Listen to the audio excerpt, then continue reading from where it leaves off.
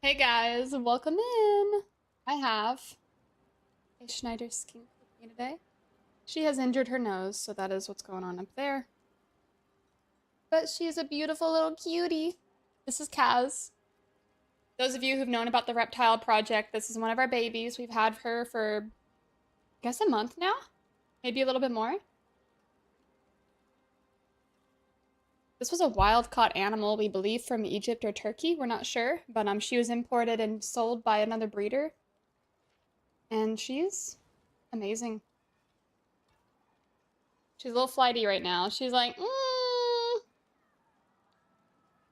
Devi, thanks for the follow. Welcome in. She's super cute though. Oh, let's go. I am. I appreciate that. I'm glad you enjoyed the build. It was a lot of fun. We'll be making more in the future. Look at this little angel. Oh goodness, they don't climb very well, so I'm gonna kind of keep my hand on her. She's already falling. Yeah, you like that bright orange? She's beautiful, isn't she? Oh my gosh. Okay, buddy. Hold on. Come here. Okay, she's spazzing out. Okay. So when they spaz out, they start like wiggling and weaving and wobbling. So we're gonna put her up. She's like, I can't stand these bright lights. Sorry, buddy. We're gonna go put her up now.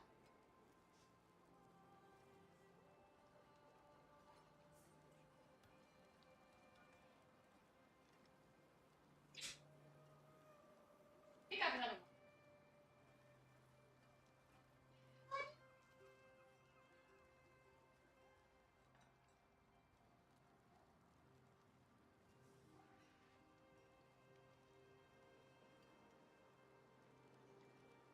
This one's a lot more chill. He's an older one. I think he's a dude. Pretty sure he's a dude. He's beautiful though. A little bit bigger than Kaz. Covered in dirt because he was burrowing underground. Oh, I love that elf. That's great. Sedated, welcome in. But yeah, you can see he's a bigger dude. He does have some damage to his tail. We got him like this. He came from Nature Nate, if you guys have heard of him, and he came to Nature Nate like this, but he was wild caught and lived with Nate for a few years. So this guy is more social, more used to people than Kaz. He just wants to explore though. He's like, let's go. Got the zoomies, let's go. Covered in dirt. Where are we going, buddy? Okay. He's starting to spaz out a little bit too. I don't think they like the bright lights. Alright, we're gonna go put him back.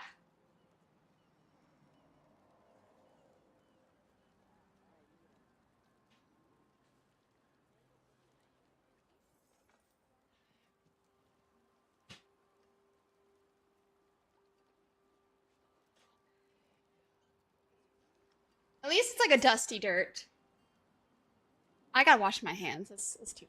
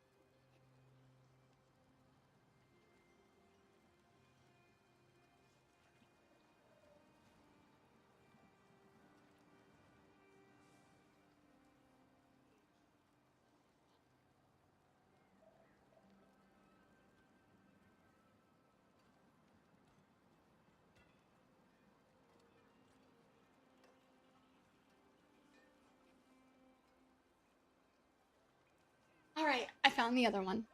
So this is chameleon gecko.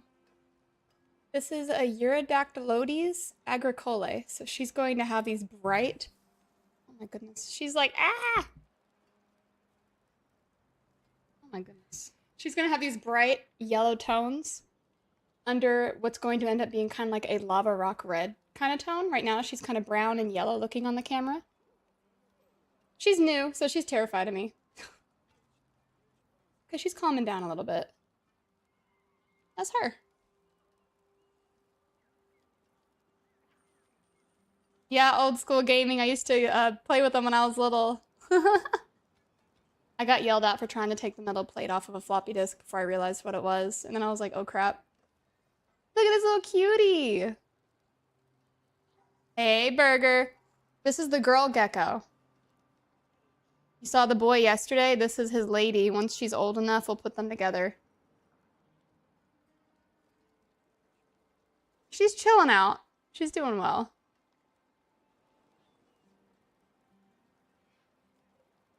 Work-a-lurkin', love it. All right.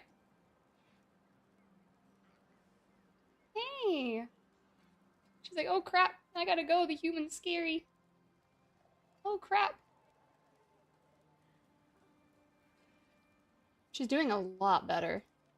The yellow ear looks so cool. Yeah, it's like their mouth line goes up to their ear. They hold on pretty well, but she's still young. Like 8 months old, so I'm a little nervous to let her crawl all over me. She's so cute. She's tiny. Itty bitty little thing. Itty bitty little gecko. You're so pretty. See, she could be bolting. She's kind of calming down. Very good sign. I'll see if I can get a picture of her. Get her close to the camera. Oh my gosh.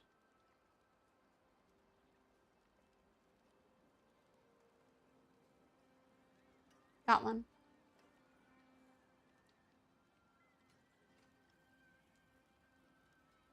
All right, I'm gonna go put her up. She's not letting go.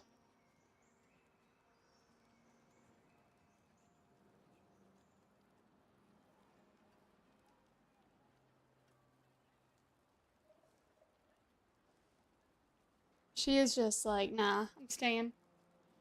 Yeah, even if she did bite, I don't know how hard it would be. She's so tiny. What a sweetie. It's not so bad, is it? Humans aren't that scary. Most of them.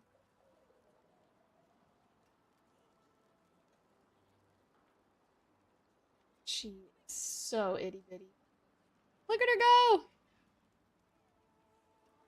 Alright, I'm gonna go put her up. So what I do is I kind of cup her, kind of like keep my hand around her so she doesn't jump or run.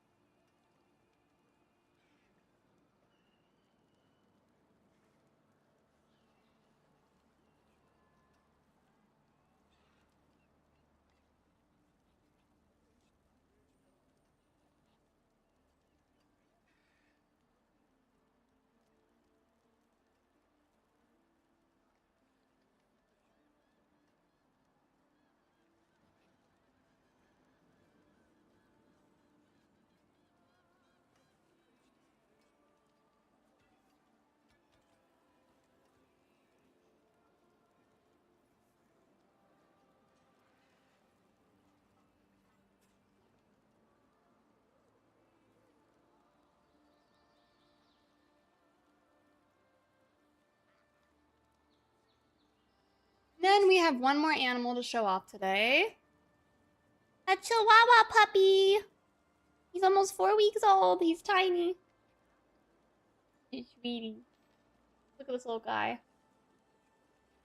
He's adorable, isn't he? Yeah, we breed animals. He's so cute.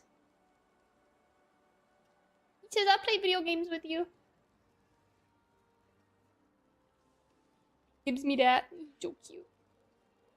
He's a baby. Yukiro Taco Bell! Says, "Ay, Chihuahua." What an angel.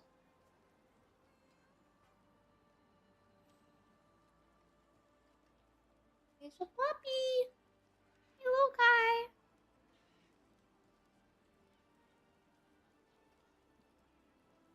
He'll grow to twice his current size. Yeah, he'll be a max of 5 pounds. Like, they're tiny. He's so cute. You a good little guy? Hey. He's like, what is this life? What is this torment?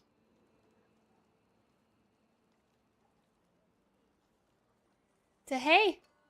Got any games? Why does it look like his eyes are trying to run away from his face? Well, his eyes are a little bit bigger. And he needs some room for his skull to grow into him. He's an angel baby. He's a playful little guy, too. Does he speak Spanish? Well, he speaks Chihuahua. Close enough?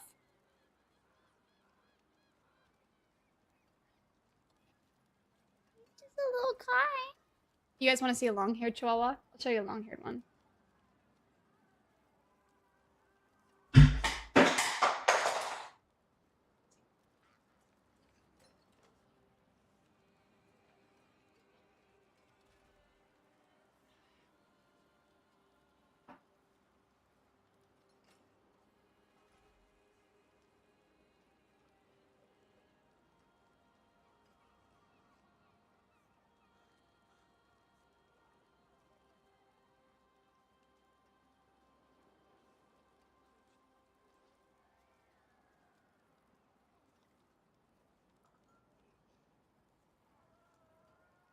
Here's his brother!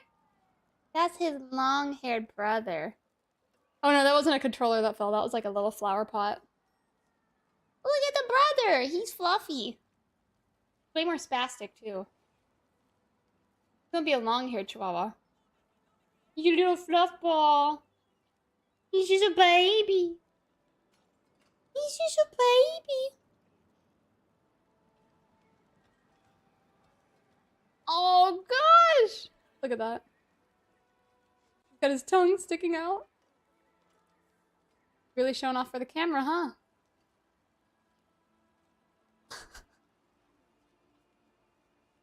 Oh my goodness. Hey! What are you doing?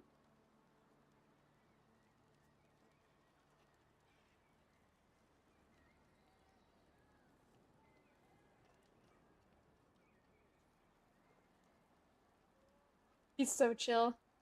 Yeah, our Chihuahuas are all very chill. Very relaxed. Laid back little cuties. Look at that fur. Getting fluffy. He's like, okay, I don't like being held like this.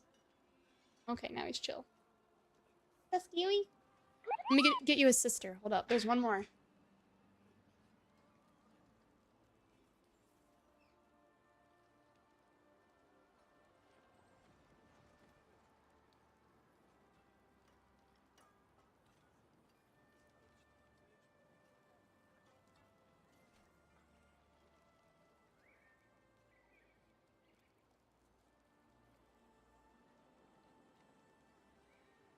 Now his sister is actually 6 days younger, but double the size. This is a chunk of a dog. Also a Chihuahua. She's going to be like this pretty creamy, almost light red color. A cinnamon. I think these things are not the pure breed Chihuahuas. Yeah, they are. These are AKC. This is how they're supposed to be. You're supposed to be. A lot of people think Chihuahuas are little ankle biter demons. And a good temperament, good bred one with a good lineage, with the parents being chill. They're awesome. A Chihuahua Churro! Are we gonna name her Churro? Look at her. She's just wanting to sleep. She said, if I do anything, it's just sleep. She's very lazy. She's also very chunky. This girl could get on the treadmill. She could lose a couple pounds. Oh gosh! Yawn away, little churro. Oh my goodness. Oh, she's a little ham. A little ham. Look at that baby.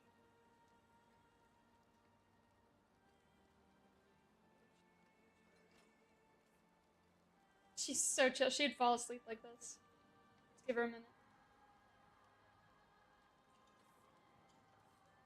There she goes.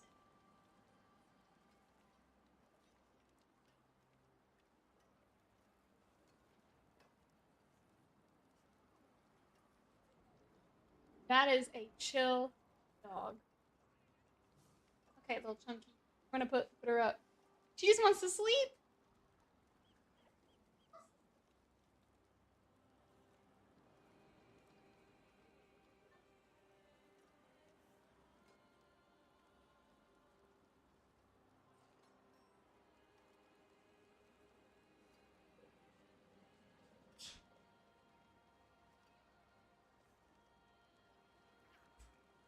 You wished you were a little puppy so you could sleep all day?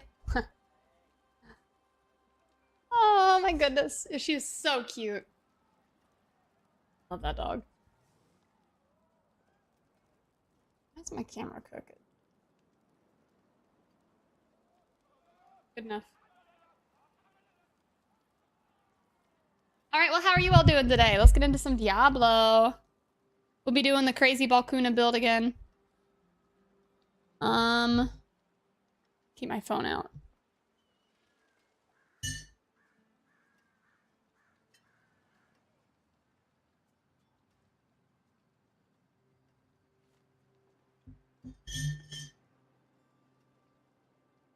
There we go. Hi, Flick. On a 10 stream streak? Let's go! Dedication's real. Oh, there's like a whisper up here. Let's get it done. Yeah, Courts. Oh, it's crazy. Torment gets hard. Not a joke, you know? Farming for better necklace for Ballkuna. Yeah, that's a fun build.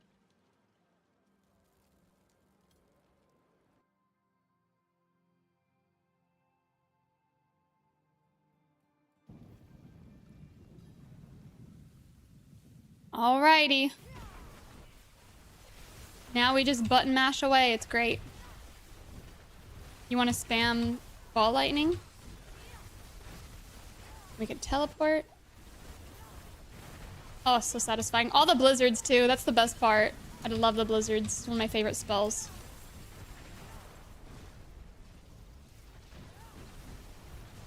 Oh, did you tyrant? Aw. I wonder what would help you get past that wall.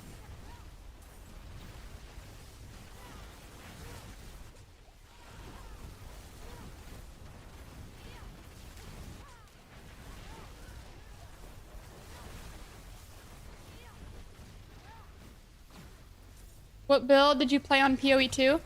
I played like this comet sorcerer thing where I would just shoot out these giant ice comets from the sky. Like, I think I had up to 8 of them would cast at a time or something. Like, it was a whole screen clearing thing. It was insane. Hey, Barry. Howdy. How are you doing? Hope you've had a wonderful day.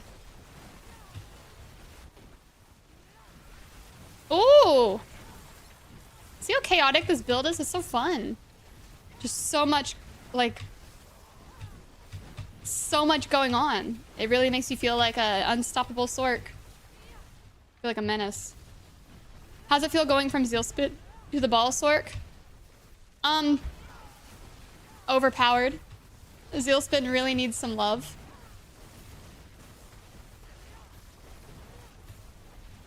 Oh, cool, Prime. Yeah, I'll be doing some Path of Exile builds for sure. I'll probably do some crazy Sorc build in there.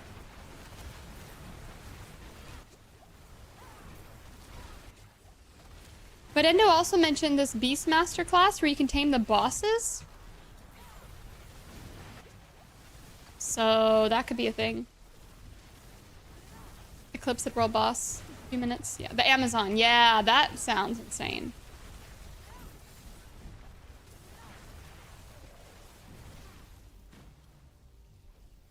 Plan on playing this league? Yes, Barry. Absolutely. I'll be making some posts about it too. Core skills are back for Ball Lightning. The hotfix just came a few minutes ago. Oh boy. How many minutes ago would you say? I don't know if I need to reload or if it was automatically applied.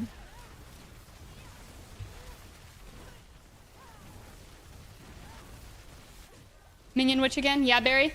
You'll have to play with us. I'm excited. Do you think this league was going to last more than like 2.5 weeks?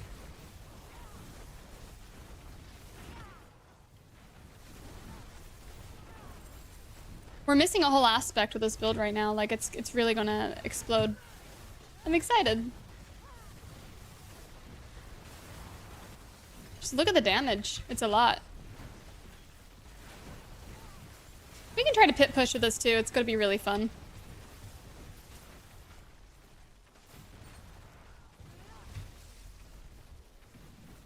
Whoa. Travel to the ultimate trial. That'll be in here. Oh.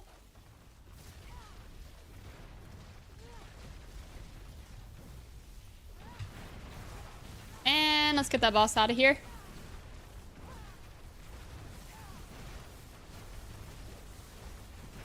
What? Where's my boss damage? There it is. Oh. I think it's because I didn't have unstable currents up and I had to wait on it to come back. That was insane. I'm gonna do an Abyssal Lich next league in PoE 2. Cool. Ubi said, but is the Sorc's unlimited teleport back with overpower? I feel like it.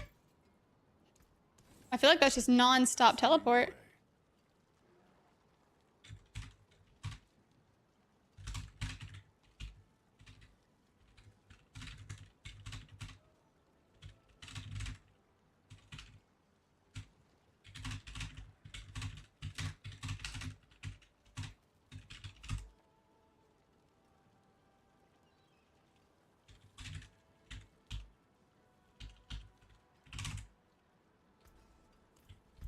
Here's our cash.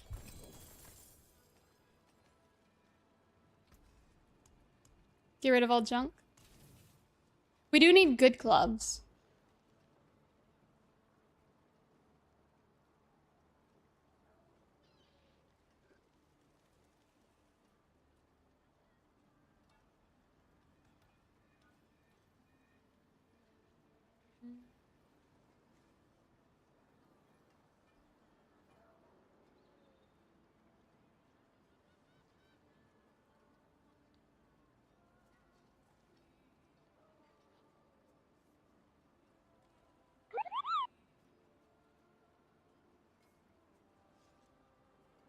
Dark, thanks for the follow. Welcome in.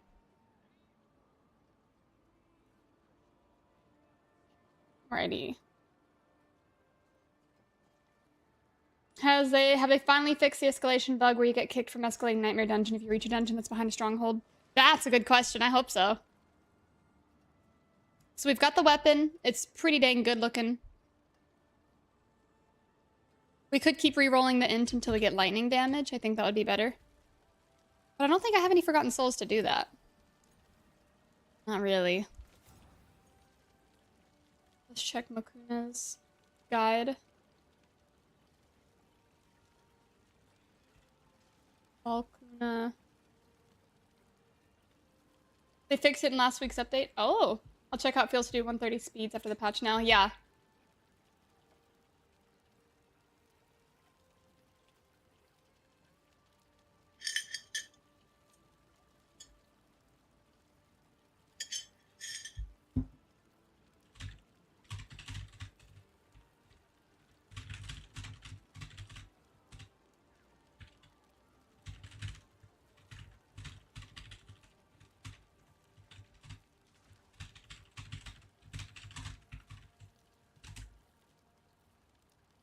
You don't see the core tag yet on Ball Lightning? Yeah, mine just says Mastery. Let's leave game and see if that refreshes it. Oh, also, are you guys familiar with Deep Rock Galactic Rogue Core? It's a game coming out tomorrow. I think we're going to be trying it out. If any of you guys in the chat are interested in playing it, let me know. But Endo and I for sure will be playing it. Probably Ellie and Viola as well.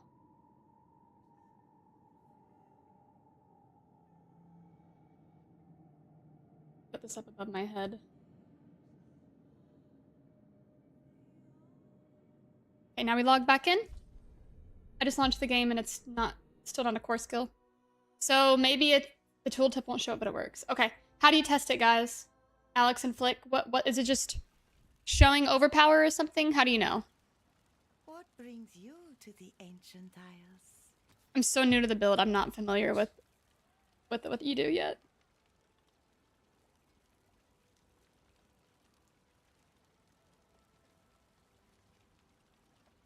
Meteor stacks overpower to teleport more, right?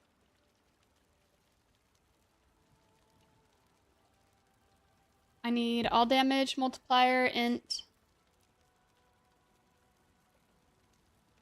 crit strike damage, weapon damage. Oh! Max life could be rolled on here, but I need the int. It is what it is. We leave it.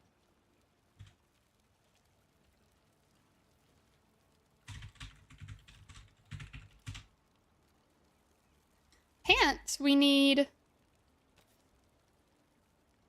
resist all. Come on, give me resist all, please.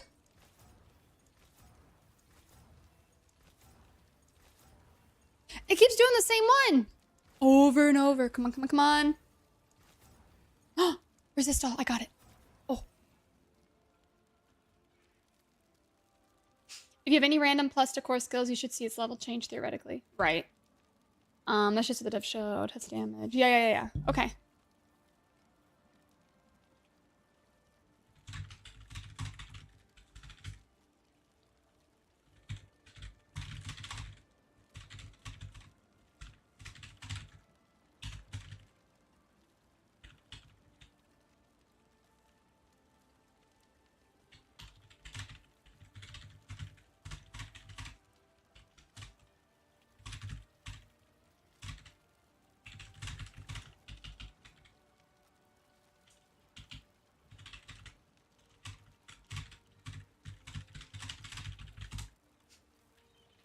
Does anyone know if it's possible to roll plus to all skills on an amulet skills tuning prism? Pluby, there's a little guide that shows what it can roll. Let me pull it up.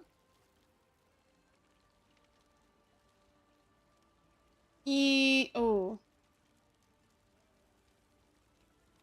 Adept's tuning prism just says main stat and skill ranks, so I'm not sure if it's all.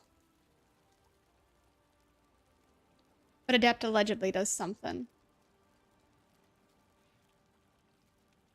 Now that we have resist all, we're going to go over here, masterwork the pants.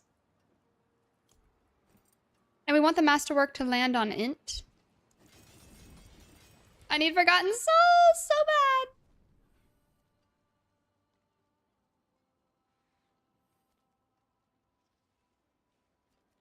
Could run a pit for a whisper. A baby whisper. Try 120, see if it feels different.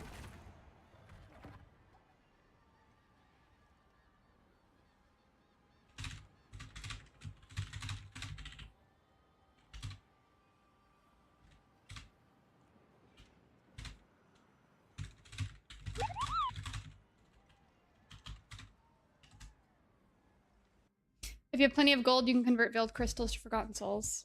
Well, to convert veiled crystals, you have to have leather. And if you've already converted everything, then you're probably out of luck. If Viola like the ring I gave to her to work on, I don't think she's gotten it yet. Nocturnus. Once she gets on today, I'll trade it to her. She was busy yesterday, and we were back and forth. I can't click on that. I think she'll love it though. I will let you know, Nocturnus.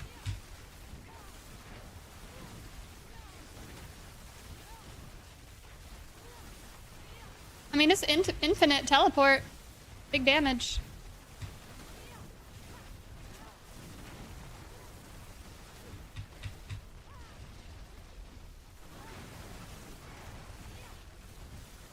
Yeah, it really needs it. Blueby.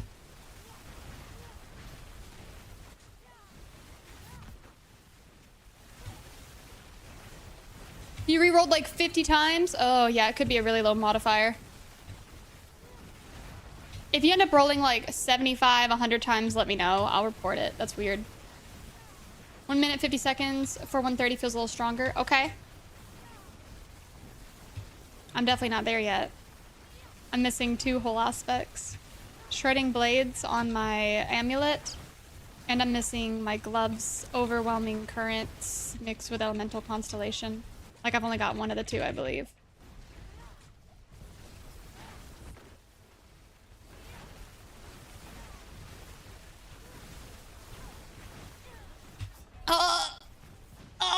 That's so bad. Well.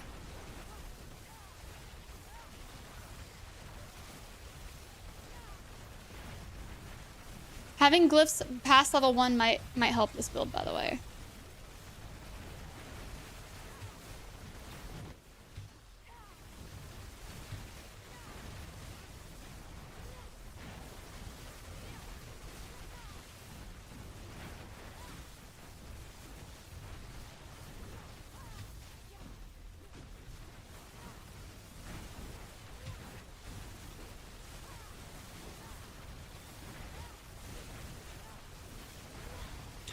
Oh, we're hitting for trillions now. 1,800 billion is 1.8 trillion.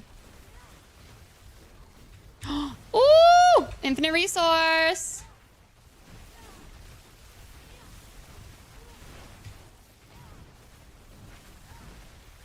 Ooh. What's this place? I'm being followed.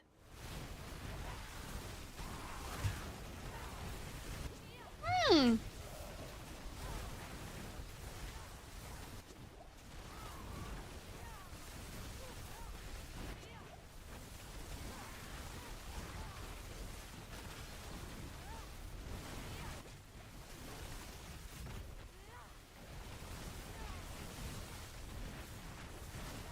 Pat on YouTube, hello. What are you guys up to today?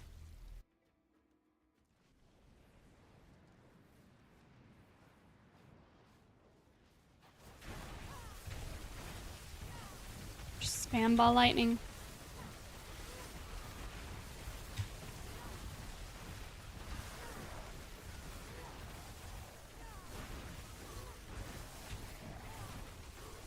Oh, also those of you here, did you know tomorrow we're getting the tattoo? I picked one out. It's gonna be a surprise.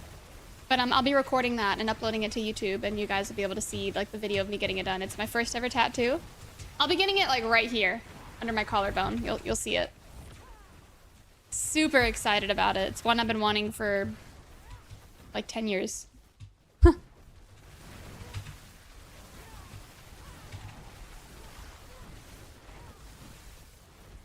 But we reached our Subathon big goal, and oh, I keep dying. That it's gonna be happening tomorrow. We're still waiting on the ice bath thing too. We have buddies with a really nice ice bath, but it's also like a hot tub or something, and we have to wait on them to get back from their like vacation. And if that's just gonna keep getting postponed, we'll just use our own ice bath. But I'd like to use theirs. It seems way better than the little one we've got. Which, the one we've got will work. But, you know. Gotta go big. Oh! Barry said she's getting a tattoo of the horse scene from Freddy Got Fingered. Ugh.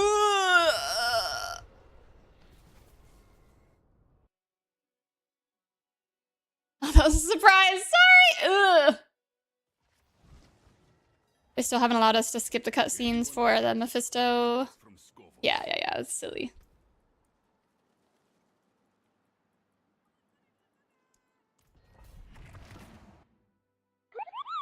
Oh, thanks for the follows. Welcome in. How are you guys? Are any of you guys going to be checking out Deep Rock Galactic Rogue Core tomorrow? I'll be streaming that. It's going to be in early access starting tomorrow. 4-player co-op. It's a roguelite. So it's going to have some progression, but it's going to be challenging. And they were saying the difficulty is going to be comparable to their like level 3 runs from the base game. Those of you who played Deep Rock Galactic. I'll have to think of how Tom Green says jewels when I find jewels in games. I'll have to watch a clip now. I don't remember.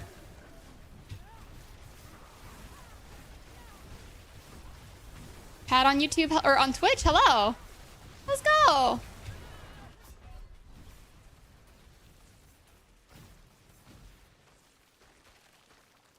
Well.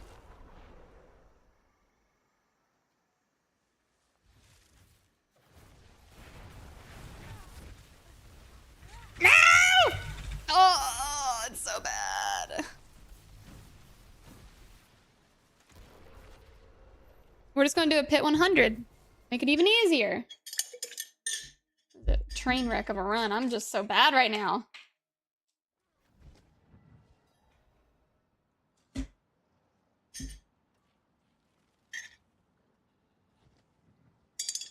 I'm sure I can do 110. I just feel like I did a 120. I just feel like bad.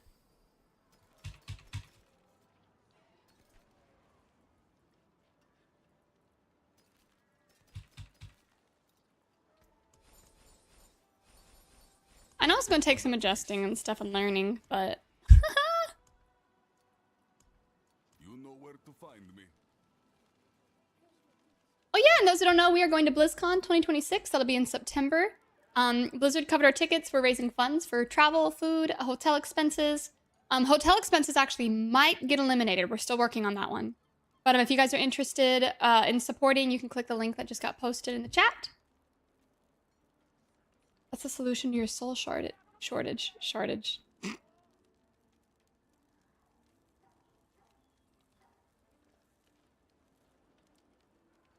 Oh, I started watching this. I never finished it. Ah!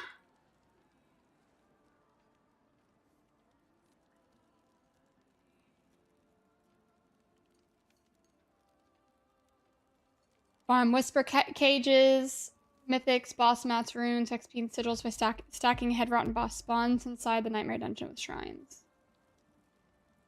Let's go! Aaron will be at BlizzCon? What? No way! We'll have to say hi. Endo, Viola, Ellie, and I will all be fangirling, so be prepared. Cool! She has plenty of souls. Don't let her fool you. Huh. We're talking about Forgotten Souls Death Knight. 2, that's it, see? I mean, plenty of souls is crazy. There's definitely no souls locked in the basement! Alright. I need to watch or read this. There's like a written variant of it. Get the Forgotten Wisdom Whisper. Oh, it's a sigil with Forgotten Wisdom. I know what that is. No. None of these. Materials reserve. All junk keys, craft sigil. We'll do 20.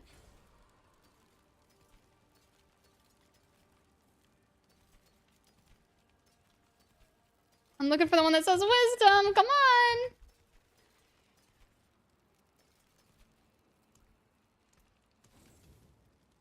on. Keep the shrine one. Oh. I read too slow, Flick. Just because they're forgotten doesn't mean they don't matter. I didn't say that. What? Crazy. Keep the shrine one. I'll make another 20. Don't you worry. Fate must have plans for you. Last wave shrine? Why no music? There is music, I thought. Are you not hearing music on YouTube? Every single shrine one. Okay. We're going to keep the shrine.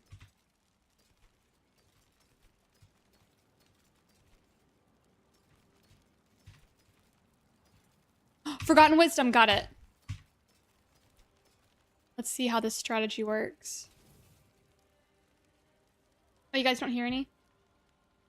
Probably because of the way I've got YouTube set up on Twitch.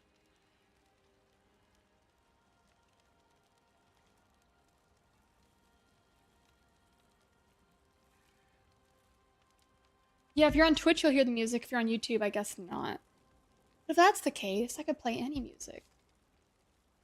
this is not saved on the VOD. No problem.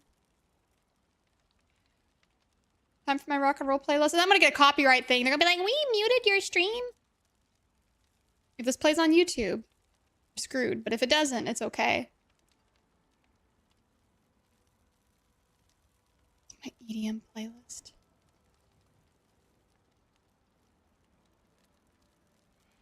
Don't know if you say AO, but I broke the integer limit for damage on the tooltip. Put it in discussion. What did you do?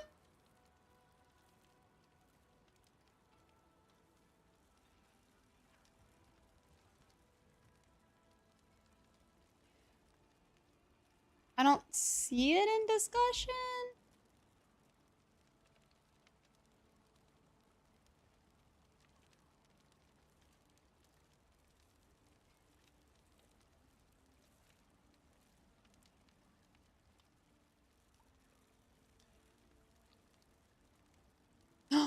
Oh.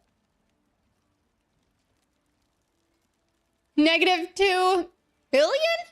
For falling star. What did you do? Huh. Okay. Get Forgotten Wisdom. Go to the Occultist. Salvage and keep rolling until you get Forgotten Wisdom. Keep it active for the XP bonus. Reroll until you get a sigil with a shrine affix.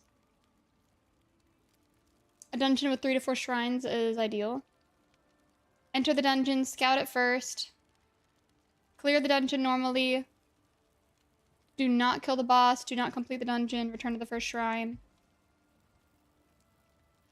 Plant corrupted roots near the shrine. I need to do this on my main, don't I? We'll title the stream Zealspin and then Ballkuna. Zealspin, farming, and Ballkuna Sorc build. Super speedy there. Alright. Need to be fast. Well, we'll see how this goes. I could do base torment 12, I think. I might die a few times. Plant corrupted roots near the shrine. This could be a train wreck.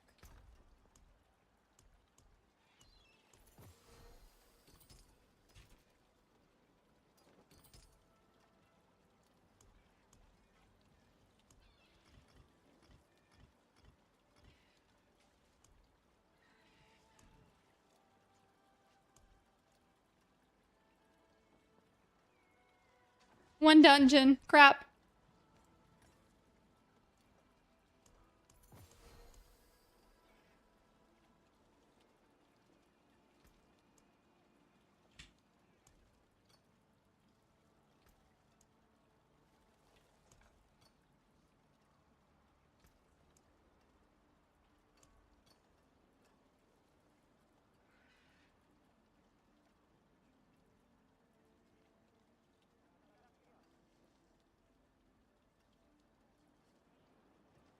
I can't do this until I have the roots thing, right?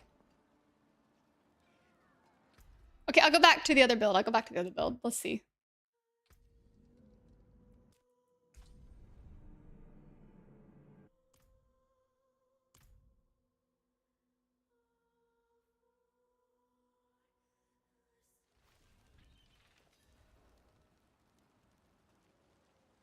Okay. Mainlander, what brings you?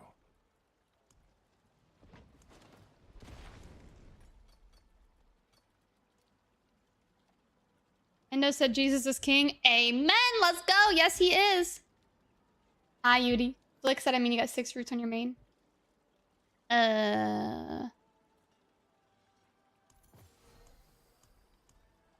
What if I have the war plan that gives me them, though? Let's see. Oh, roots!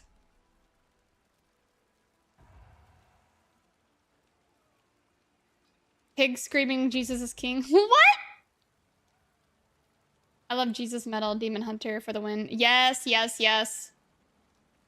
Do I need roots?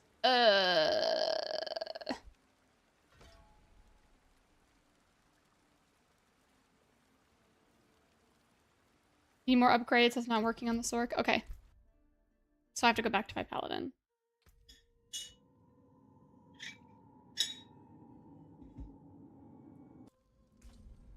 I'm learning.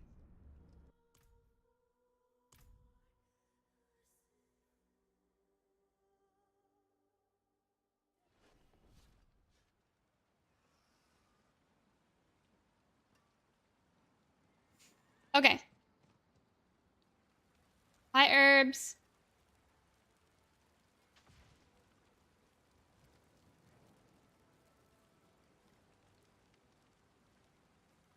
Do I want roots? Sure. I didn't know you could trade roots.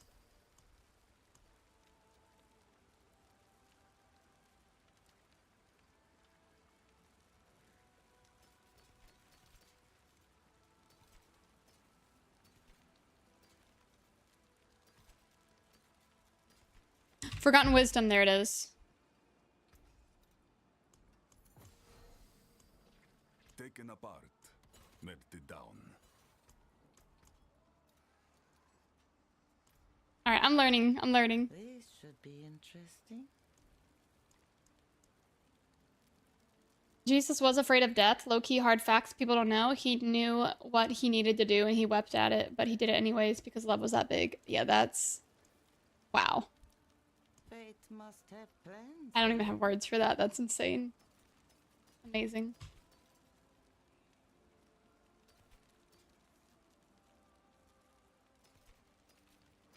Equipment, delve. I need a shrine.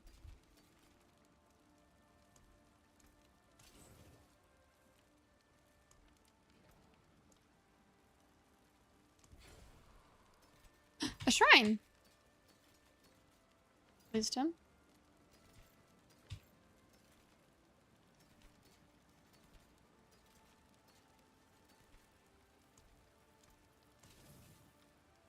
He was God, but he was also completely human.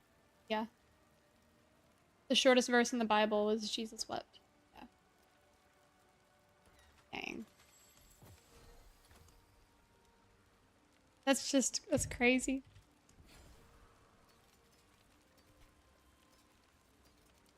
There's another shrine.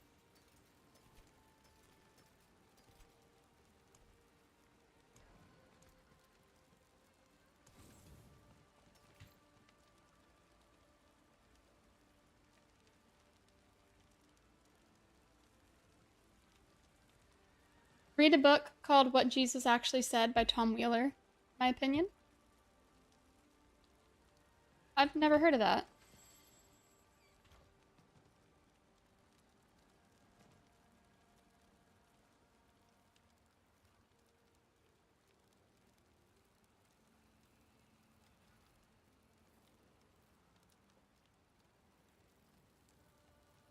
It's on Amazon, okay.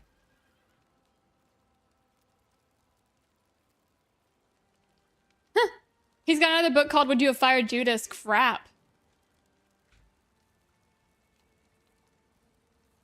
I think a lot of Christian parents probably didn't want to buy a game called Diablo for their kids, but I told my mom, no, we're slaying demons, not joining them. Exactly, Plooby. That's what Endo had to go through too. He had to explain, no, we're killing demons. Yeah, Endo. But maybe we were kind of joining them with the D4 lore. It's different. It's different. It's about the heart, not about the not about the physical identity. Like Lilith, maybe a demon, but she's trying to do what's right. We love her. And Arius is straight up evil, but he was like an angel. But ooh, he was awful. Yeah, we have people say you're going to hell if you're playing Diablo. How dare you call yourself a Christian?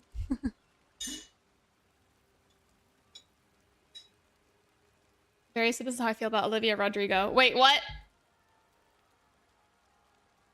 Doesn't she sing something?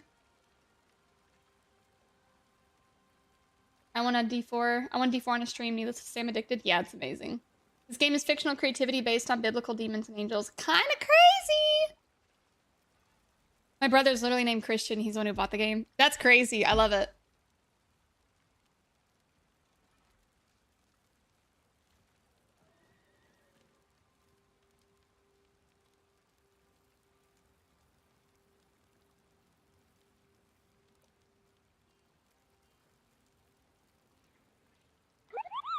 Thank you for the follow. Welcome in. You're fighting demons here just like the Christians in real life. Actually, good practice. I never played the first Diablo, but I watched videos of it. It's very slow, but the atmosphere is the best out of all the games. Do you think so? And the lore is crazy. Yeah, Endo. Aw, thank you guys for the follows. Welcome in. All right, back to learning how to do this trick.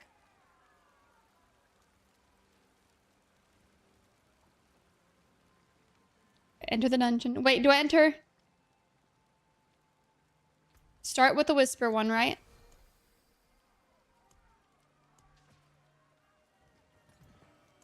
Start with a whisper. Start with forgotten whisper or whatever. Wisdom.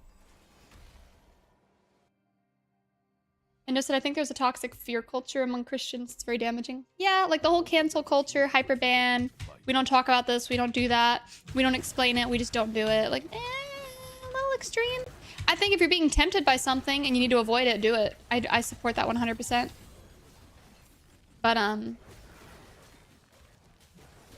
that hyperban, fear culture, the fear mongering, like, you know what that feels like.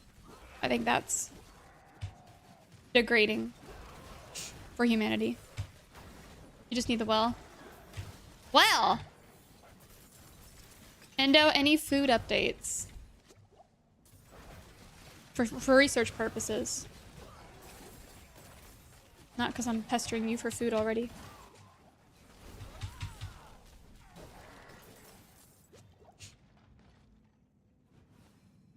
We had pastors tell AoElena and I that we had Pokemon Demon on us and needed to be delivered. Yeah, they said, you have the spirit of Pokemon and you need to be delivered from it. You have the spirit of Dungeons and Dragons. Like, bro. I think it's taking it too far. Like, when people start going that route. You know? I think people can be afflicted with things, but just for simply playing a video game and not knowing anything about it and judging it and saying that's like oppressing you is kind of crazy. But if you're like going out and tearing yourself apart or hurting others or dragging them down or doing crazy things, like that's when I think you'd have a problem. But just because you played a video game or played Pokemon, that ain't right. Wouldn't have made it without you. I don't know, Endo. I think there's different kinds of evil. But a lot of those people in those places are hurting, you know?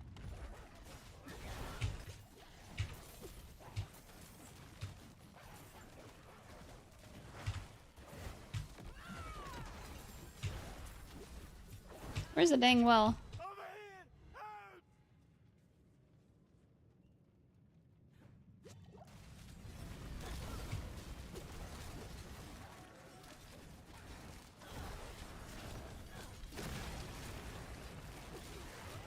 I have the well, I think.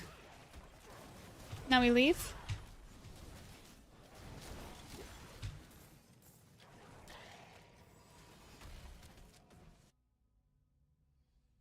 There are a lot of people against playing video games with no reason to back it when I was younger as well. Yeah. See, until I was like 10, I really wasn't... I didn't know anybody who played video games really until school. When I was like on the bus. People had Game Boys and stuff, but it's like...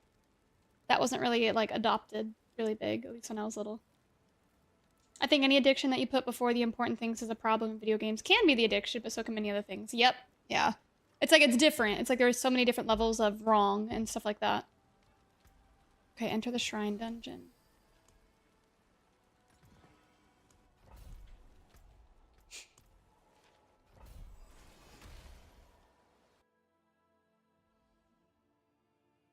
Don't kill the boss, don't complete the dungeon. Okay.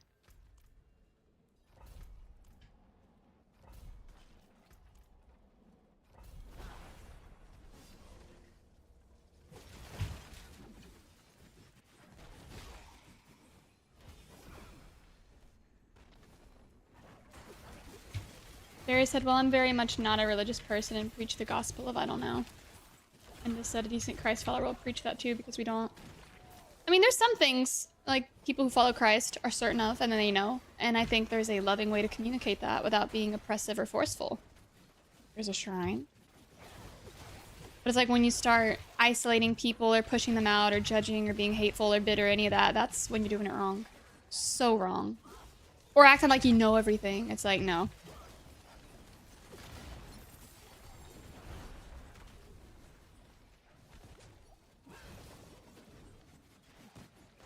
The biggest red flag of a cult is when they act like they have answers for everything. Uh-huh, that's scary. And you get on YouTube and look up, like, people who are like, oh, I was in a cult. It's scary hearing their stories. Wow, Prime.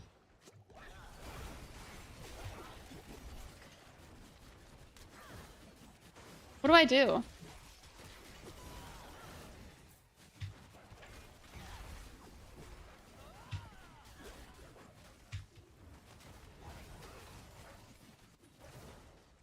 USA will be trying out Path of Exile 2 on the 29th. I'm excited about that. Diablo 4 is amazing. They both got really good qualities.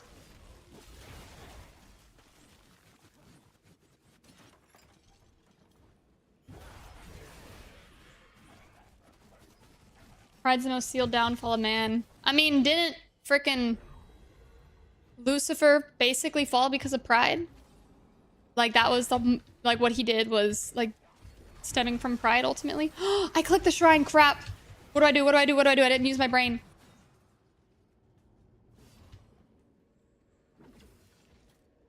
Did I ruin it?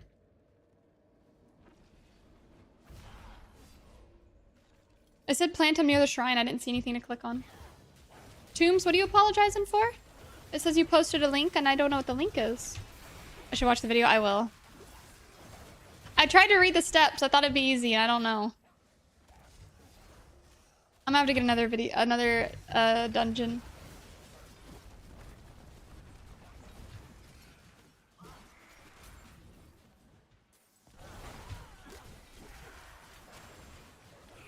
I knew a dude who quit playing D&D because the Bible said it had magic in it. The Bible said that magic was bad. Are you gonna give me that Bible verse? There are a lot of horrible things. The Bible's like, hey, don't do this.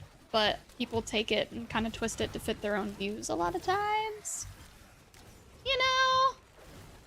Maybe they went a little extreme.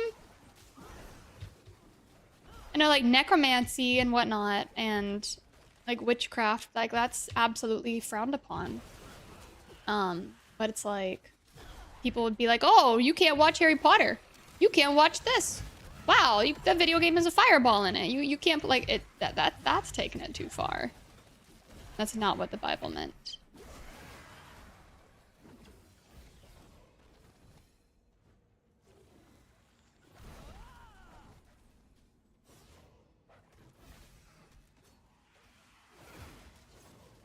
Hi, Black Ops. Let me look at, I think mine's pretty dang good. You can hold on to it for now.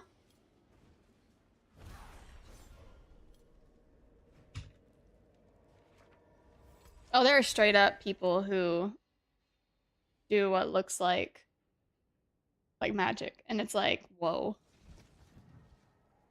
Yeah, not Disney style stuff, no. Barry said, well, it also says don't eat shrimp. It did for Mosaic Law. Not now. That was just for those people at that time. But people are like, no, I must wear my skirt and never braid my hair or cut it. And, you know.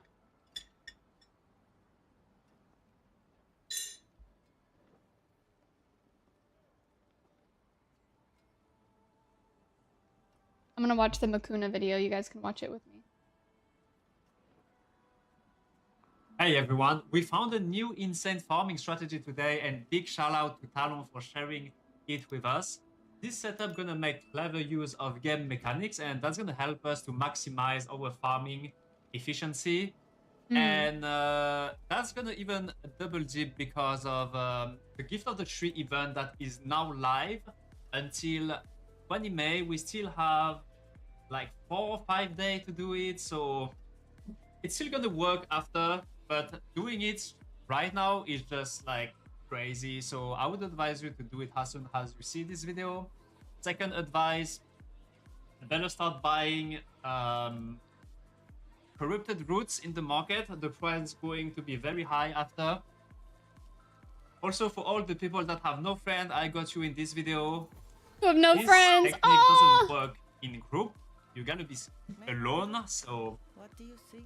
I deserve a like for this, for all those people who have no friends like me. So first step, what you're gonna do is finding a nightmare dungeon with Forgotten Wisdom. Forgotten Wisdom. How do you find those keys? You just come to the occultist here and you're just going to craft a dungeon key. Like, I craft all of them. I don't have mats, but you craft all of them until you get Forgotten Wisdom. And then you salvage if you don't have. But yeah, get a Forgotten Wisdom is very important. This farming strat is going to give you literally everything that you need in the game. It's going to give you mats. It's going to give awesome. you gear. It's going to give you mythic. I don't see anything that this doesn't give you, so I would show you the loots after. But first step is finding Forgotten Wisdom. You take the experience well over here. You don't need to finish the Nightmare Dungeon. It's fine. Over here, then you're going to get XP experience increased by 15%. That's really, really, really good to get. Because this strategy is going to give you everything, as I said. It's going to give you mats, it's going to give you gear, it's going to give you mythic. But it's also going to give you a great XP. That's going to XP. I think it's the fastest way to XP. We're going to check that in the bit. Ooh, okay. All right, second step is to get a Nightmare Dungeon with Shrine. That's very important. As you can see here, I have Blastwave Shrine. It's going to be the same strategy. You're going to come over here. You're going to try to craft a few keys and try to hit one with Shrine. If you can't, you just salvage it and craft until you get. But yeah, I got a Shrine one, a Blastwave one. What you're gonna do is clear the entire dungeon, but make sure that you don't kill the boss. You must not finish the dungeon. If you don't finish the dungeon, it's not gonna work. So as you can see here, we're gonna look out for the shrine. We have one shrine here at the beginning. The shrine position, they are very important. Usually you're gonna get like around 2 to 3 shrine per Nightmare Dungeon. We got the second one here. That's great. 2 shrine close to each other. We're gonna find maybe a third one, fourth one maybe. 4 would be great, but yeah, Barry, that's where people it's cherry gonna be pick. 3. It's like See where's you the agree to last all of one. it, or you don't. Yeah, people do that This today. is the They're like, boss oh, this room. is wrong, Don't but I'm gonna enter in ignore there, this. That's don't also kill him. wrong. Okay, 3 shrine. Maybe we get one last over here. Oh, we get only 3 shrine, which is fine. Sometimes you get 4, sometimes you get 3. 3 is totally fine. We're gonna go at the shrine at the beginning again.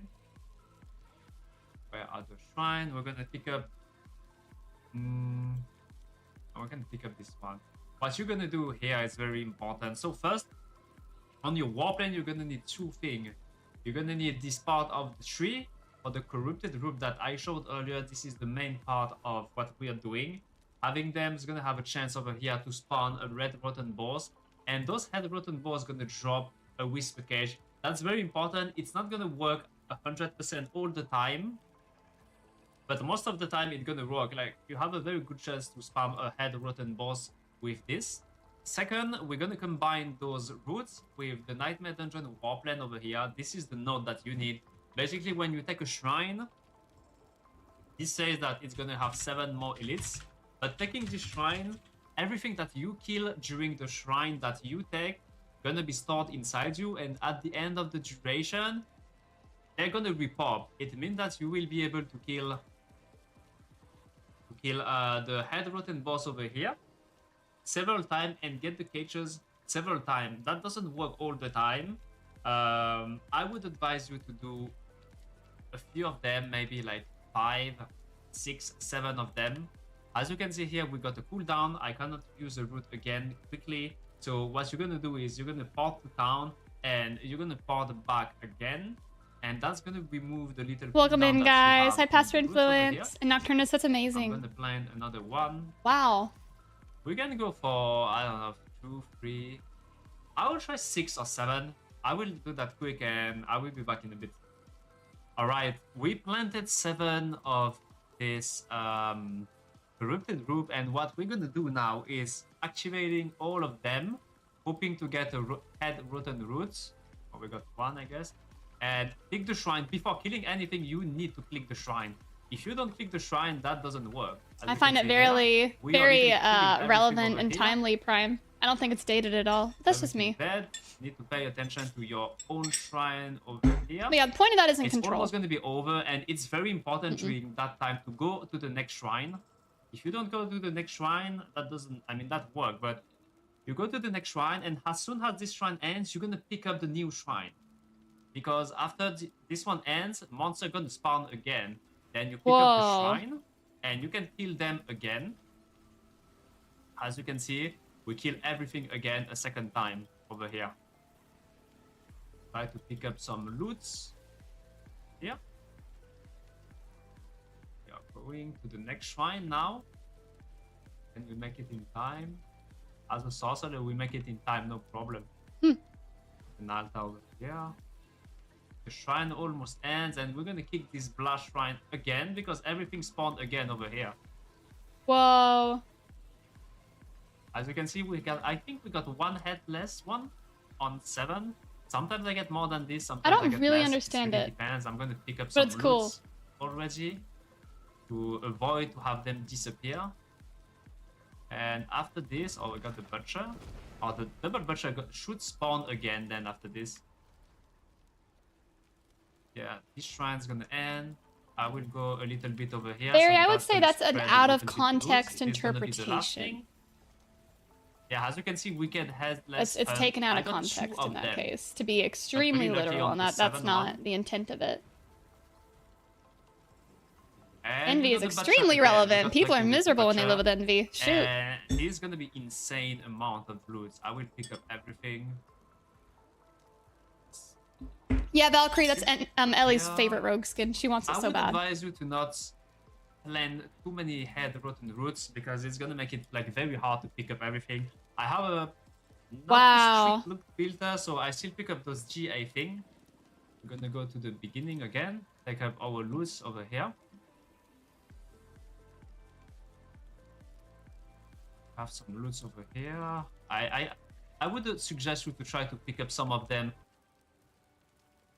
Huh. Okay.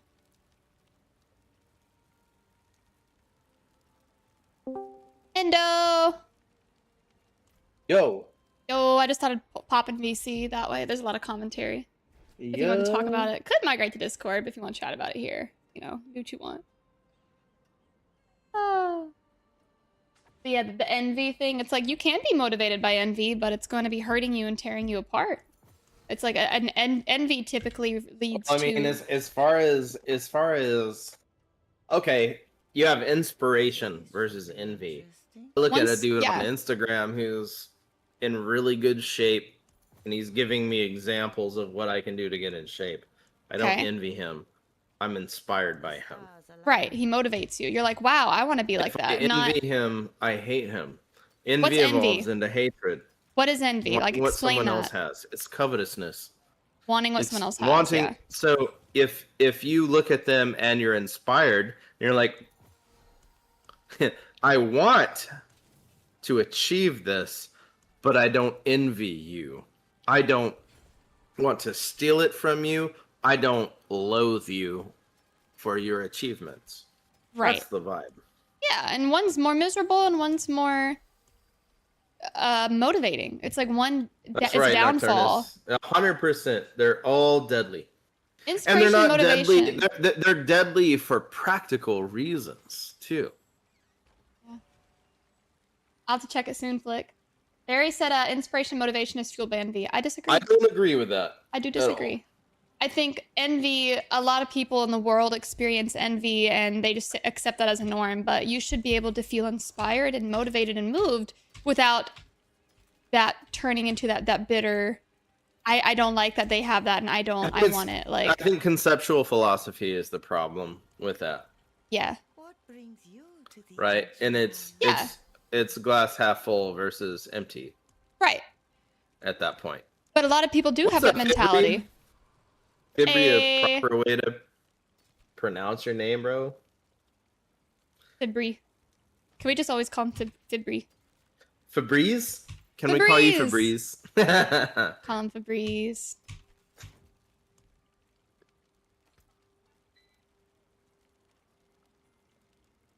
You go to the gym because you want to look like a gym bro. You're bettering yourself because you're envious of someone else. So I go to the gym. I want to go to the gym. That's not true. No. So that might be true for you personally, but that's not true for everybody, right? Like some people are inspired. I'm like, man, I love this. Let me talk as a lady. Yeah. I've always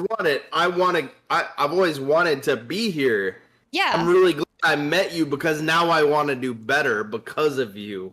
That's called inspiration. Yeah, I've seen girls. Not called envy. Envy turns into a dark situation.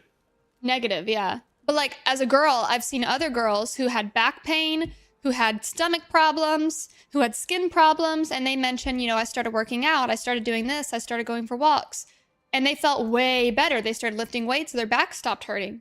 So it made me want to start doing that. And I'm like, I really want to start doing this, not because I want to look like her, but because I've seen the benefit. Plus, you do get to look better, but it's not about that person. It's about their experience and you wanting to better yourself so you can have that experience too. Not about that person at all, but them being a platform of inspiration rather than envy. And that is a viewpoint thing, But a lot of people in the world do have And today is something that drives people to kill. Yeah. Not to better themselves. Because it's built with hatred. It's the negative side of everything. And there's a philosophical necessity in recognizing the difference between the two things. They're connected, but they are not the same. Right.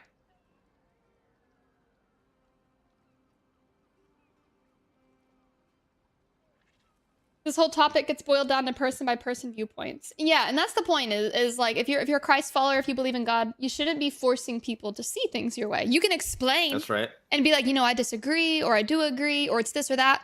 But the whole point is not to have envy, not to have the bitterness, not to blah, blah, blah, blah, blah, because then it just hurts you. I mean, I can point at worldwide truths, right? Like if objective, yeah. So we can look at morality, and some people don't even believe morality exists. But if you walk up to a 4-year-old and kick it in the face, you're morally evil. On all points. You have no reason or purpose to do that. If you were saving that 4-year-old's life from a snake that was about to kill it, okay, fair enough. But if you just are mad because that 4-year-old's crying and you kick it in the face, you're a piece of shit. And anyone who argues that point as a moral justification is not only a fool, but you're an asshole too. All right? We keep getting a lot of censored things here. A lot of people are just posting links without any context. You have to contact a mod, Yeah, contact us and I can see if I can help you link something. Yeah.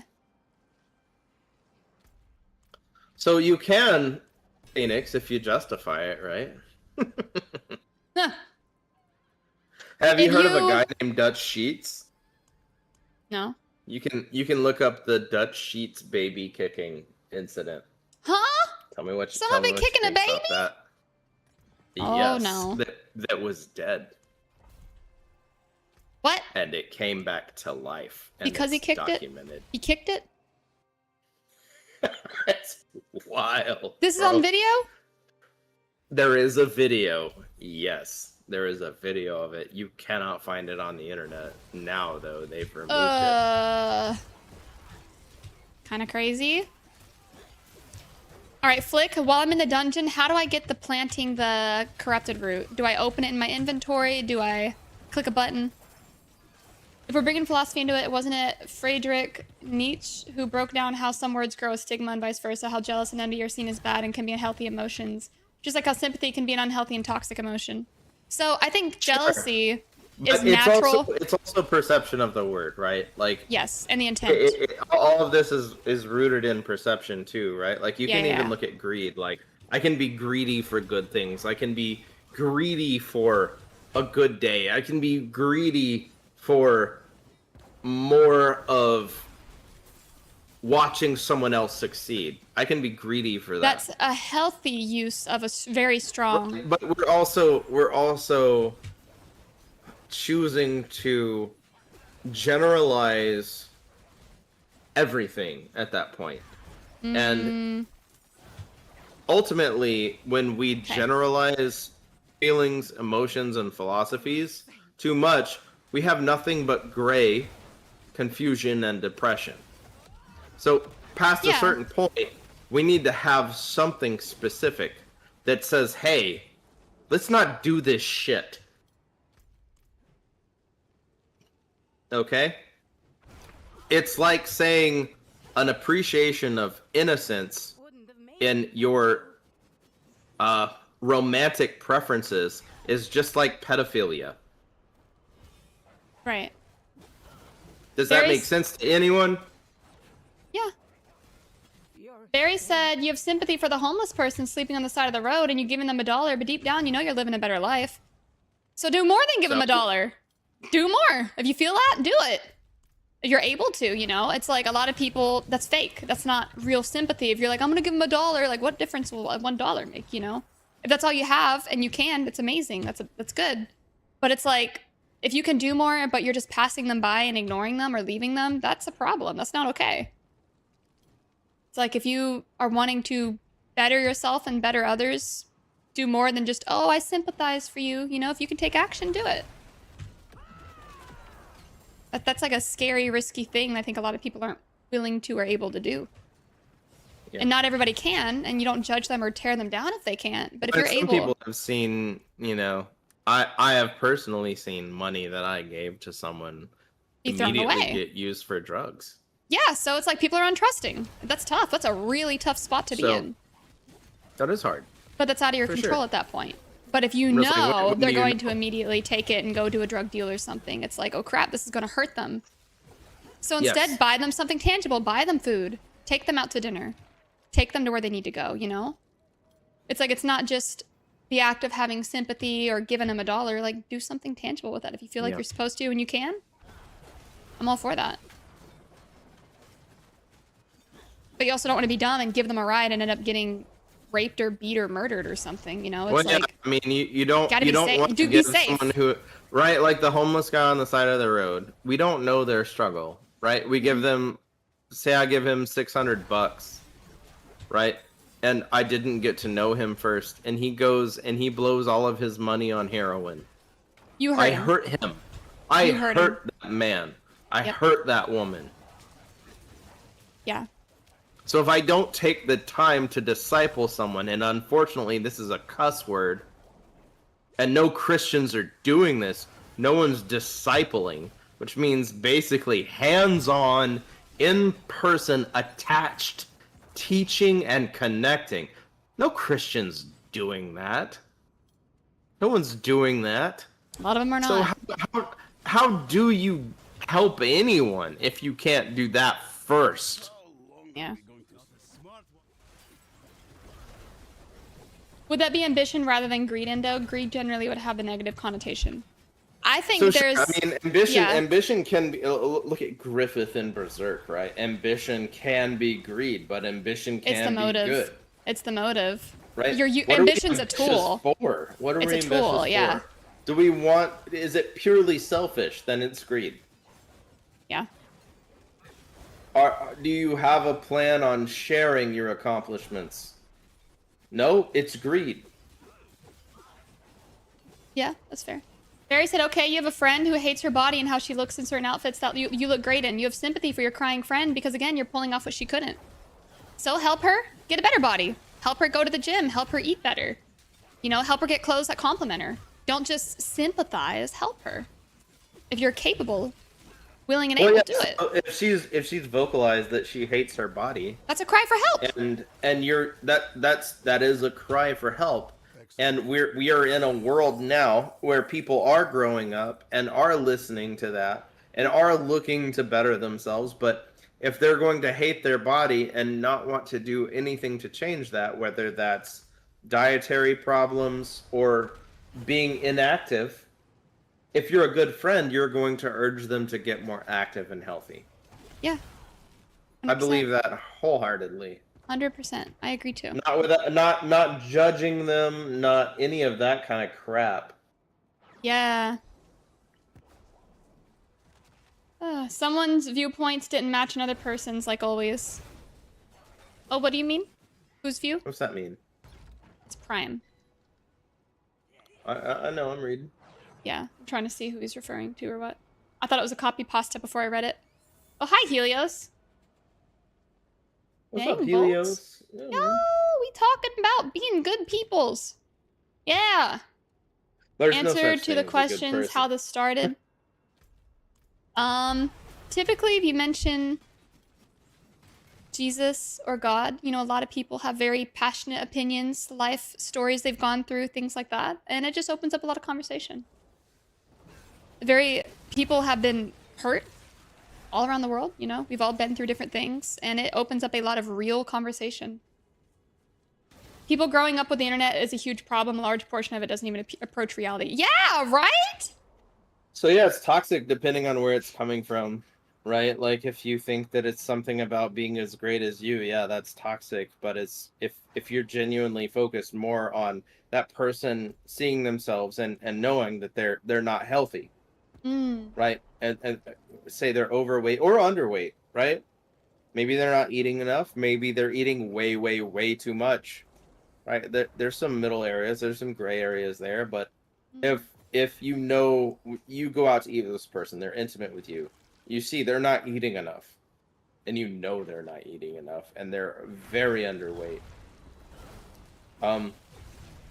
There's a certain point where don't judge anyone. Culture hurts them, right? Because there's a positive way to judge someone in a without loving tearing way them down. that keeps them safe and alive. Yeah. Because if you don't make certain judgment calls, you may be killing your friend. Yeah. Like there are people who go with certain struggles that if you just enable and allow them, like because you go out with and hang out with, and they have 12 cocktails, Woo! And you know they go home and they puke every night. Oh geez, yeah. If you keep your mouth shut, you are the shittiest friend alive, and you don't deserve to have friends. Sorry. You need to be cussing your friend out and telling them to do better because they're killing yourself, or separate yourself from them and show that you don't want to watch them die. Yeah. Sorry, them's hard facts. Yeah. Barry said, I do these things out of sympathy so she can be as great as me. Regardless of the fact I have sympathy, it's that emotion being toxic. Now said friend is envious of the body who's fitting in these outfits and uses it as motivation. And yeah, I mean me and I in general. I mean, that's her choice. Sure. You know, if she's doing that, that's her choice. But you're doing the right thing by offering to help her, blah, blah, blah, blah, blah. And it's not up to you to control her emotions. And if she takes that and gets envious or even more jealous, that's not on you. You did what you could to help. It's like you can lead a horse to water, you can't make it drink, you know? That's right. That's right. And I guess, you know, you're not in control of how they see that situation. If she takes it and runs with it in a really toxic way. You're in control with how you allow that situation to continue on.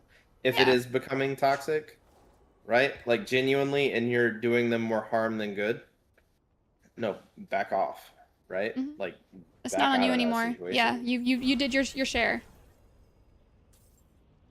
Yeah, Helios. Yeah, if someone's doing something super unhealthy, you don't just support them because they're your friend or because you want to be loyal. At some point, loyalty can hurt somebody if you're not helping them get out of that dangerous hole, the dangerous spot. Yeah, dude. Like, I mean, when I was 17 years old, my friend brought me to his house and showed me his porn collection, and there were underage people in there. Oh my gosh. I reported him. I straight up reported him. Loved him to death. But the best thing I could have possibly done is report him. Yeah. You know, he was 15 years old and he needed to get in trouble. He never got in trouble. The church that we all went to ostracized me. His mother called me a demon in church, and I got ostracized for. Were they not looking at his child porn? Shoot. No, they threw it out the window. Remember, that's that whole situation. They threw his computer out the window. So there was no evidence. Because they knew they'd be freaking going to jail.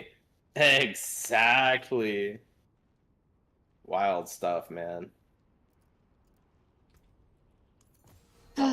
People are... We're all nasty in our own way, and... I mean, everyone's got something, yeah. Just some things, like, you don't tolerate. There's a certain point where we are responsible for how someone sees us and what we lead them on in. And yeah, so like Barry's situation, if this person is idolizing her in a really toxic way, their desire to better themselves isn't going to be rooted in solid ground, and it's going to completely fall apart based on because she's building her house on sand. Yeah, she's not building it on a stable foundation. Sand. We're all sand. There's nowhere stable in that. Yeah. Right? But, like, there's a certain point to being inspired by another person. Right. But your motive But being matters purely envious of another person and wishing they had that, there's a fine line between envy and inspiration. Yeah. Do I wish I had Henry Cavill's body? Sure. That'd be awesome.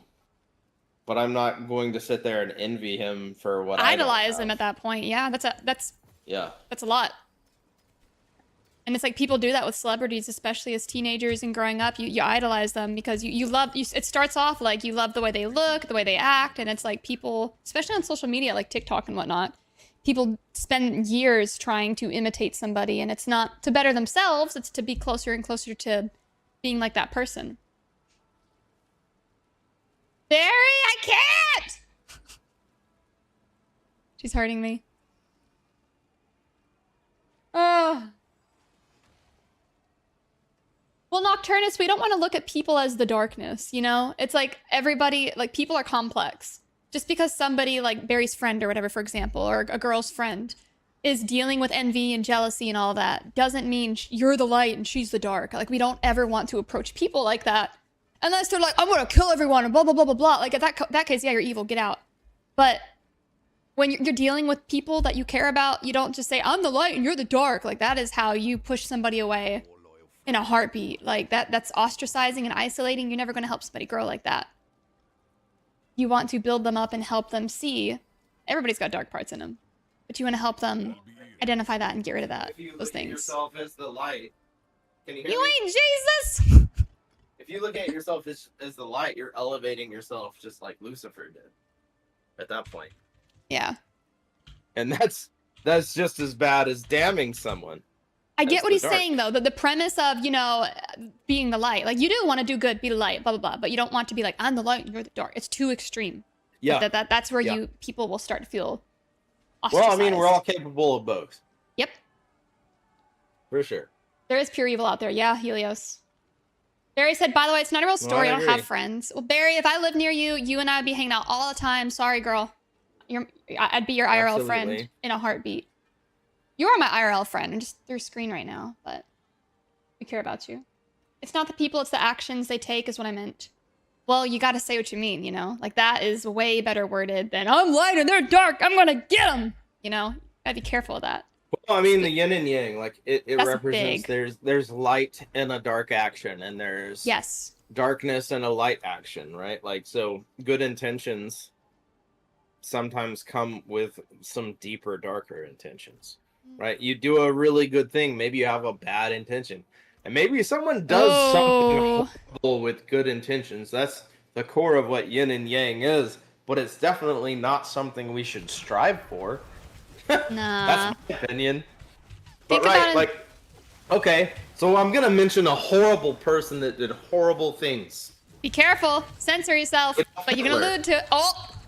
He thought, or at least he vocalized, he claimed that he believed he was doing something good. He believed that. Is wild. Or he vocalized that he says he believed that. Maybe he didn't really. But this is an extreme example of someone doing an absolute human atrocity. Heinous, evil, absolute abomination of claiming good intentions. Horrible. He did. But this is, also Jim Jones, right? Someone who led a cult and gave people the Kool-Aid. Thinking he was doing the right thing. Maybe he thought he was sending people to heaven. And, whether it's psychosis, demonic, or whatever. Helios still get banned in a heartbeat. Bad things with good intentions. Some people do bad things with good intentions and do evil things with good intentions, right? Maybe you do a really good thing with a bad intention, like lead a congregation of Christians. Yeah. Just because you want their money. You donate to a lot of nonprofit organizations because you want followers and you want clout, right? Or you want your big tax write-offs. There's a Worry lot about that online. Like that's the thing is the Bible. If you believe in the Bible, if you follow it, you're going to notice it mentions it's not about your intention. Well, it is, but a lot of times your intention isn't what ultimately matters. It's what you do. So it's like if you have a good intention. Our intentions and our understanding are described as menstrual pads in the Bible. Yeah. Can I finish what I was saying before I lose it real quick? Sure, dude. The intention thing, I've noticed it's like it can't be either extreme. Like you can't just say, oh, I was going to do a good thing. I wanted it to be a good thing. I wanted it to be this, but then your actions don't line up. But you also can't just have horrible intentions the whole time and think, like you can't be on either extreme. It's like, I think the Bible, a lot of it's... to be a nice guy. I'd say you're kind, like sometimes. Yeah, but a kind person needs to be an asshole sometimes. Well, because being kind and being nice are two very different things. A kindness is sometimes telling someone a truth that is going to wreck them until they face it themselves. I wouldn't say that's being a butthead, honestly. Sure. If you're genuinely kind and you're honest, like things are going to hurt. But so the world would have called Jesus Christ an asshole when he told the rich man, "Hey, like you know, if you really want to make it to the kingdom, walk away from all the crap you're working in. Walk away from your business. Sell all your crap. Ooh, that you can actually walk away from everything you've built and follow me." Wow. Right? Like, no. Yeah, I mean, the world would be like, what the heck? Heck no. Nah, fam. Right? Yeah. And, you know, that dude that walked away looks like the good guy to the majority of the world. Is like, no, he's just protecting his assets. And Jesus looks like the asshole. So Anubis, I don't agree. It is what it is. Yeah. Anubis said, following the Bible is pointless when you can do whatever you want and just confess your sins and ask for your forgiveness and you're good. That ain't how it works. Because if you just ask for forgiveness and don't have a heart for being forgiven, if you're just gonna keep doing it and you just ask for nah, man, you're not repentant. That's not it. That's not asking for forgiveness. The Bible says repent, and a lot of people don't understand what the word repent means. It doesn't mean feel sorry or feel say regret. I'm sorry. Yeah. Repentance has nothing to do with that. Repentance means change of heart. It means you actually changed and you don't want that bullshit anymore. So no, just asking for forgiveness doesn't cut it. That's not how faith works. That's not how Christ's death works. It's actually letting him in and changing your mind. You're still gonna screw up anyways. And it's not about the forgiveness of it, because that already happened. Yeah, if you don't have a heart for it, and you're just gonna keep you're just gonna keep lying, cheating, stealing, raping, killing, whatever. And you're like, oh, I'm sorry, God. You're not forgiven. You're not. You're not forgiven at all, unless you really mean it. No. That ain't gonna happen. Feeding in League, the ultimate sin. Oh no. Y'all stop it. And don't talk about my Tuesday nights. Ah! Oh god. I mean, I don't believe the Bible. Far too much stuff to be taken serious. I mean, hey, to each their own. I think it's always good. Even if you're randomly just opening it, I think it's so relevant and real. That's just me though. But never gonna force you. I don't believe in not the Bible. Yeah, it's too real. I can't do without it anymore. It's changed my life. Man. I think it applies to absolutely everything. What about my video game? Huh? What about video games? That's the one argument I see is how does the Bible apply to technology? And it's like you kind of want to think about the heart and the intention and the principle. Sure. And it's like it's still gonna message even. I don't know where you're going with that, though. To be fair. a lot of people say the Bible doesn't feel relevant when it comes to the world of technology because it doesn't address it, because it didn't exist back then. And it's like, isn't the argument in that there's case? plenty of relevant stuff to that. Because it's the intent For sure. behind the thing. And I think that applies to everything. Like, I mean, at the end of the day, it's really unfortunate that so many people view the Bible as a rule book. Yeah, or control, a means to control. Yeah.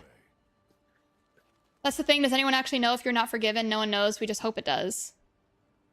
A lot of it's about your heart and your own personal relationship, you know? Using it to govern is not right. What do you mean by that? Using it to govern. I'm wondering where you're going with that. I mean, if you really have faith, you're not going to use it in the wrong way. Hi, Hamza. Unless your faith is in the wrong thing. Yeah, if you're controlling. You can definitely put your faith in the wrong things. Yeah. Because people put do your faith abuse it. in government and capitalism and or socialism, right? You put your faith in all of those things. It's going to let you down. Yeah. Because that's human. Yeah, a lot of that can't be talked about on Twitch, Anubis. I see where you're going with it, though.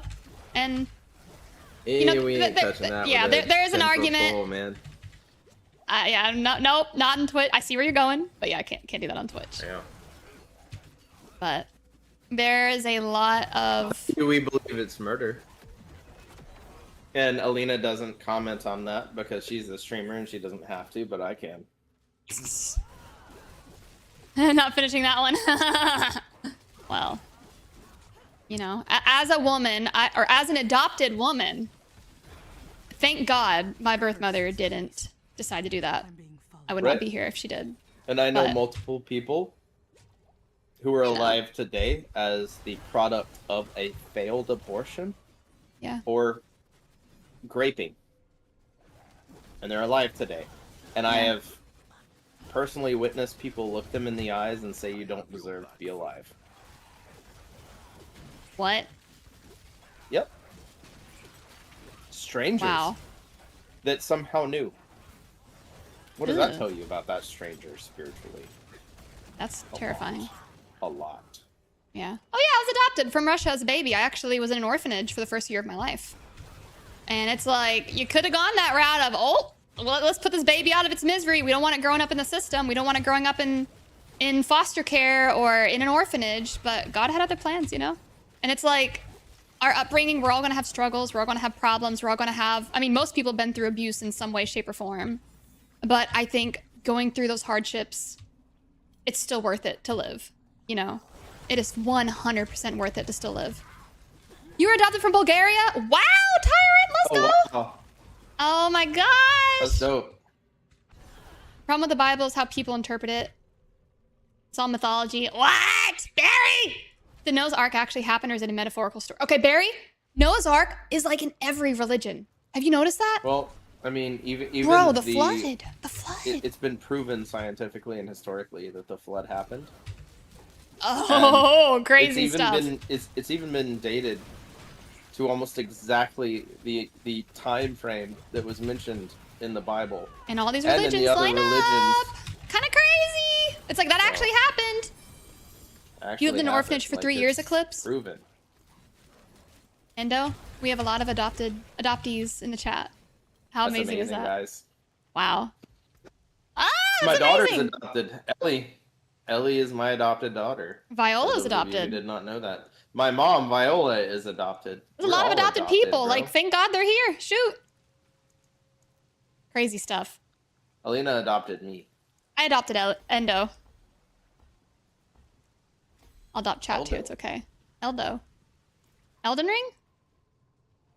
Yes, that is. Elden Ring. Russian? Sounds like a spy.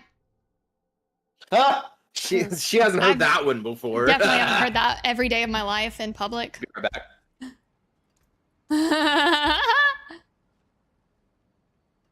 So how you interpret what a person reads in the Bible can lead to a person either in line to live a righteous life, or lead them wrong and lead them to live a cruel and dark. I mean, it's all about your heart and your intentions.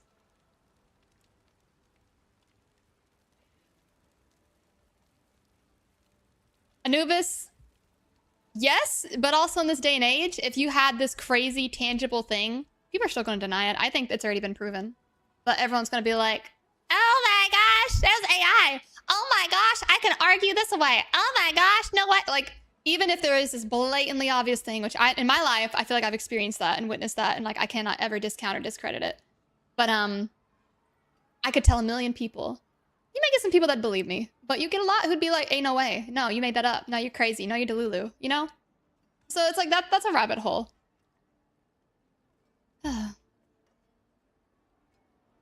My ex is co-Russian. Co-Russian!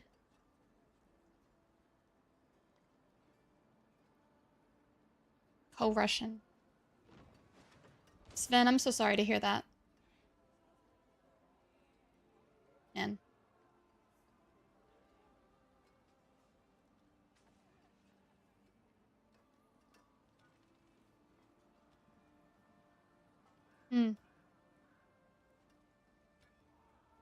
God is real though, friend, and I hope you get to experience peace and love, you know? Step up to my anvil. Healing. Jeez. Wait, Barry, what? I noticed you swap between PS5 and PC setup. Do you enjoy the game with PS5 controls? Yeah, it just depends on your hands. If you have cramps or anything like that, you can swap between the two. And I like using the UI way more with PC because I can use the mouse to click and type and all that. On the controller, you can't type very well. Paladin's a lot of fun. Necromancer's a lot of fun. What's the vibe you like more? Barry, why don't you play LOL with me? And are you ditching for LOL? He's like, I'm going to be in gold before you know it. I'm gonna.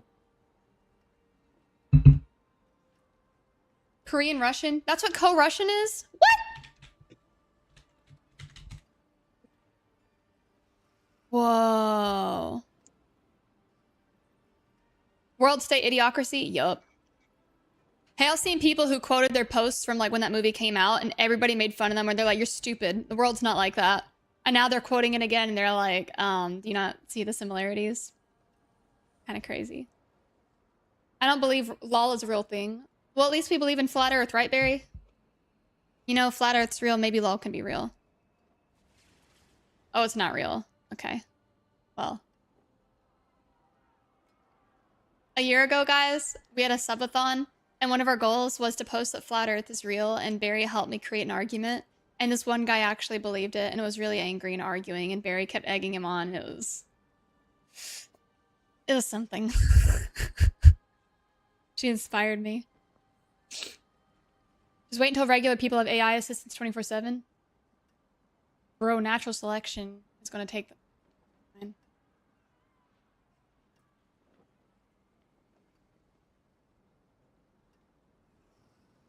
I hope you see it one day, Prime. I believe that's possible. You know? Hi, Helios. What are you hearing? That Believe lull in and religion at all. I think religion is. I think he's using it synonymously. Actually, I know exactly. But I Yeah. think that there is a fundamental misunderstanding. I think that religion is responsible for murder and more evil than any other thing that humans have done. I mean, the people who killed Jesus claimed to be religious and told Jesus he was breaking his own rules. Did you guys know that? Like, straight up. They crucified and murdered God himself in For breaking human form his own rule. because they broke his own, what they thought was his own rule. That's why all the arguments about the Bible just turn up bullshit for me. It's so Because the divisive. Christ came to undo all the perceived BS rules. And we're still And back got in... murdered for it ruthlessly and tortured. It's ridiculous, yeah. Wild. Barry said, how do you make a flat earth argument? Oh, just you give Barry and I a minute. Barry said, for everyone who just witnessed the last hour, that's how you act human. Me, Alina, and Endo just disagreed on literally everything. And then afterwards, he asked me to play LOL. Yeah. And I'll probably DM Barry and ask her for Final Fantasy Even cannibalism. screenshots. What? Well, do you do communion? Oh, gosh. Not that rabbit hole. Oh, heck no. But that's how you be loving and kind. You don't tear somebody down. You don't get bitter. You don't get hateful. If you disagree, it's not the end of the world if they don't see your side. Like, you can't force them. You can't make them. Still love them. Unless they're flat earthers. No, I'm kidding. Barry's supposed to keep us up to date with Final Fantasy XIV. I don't know why she doesn't. Well, we need to pester her more. Ate humans and drank blood before, yeah. Whoa! Oh, just casually throws that in there. No worries, guys. Barry's a good mod. She gets the job done. Right, Barry? Flick, I want in on these. Please. Please. I'll run them now with you if you want. I'll get on my baby Sorc. Please. It's for a good cause. Where is this season's freaking sword? I want this sword for this season.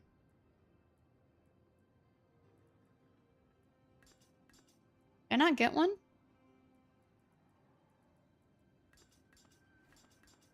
I don't know. Yo, let's go, Flick. And do other food plans. I might be dying. Emotionally. Without food plans.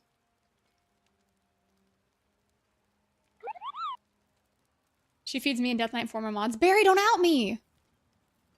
Shh. There's definitely not a mod basement made of mod reconstructive mod part. Yeah, yeah. Did you hear she let one of the mods hang out in the tank behind her the other day? What? Oh my gosh, no! It was this tank.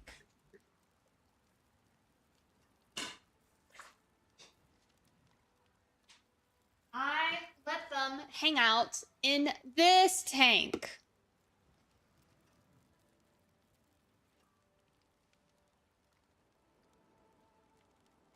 There's a gecko in there somewhere.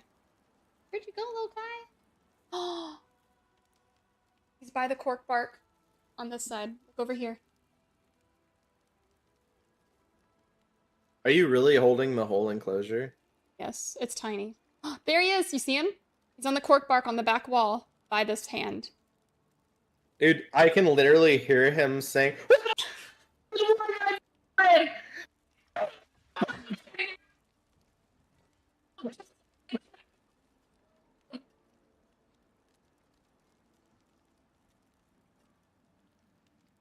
He's my buddy. Look at him. He's a little guy.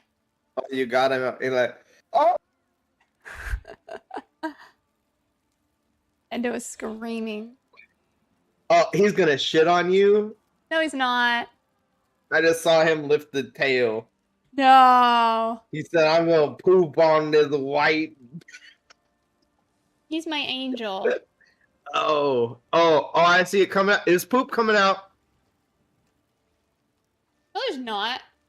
Is he not so cute, though? He's He's so an cute. angel. Oh, goodness. Where are you going? He did poop on you. No, he didn't. Yep, there's poop there. There's I see no it. turd on me. Yeah, it fell down. No, it It's didn't. in your lap. Yeah. They're actually not very fragile, Anubis. I get scared No, grabbing him. I have to, like, these cuff guys are him. durable. Really? He's Yeah, so cute. chameleon This is a geckos are chameleon tough. gecko. Poor guy must They're think it's an small, earthquake. but they are not fragile. No, ma'am. So day geckos are fragile. Chameleon geckos are hosses. This is a New Caledonian gecko. They are all hosses. He is These a guys hoss. survive among crested geckos, gargoyle geckos, chihuahua geckos, and leachianus geckos. And leachianus geckos love eating other geckos, especially crested geckos, by the way. What do we name him These if he's guys a hoss? survive it all. Can we name him, like, Chad if he's a We should hoss? just name him Hoss. Hoss? I like it. Hoss it is. Hoss and Deborah. Yes! I had a chicken named Deborah. I've always wanted another Deborah. You're a chicken named Deborah. Look at that booty, though. He's got this bright yellow at the base of his tail by his legs. He's also got it by his neck. I Got a can thick turn pair, around. too. Look at them things. That's definitely a boy. He's definitely a dude. I like Fred, too. I do like Fred, bro. Oh. Either works. Barry, you are talking about a frilled dragon. That is one of my dream lizards. I think they are actually incredible pet lizards, and on my list in the top 20 best pet lizards is a frilled dragon. The only reason they're not in top 5 is because they have a higher humidity requirement and they're very large. They're actually way bigger than a bearded dragon. and they're semi-arboreal, they need a huge enclosure. Like bare minimum, like 4.5, 5 feet tall, and 4 feet wide also, as a minimum requirement.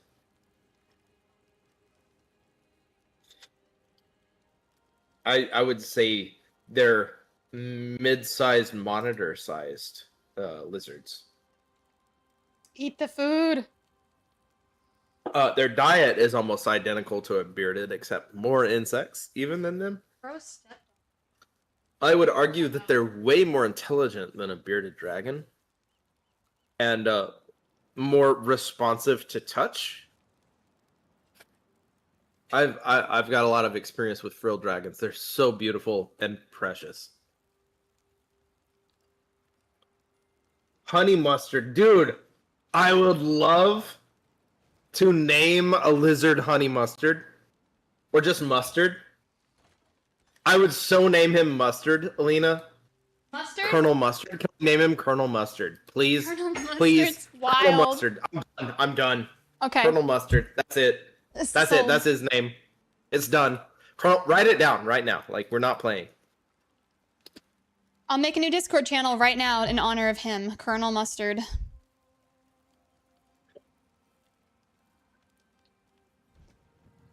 Duplicate channel.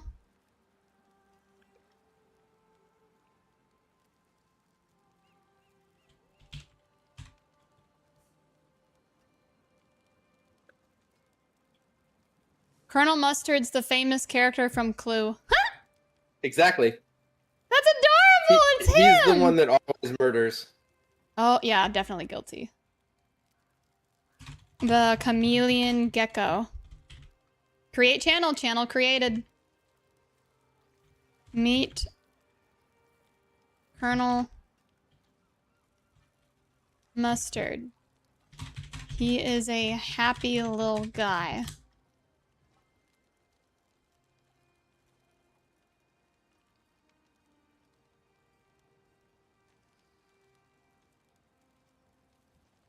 I'll have to post pictures of him on the phone. Oh, really, Blank? Which build?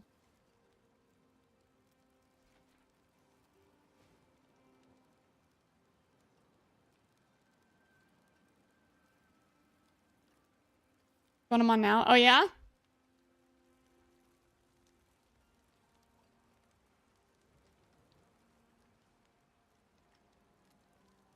That's interesting. I didn't know to have a build like this. This is the Ballkuna build.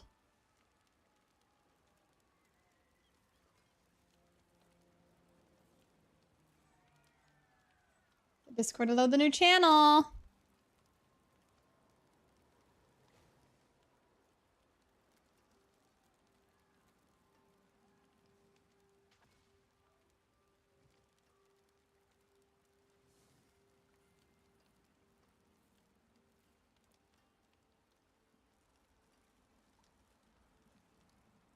This was Endo's birthday present.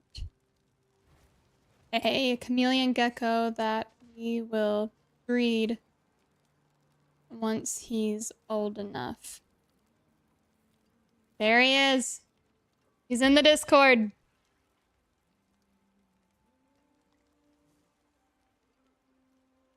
Oh, wait. Blank, did you mean the paladin build? The red one? My bad, I was thinking I was still on the Sorc. My brain just bloop. Oops.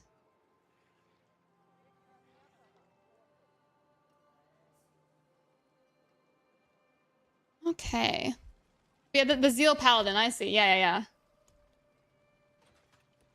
The gecko is just licking the glass.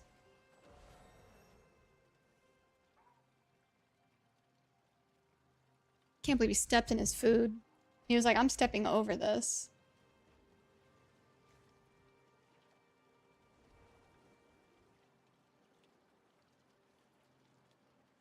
Yeah, Barry.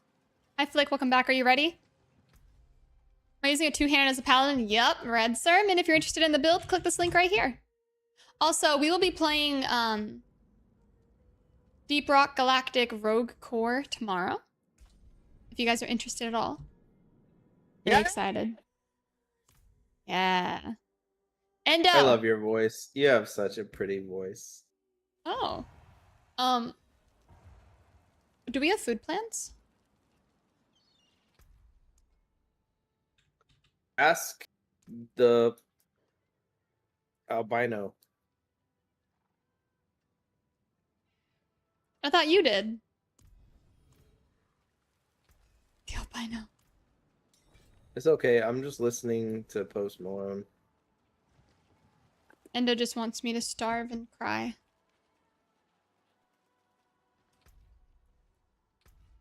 Nothing? Well, is it Tuesday? It is Tuesday. Yes. Hmm.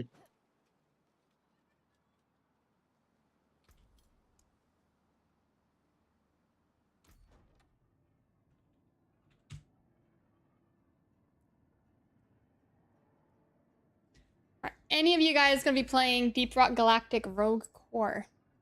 It'll be co-op. It's only on Steam, right, Endo? Yeah. Bro is checked out. That's a red weapon.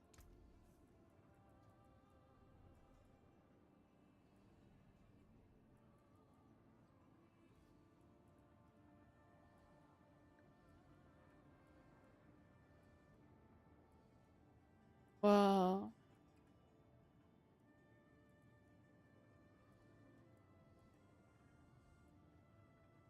That is gorgeous.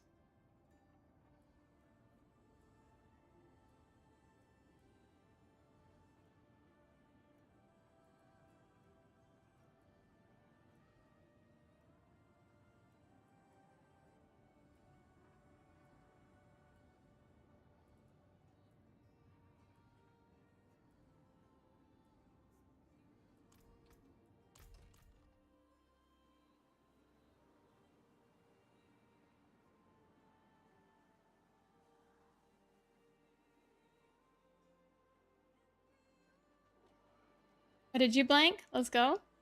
All right, Flick. Let's see, who else do we want to pull in on this? Somebody who can speed run through 12?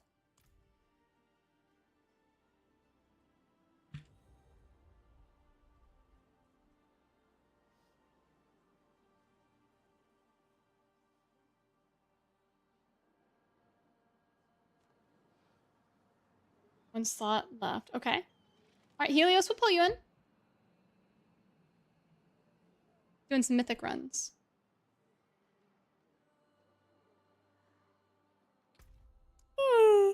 Helios, what's your name online?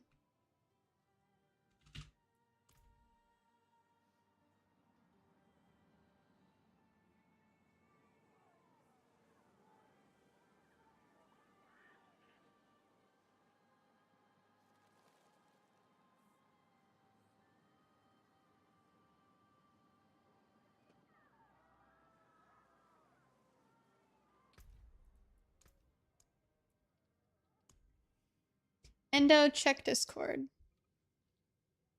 It's gonna be a sec. Okay.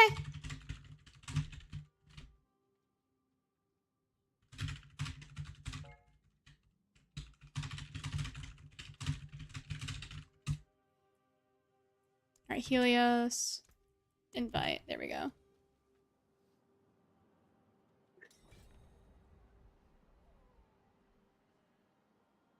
Oh, really, Prime? Wait a minute. Wait a minute. Oh my goodness. He was referring to Viola. She's not albino. But she does have vitiligo. It's not that much different. It's not, but it's not... It's different and it's similar, you know? Yeah. Autoimmune albinism. Autoimmune albinism, there you go. Yep.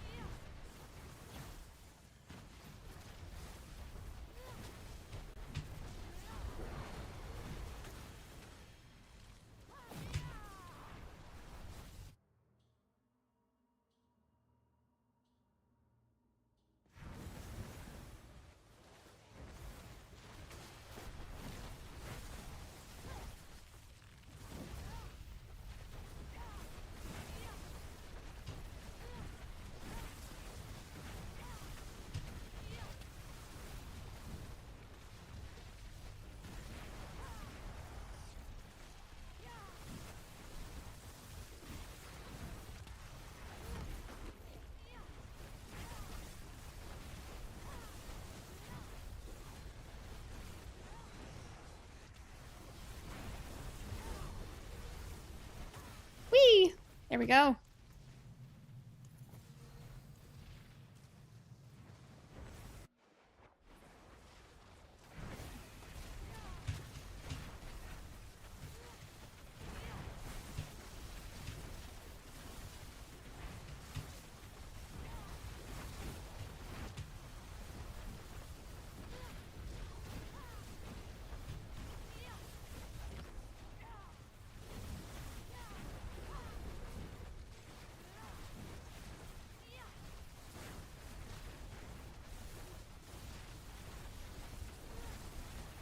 Slick, does your friend play League? Her name's ADC?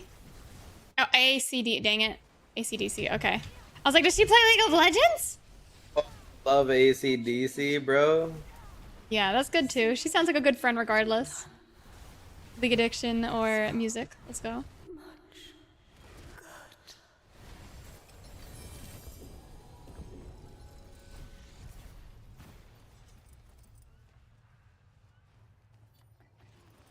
All right, who in chat needs a mythic? Or has not gotten a mythic yet? We'll do some rotations. We have one slot available.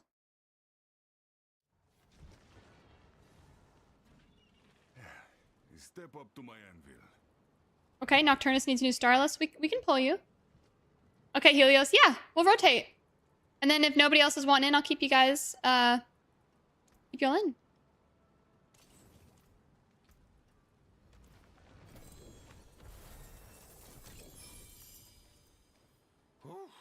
Oh, it is a waitress, isn't it? Oh no, Wedge. All right, Nocturnus, you can request to join. Do a run with you. Can you do T12?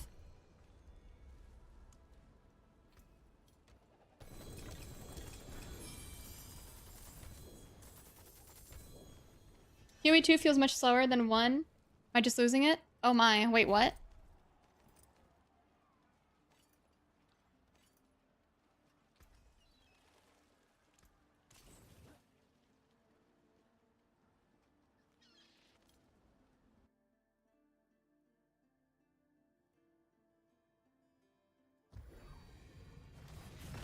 Helios, how are you enjoying the expansion? How do you feel about in-game?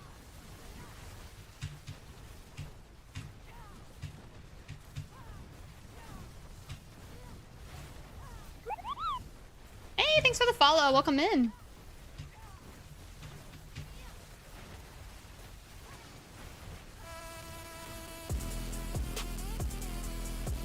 Marco, subscribing with Prime. Thank you so much. Aw. I appreciate your support. Are you supposed to cast Hydra in this build? I think you have one Hydra out. You're supposed to. Can help. I'm not supposed to be button matching and spamming like I am. Cooldown reduction. Yeah. Is that spamming or just having him out at least once? Yeah, Helios. Hydra makes vulnerable. Well, right now we're doing vulnerable elsewhere. Eventually it's supposed to be ice blades. Shredding blades. But right now we're using Blizzard to proc vulnerability.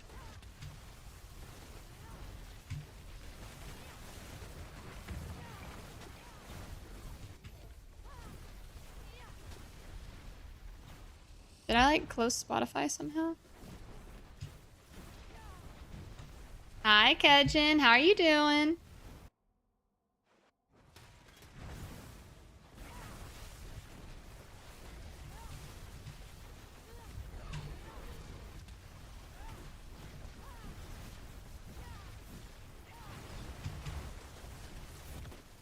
Crazy.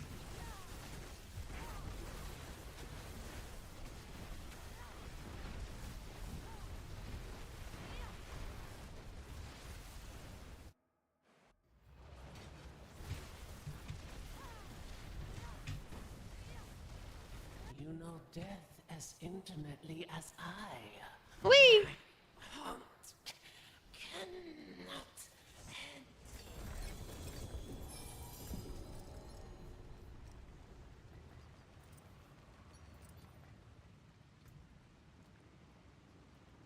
Hmm. 3 GA Heart of Selling? Oh my gosh. Dang. Doombringer, okay.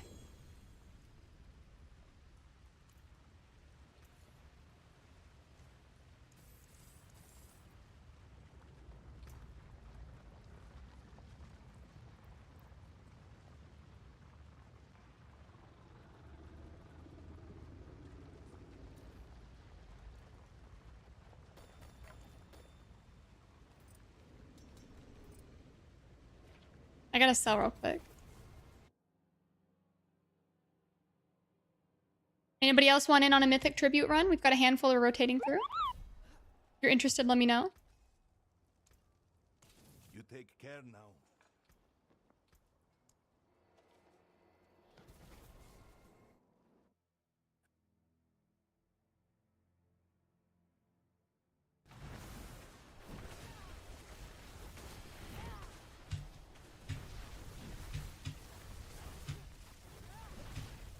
On my way to a Bible study class, friend of mine told me about your stream. Enjoy the sub. Oh my gosh, cool. I hope it goes well. I'll be, if you come back, you have to tell us about how it went.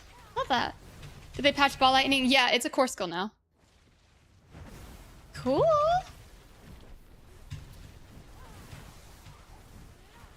I'll take a spot. Okay, Eclipse, request to join. We'll rotate somebody else. Or I guess Nocturnus, we'll rotate you out. Pull Eclipse in, and then keep doing rotations between you two unless somebody else also wants in. Oh, hey, Joker, you have two? Okay. Yeah, Helios, it gets tough like that. That's the one problem, is people feel like the progression doesn't feel rewarding after a certain point. I think they're doing a lot better this season.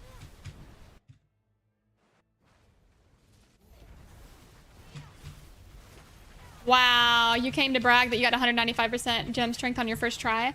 You're never transfiguring again. Yeah, you won. GG. I've got like a 202 after Masterworking. Well, I guess technically you can't change it. But 202, and I was like, whoa, and it was a mediocre red sermon, but I was like, this is it. I win. Game's over.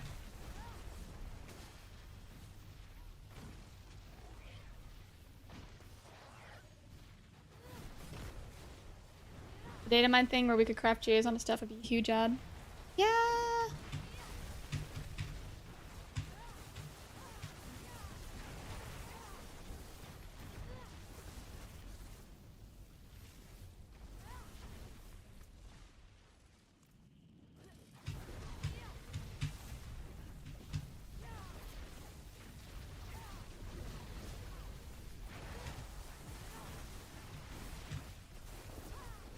Really, Wedge? That's abnormal. They are more rare, but they shouldn't be that rare, you know what I mean? We've got a 20 or so to go through, Joker. It may be a little while, but if you pop back in after a couple hours or so and you still want to run it, let me know. And don't feel like you have to wait on me. What item did you do it on, saying? Was it a red sermon?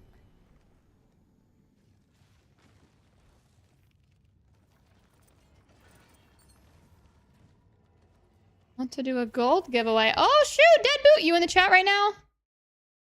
I mean, we could do that. That'd be crazy. Your grandfather. Zang, you win. GG. Game over. That is crazy. Pity to break another's work.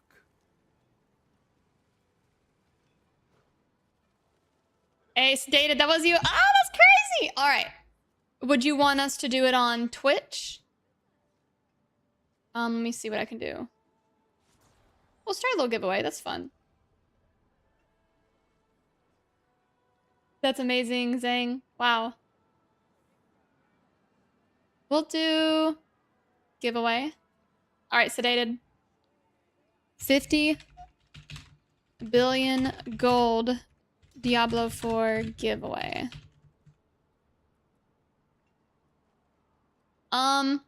Hold on to it for now, and when we get the winner, I'll pull you in, and we'll get you connected with them, if that's okay with you. I'm trying to set it up. 50 billion gold giveaway. Thanks to Sedated Whisper. Win 50 billion gold. Enter here. You can get 1 ticket, cost 20 channel points, and go. Exclamation mark ticket if you guys want to enter. Our lovely friend Sedated Whisper is doing a 50 billion gold giveaway. Swap out someone. We'll pull in, yeah. We will rotate. Nocturnus. Here.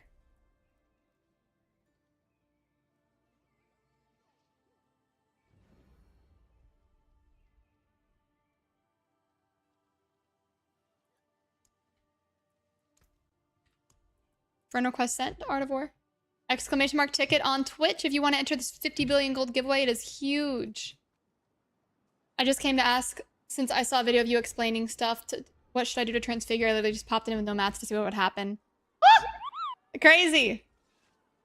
Crazy. What's the end game of transfigure? Do you have a guide?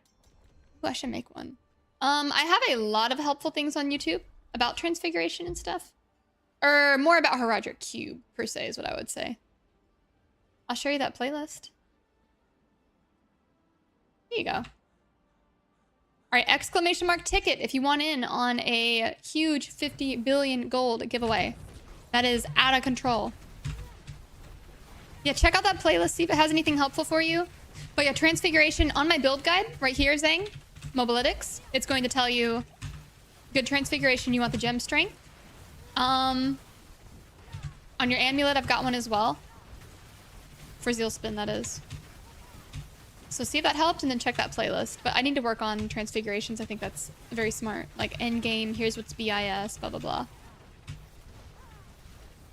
Exclamation mark ticket. Enter the giveaway for 50 billion gold, thanks to Sedated Whisper.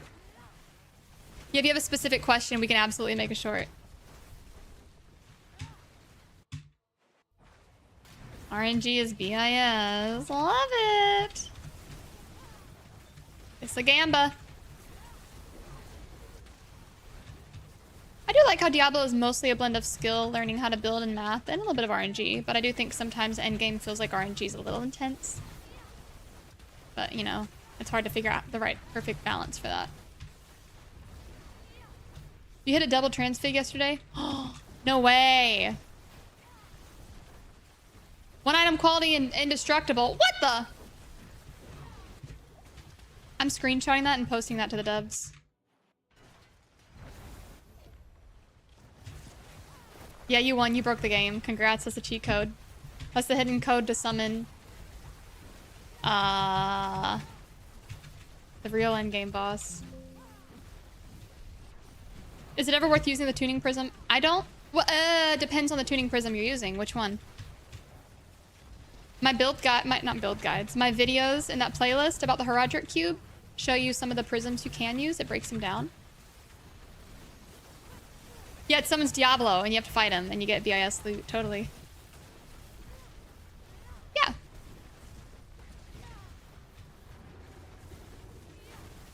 That could be a good short though. Is it ever worth using the tuning prism? Blah, blah, blah, blah, blah. You lock yourself out of the best options, yeah. But you get safe rolls such as XYZ. But I don't know if we have all the data for that. All right, exclamation mark ticket. If you want to enter the giveaway for 50 billion gold, you will be one wealthy Diablo IV player.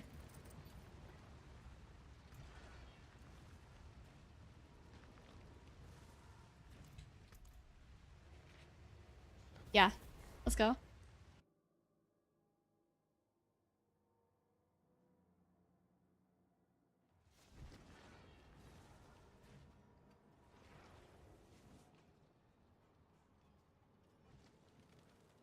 Trying to think of what we could do a short on today. Did we make a short on mythics? Yeah, we did. Breaking them down for Forgotten Souls.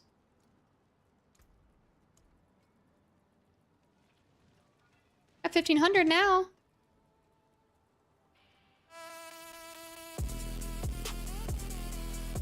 Monotone Cat subscribing with Prime. Thank you so much.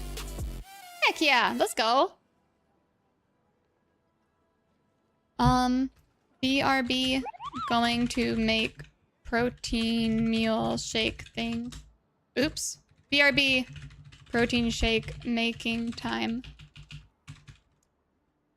I'll be quick, guys. Oh my goodness. Yeah, exclamation mark ticket. Enter the giveaway. Here be.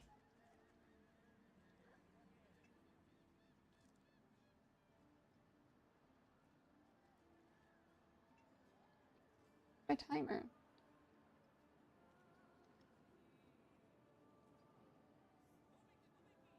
There. BRB.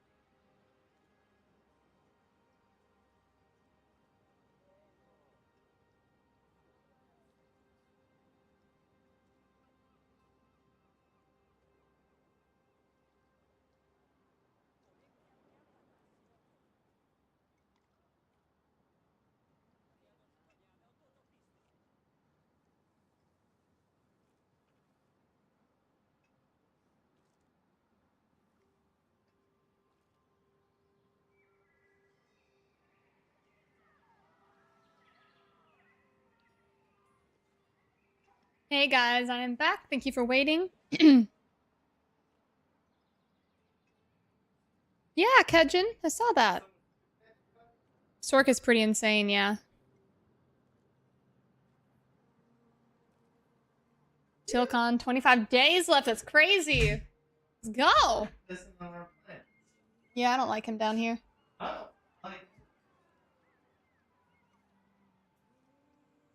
Can you close that door?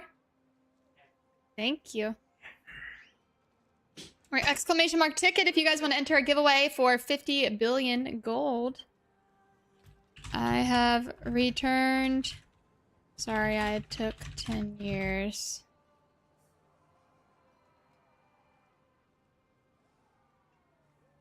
10 whole years.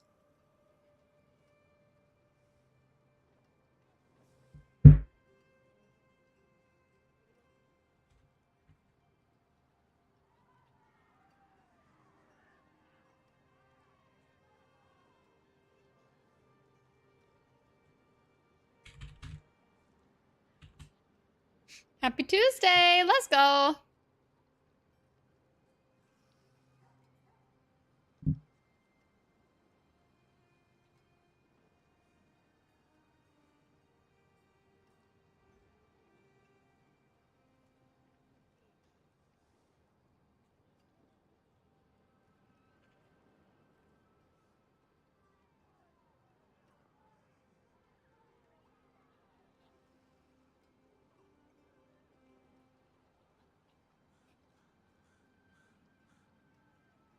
Oh, Pastor Savage, let's go. Like a phoenix from the ashes, I rise. Ooh, love it. Amazing. How are you doing? Oh my gosh, we've been playing a lot of Diablo 4. We're giving away 50 billion gold. So if you play or if anybody you know plays, send them this way. Exclamation mark ticket to enter the giveaway. So far, we have 27 entrants. Hi, Mr. Lucky. Yeah, you need Forgotten Souls. Ooh.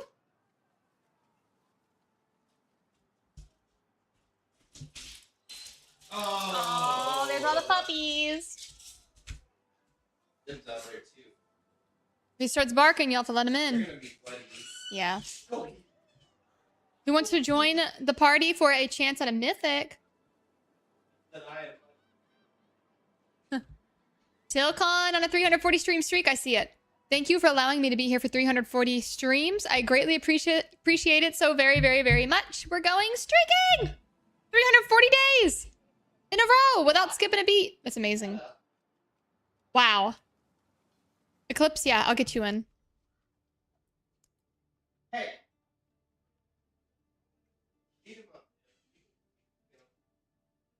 Trying to find your tag again. What was your username?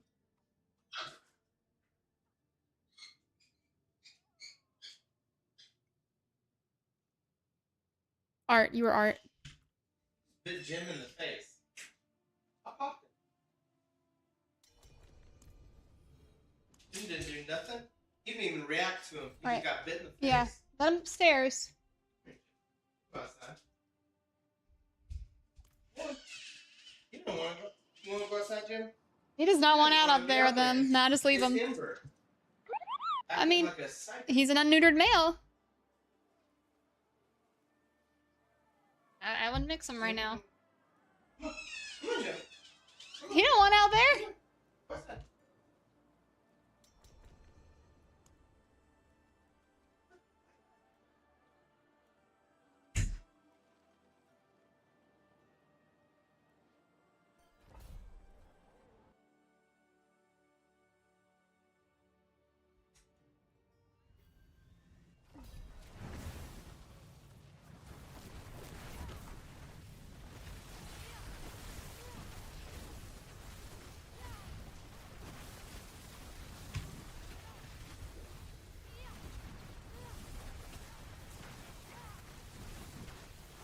Oh, goodness, Helios.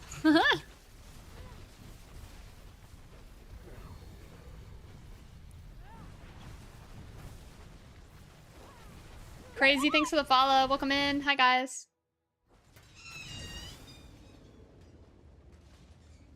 He's doing the insecure male thing. Yeah. I would get Jim out of here. He pees. Well, Jim is way bigger and stronger.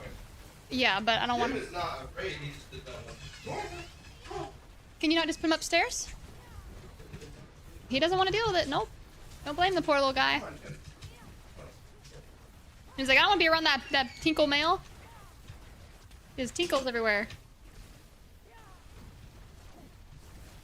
Oh, let's go Prime. What aspect?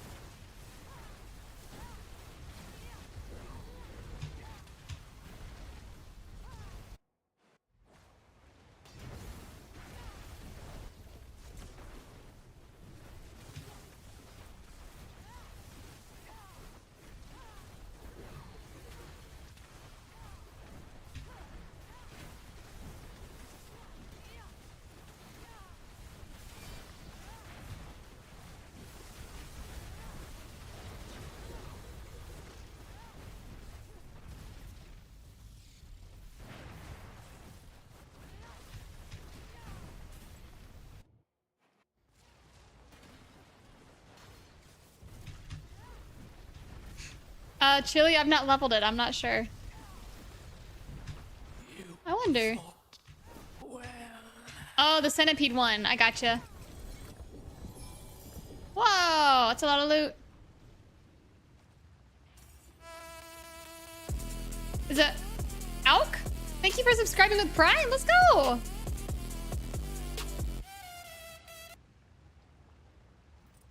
We gotta update that one. Love it.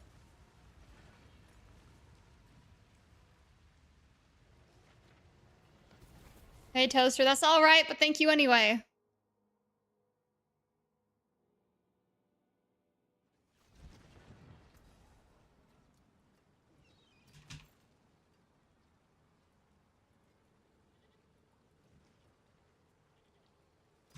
That's a good ring. No GAs, though. Taken apart, melted down.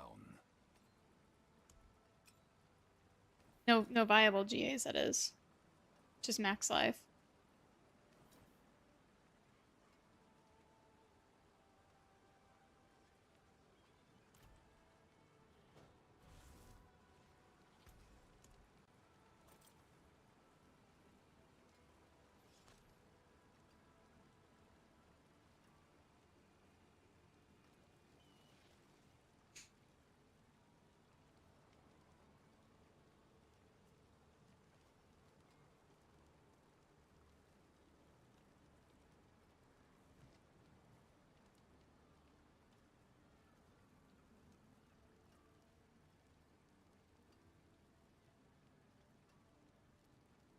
Am I using a loot filter? Yes. It's a pretty mild one, though. It really just hides ancestral pieces of gear and whatnot.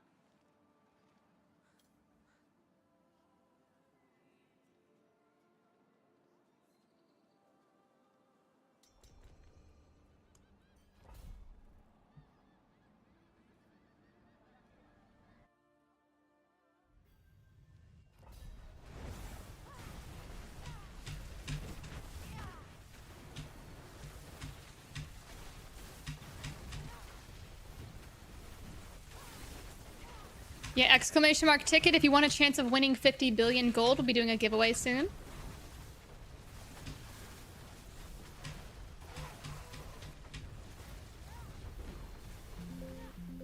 Oh.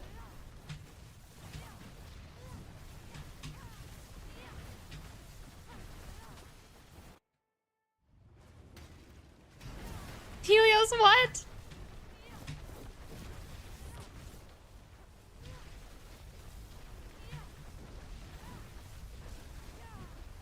Hey, Sully, how are you doing? Thingy, let's go, let's go. Get everybody in. The more gold you have, the worse your loot drops are. Oh. Yeah, Helios will take that burden for you guys. Don't you worry. We just blasting. I'll take the hit. I'll jump on the grenade. Oh my gosh.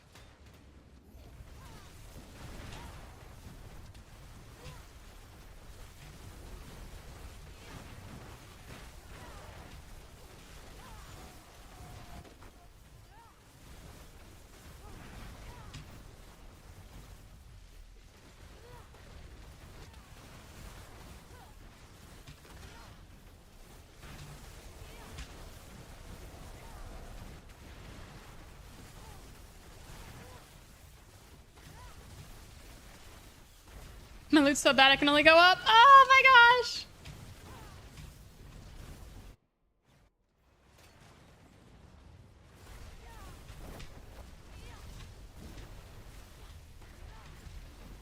You know death as intimately as I.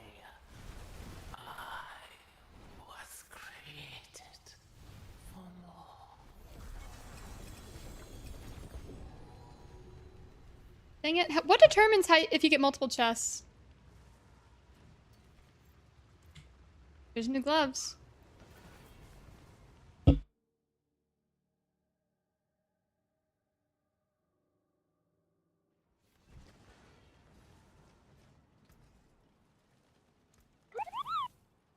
Thanks for the follow. Goblins. Ah, I got you. Back to it then. Someone has to be specced into it. Okay. Now then, where would you begin?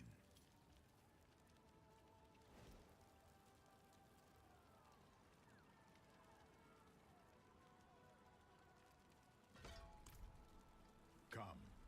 Let us plan our next move. Yeah, sedated. It's crazy, isn't it?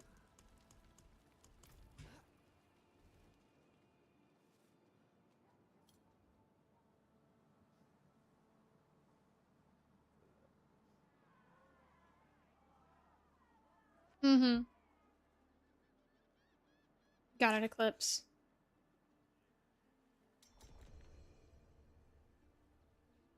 Endo, what? I think he's trolling, Endo. He's trolling so he can get the drop. So he can get the gold, you know? He'll take the burden for everybody. And I was like, why would that be a bad thing? And he's like, oh, your loot gets worse. I'll take the gold for you. Approved weapon of gold to hit the threshold. Yeah. You need like 600 billion allegedly, right? Right? The evade, counter, swarm, spiritborn is now my favorite build this season. Ooh! How far is it climb?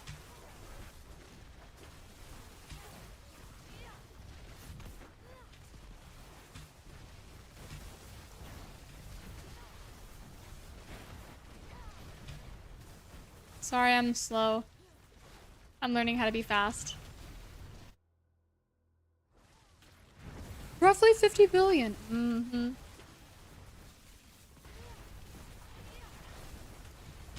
And are you playing more League? Yes. Oh, there you are. Hi. How's it going? Yes.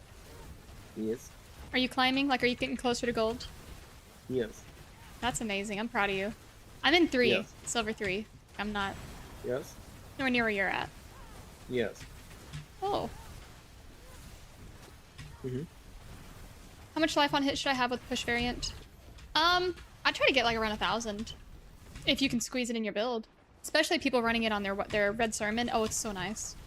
You get like 1,800 if you get it on Red Sermon as a GA. That's awesome, Prime.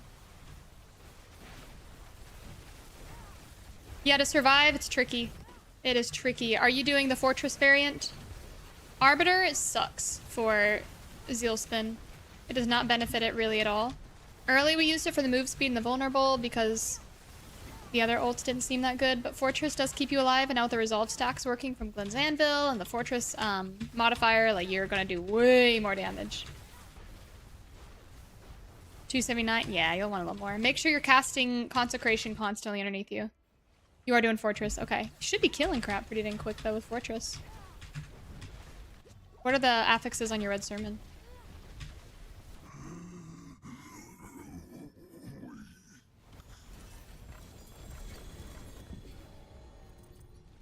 Trace of Echoes.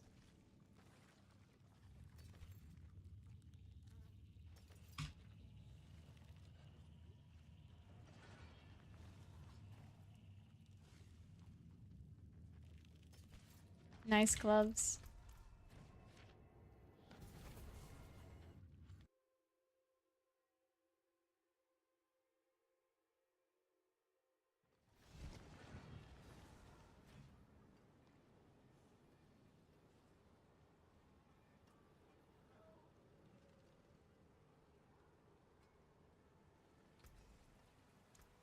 I'll be here, swinging away.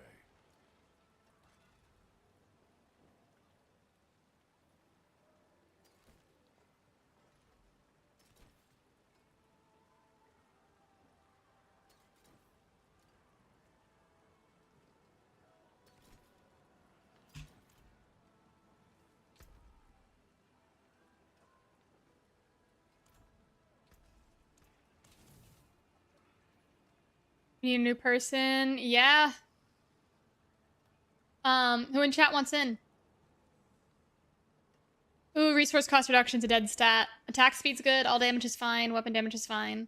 Max life's good. Oh. Familiar on the bar. I was following Makuna's build and it looked like I used Meteor for overpower for the evade, I think.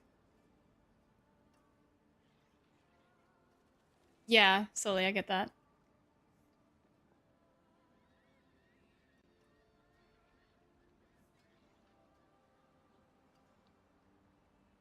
But isn't it a thing anymore? Okay.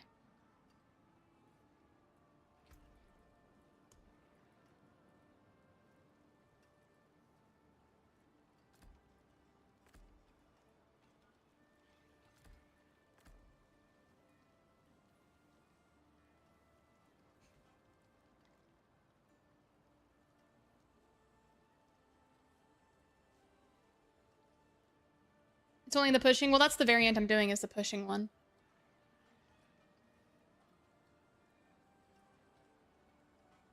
What's the difference, though, when you do the other variant?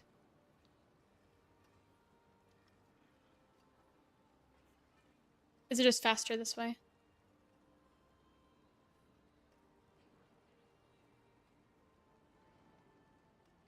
Yeah. Temper a GA aspect, or not aspect, temper a GA of movement speed on your boots. That'll help a lot.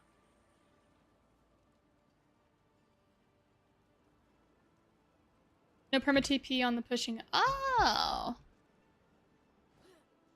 I got you.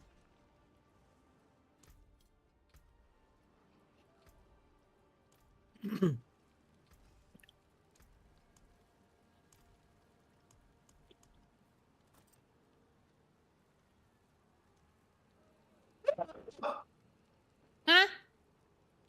Huh? You just scream? No? Okay. Huh?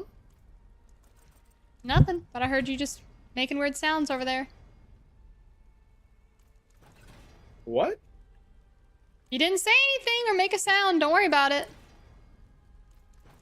Are you okay? I'm great. Okay. Worrying me. You're not playing the Mythic Sword on the pushing? Right. Yeah, we use this one. We do need more stash space. That is a scary craftsmanship.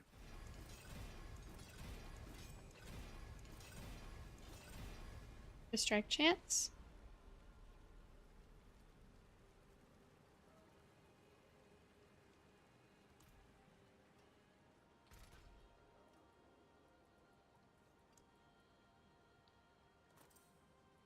What do we get if we transfigure?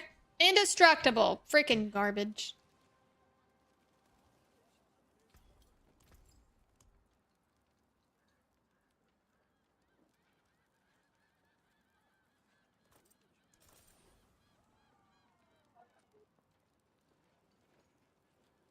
Really, Dustimore, can you link me the build? I wonder how we did it. That's interesting. Hey! One moment, guys. I'm gonna mute. Keep your treasure stones to cut, gems to set.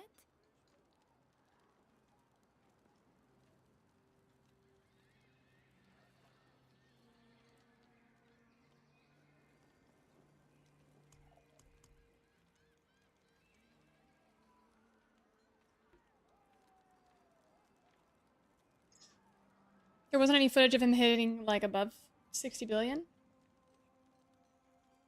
Hey, hey. Mm. What are you?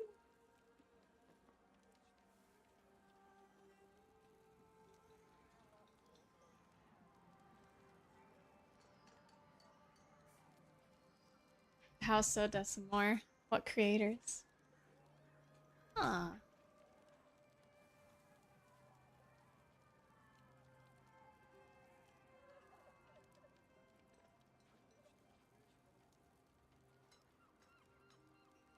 Bring me a challenge next time.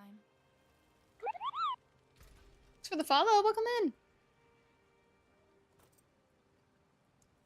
Transfigure, be good, please. You're granted indestructible and the GA too. It was double indestructible.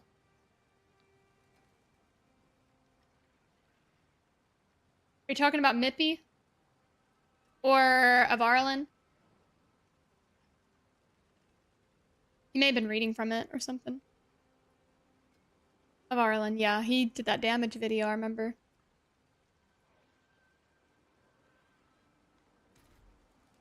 Indestructible.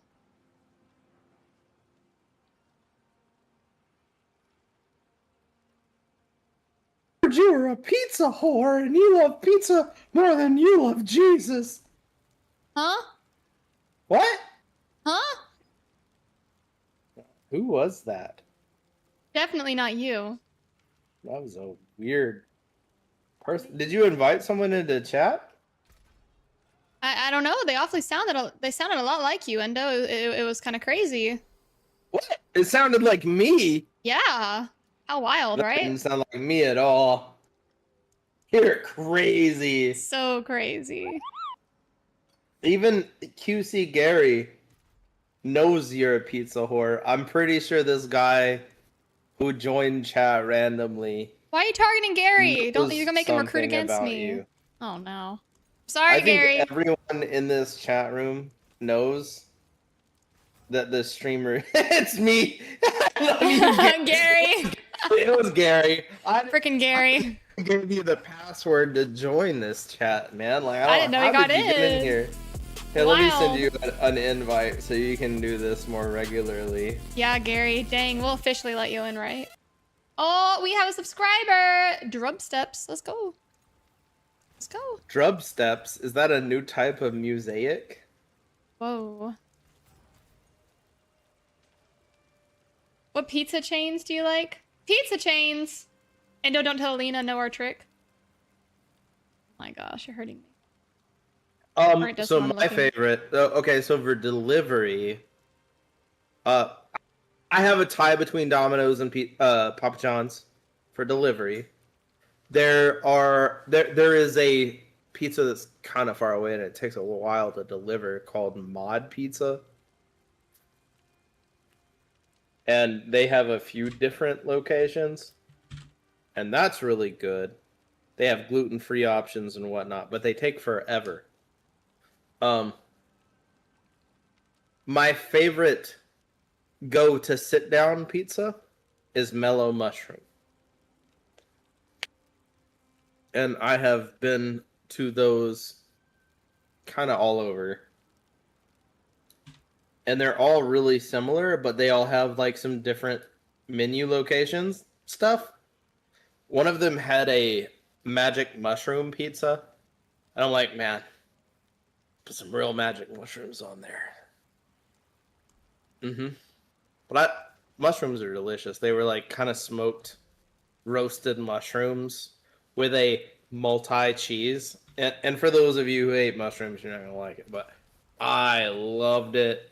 Oh my gosh. They used a kind of Alfredo base for it. But Mellow Mushroom Pizza is 10 out of 10. It's the bread that is so good. And they have a garlic parmesan pretzels that they serve with beer cheese there. Oh my God. Thanks for the follows. Yes, Helios. It's insanely good, bro. He knows what he's talking about. I haven't had a single pizza from Mellow Mushroom that I didn't like. They used to have this one that was a loaded baked potato pizza. They were thin sliced roasted potatoes with bacon, sour cream, chives. and like a butter garlic sauce, and it was insane. Insane. And cheddar cheese, not mozzarella. It was cheddar. Ha! Ha!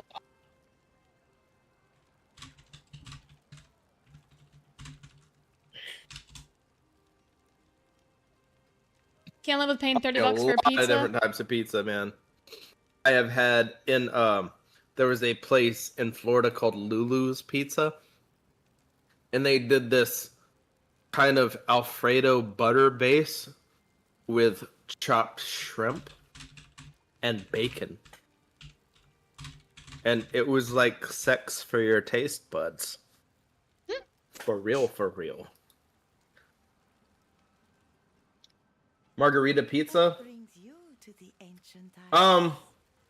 Depends on where you go. I've been places where it was just $10 for like a medium. I don't know where you're seeing those prices. But I've also had, where you had to pay like $16. And I'm like, man, like I'm not gonna pay that much for pizza without meat. Personally. Yeah. Helios, I am a pothead. I don't know if you knew this.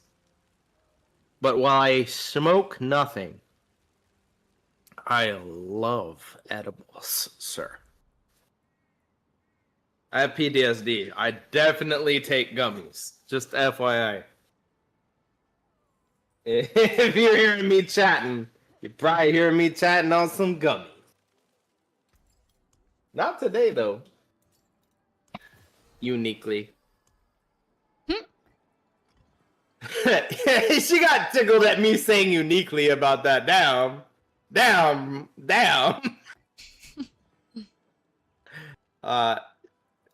Does this woman not have the cutest face that has ever existed? Look at her. Thank you.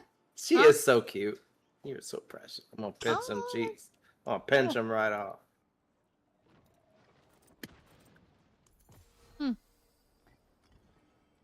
Mm-hmm.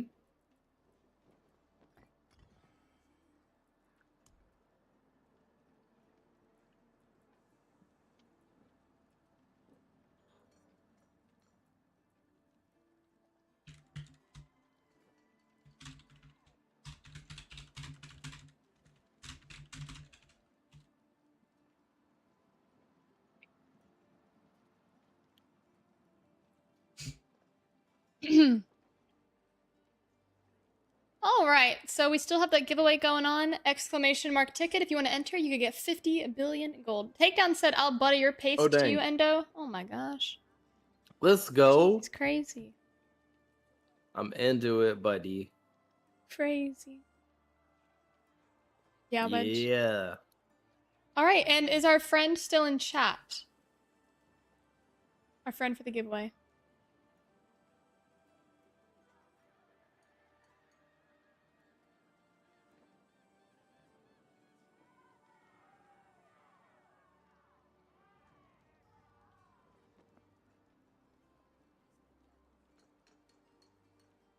Eight euros is about $12, yeah? American dollars, 12-ish? Yeah, so it depends on the size, little Rambo, right? Like, we got some pizzas that are like 24 inches. Over here, I'm like, I'm okay paying $16 for that. But it's like, I don't want to pay that much for pizza without meat. Like, I want some prosciutto, or at least smoked salmon or pepperoni or sausage on my pizza for a higher price. Just bread and tomatoes and sauce. Nah. I like meat on my pizza. I don't like vegetarian pizza. You gotta at least have some bacon, Mm-hmm. Yeah.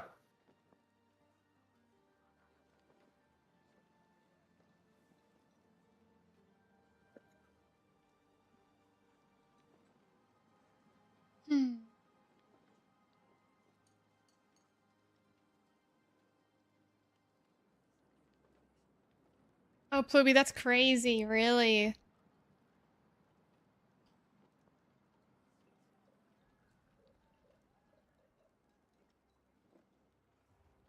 Well, that's rough, Pluby. Yeah, wow.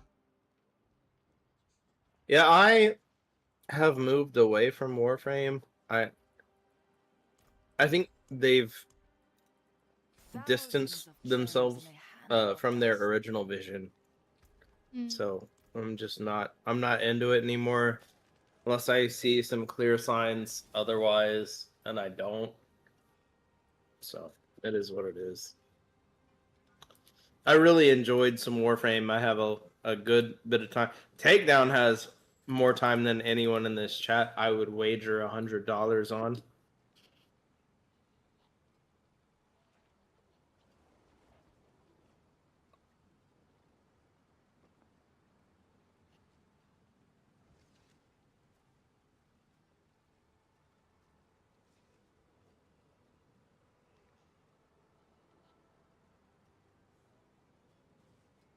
Speaking not of Warframe in my presence, he says. Warframe definitely pops into chat. Dev pops into Who chat. said that? Uh-oh. Oh, that sounds like he's hurt. Yeah. Yeah, I mean, Takedown, you know, like, you know, I probably moved away from Warframe earlier for the same reasons you were probably thinking about moving away from it as well.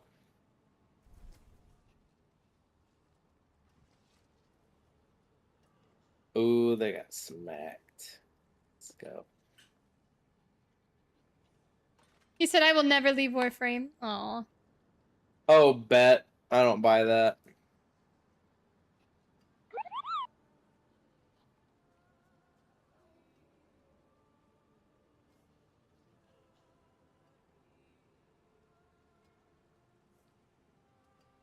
Warframe is BIS game.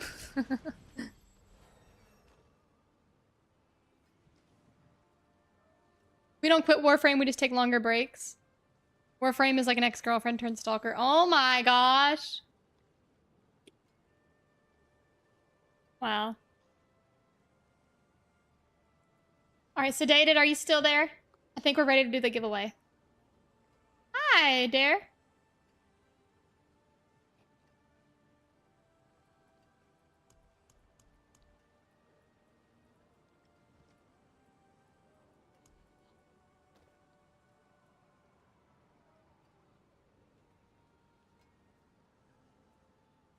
Yeah, the Obel's cap definitely needs to increase.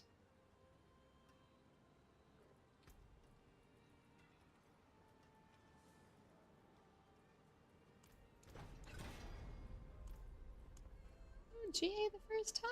What? Anyone asks, In-game chat, gotcha. Scovos. I guess it's not pulled up on my screen.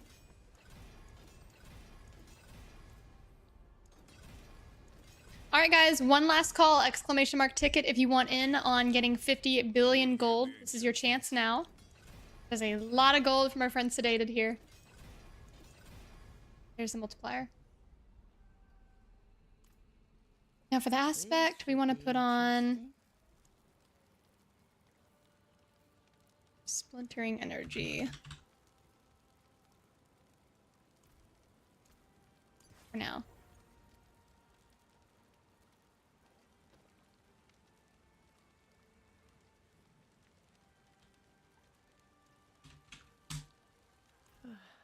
Ancients watch. Ah, Mainlander, what brings you?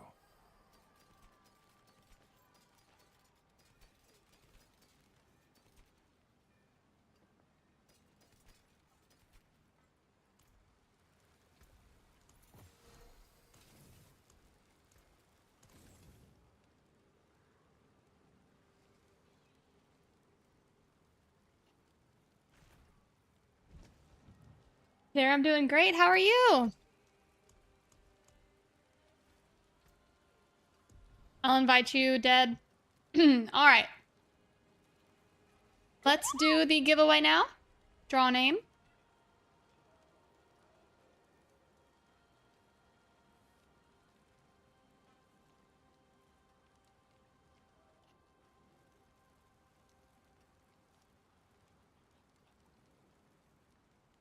All right. The winner of the 50 billion gold giveaway, thanks to Sedated Whisper, is McLucky, winning the giveaway with a 2.78% chance to win. How McLucky. Oh my gosh, that's hilarious. He had a 2% chance. Oh, that's insane. Congratulations. McCheating? No, no, no, no. All right. Are you in the chat? Oh, there he is. All right, give me your battle tag. I'll pull you in. Congratulations.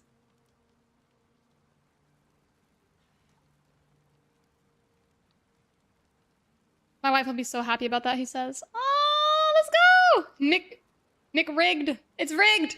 Huh. Hey, blame stream elements. Don't blame me.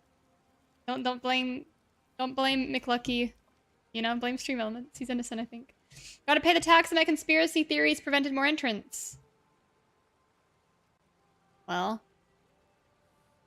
Drop that tag. I'll get you in.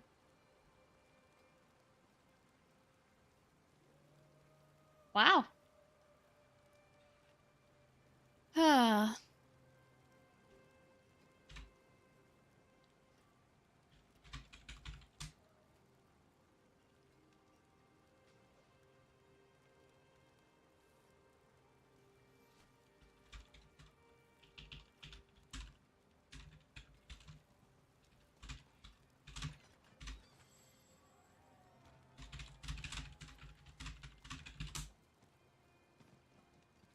All right, let's get him in the party.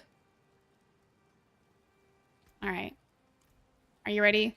Sedated? We're getting him in.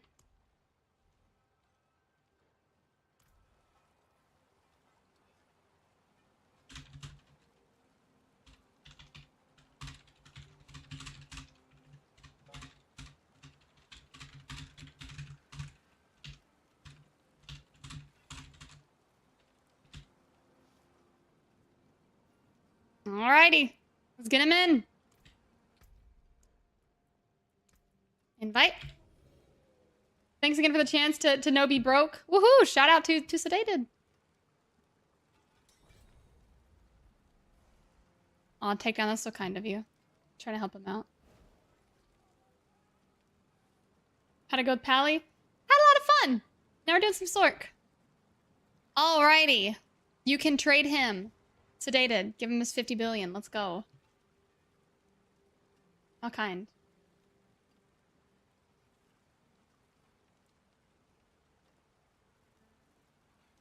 Do you want to go back to Warframe? What? Why not?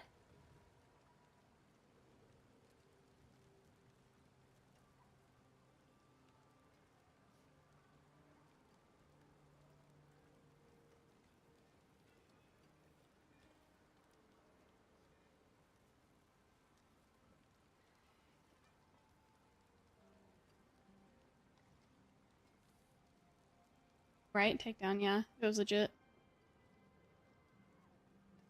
Alright, port in here. Let's go. Let's go. Have you seen the minion bar build? Yeah, it sounds insane. Doesn't it do like almost pit 150?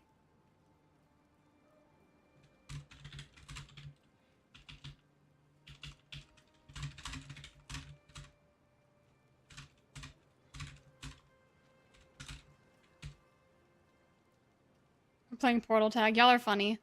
Alright, is he trading? He's trading him. Let's go. Let's go. Man, I wish I could be like screen sharing and watching him. This is great. They're trading. They're trading.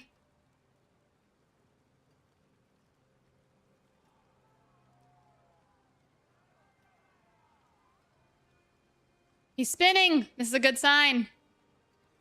Let's go. Did it work? Let us know.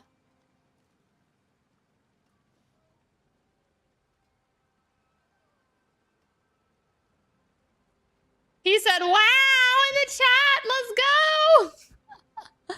Amazing.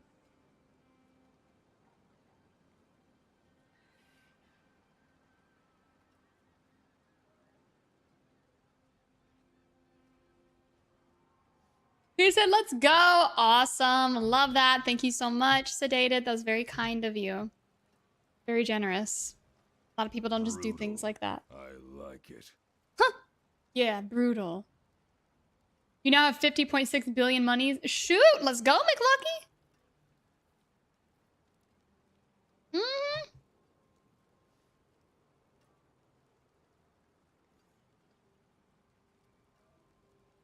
Go buy one good item with it.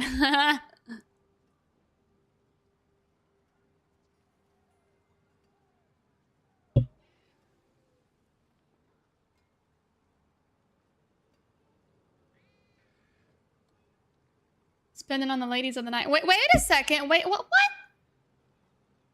I have to go pay the wife tax, so I'll have 0.6 billion. Oh!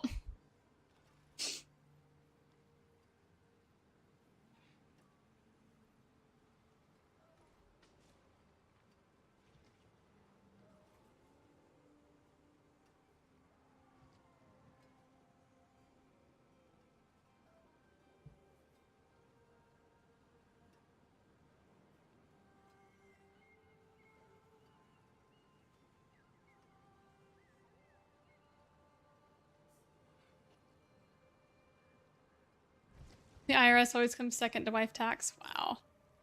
Y'all are goofy.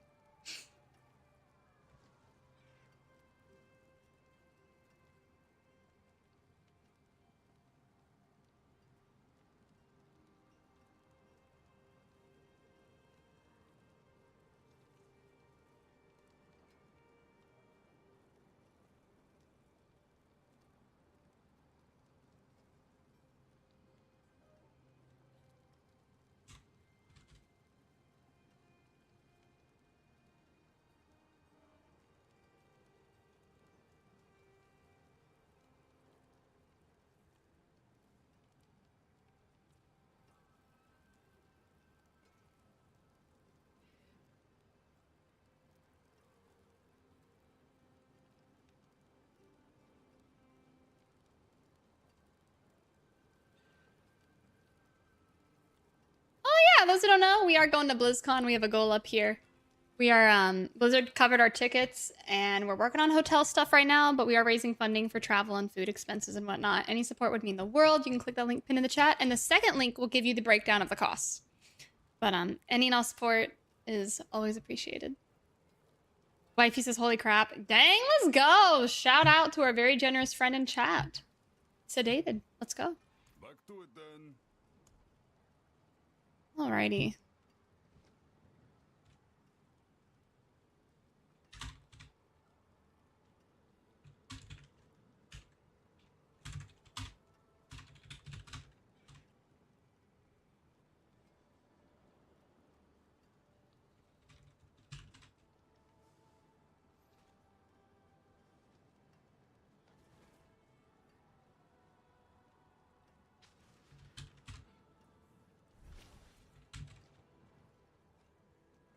Muted or am I deaf? Oh no.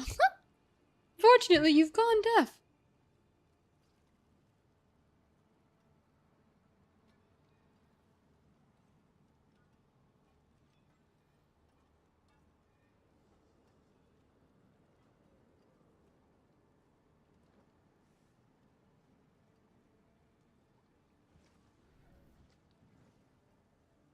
Yeah, there's a 50 billion gold giveaway.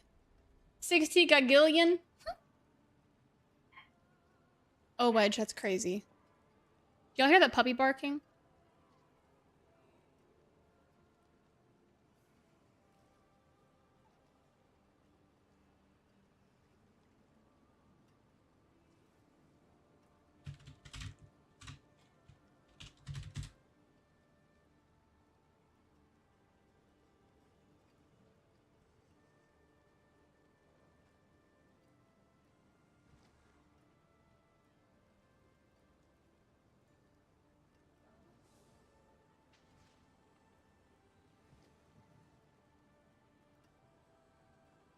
Dogs are barking up a storm, BRB.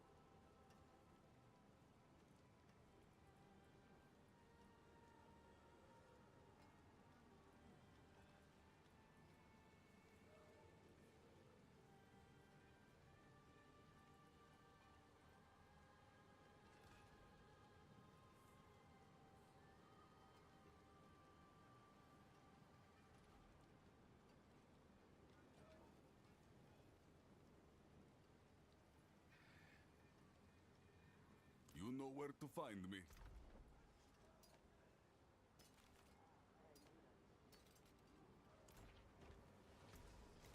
Taken apart, melted down.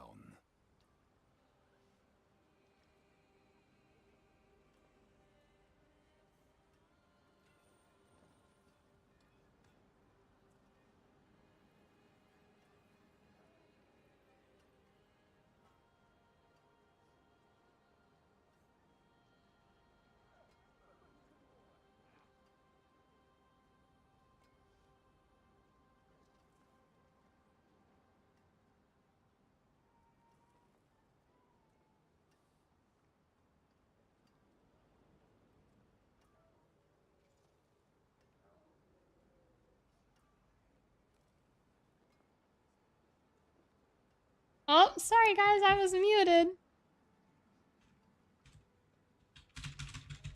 Just blabbing away. I don't even remember what I was saying. Something. Oh, my build. I had to get rid of the raiments because they had the int was not a GA. Kind of really need that. Put this glove in storage. Oh, this one. Alright, now we should be looking better. I need another fractured winter glass. Where do I farm that?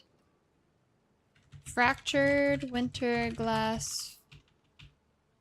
Diablo 4.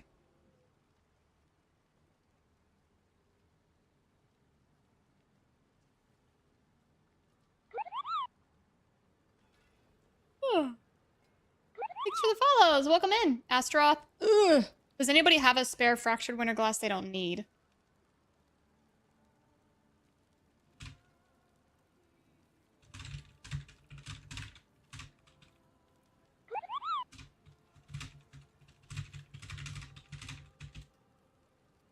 Got any betrayer's husks? I might have had a handful. On my other one, do Belial with the husks. Dang it.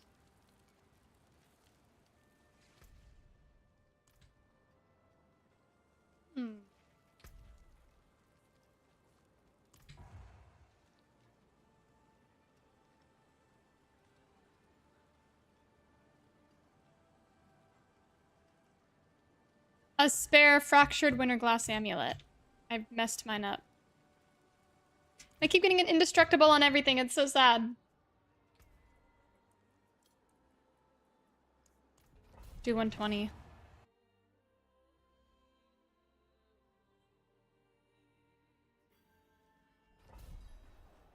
Only 5, rip.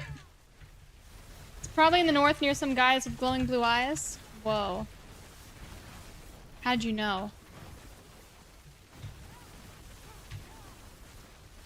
Does Astaroth have a boss trophy? That's a good question. I thought he was maybe a greater layer key. Am I crazy? No, okay. Hi, Rexter. How are you doing?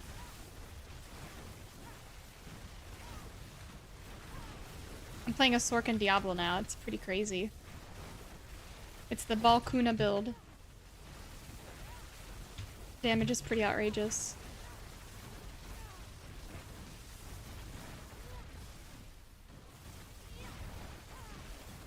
You can't wait for Friday? You're gonna watch The Mandalorian in theaters with Solar? Oh, that's gonna be so fun! Aw. I hope you guys enjoy it. Let me know how it is.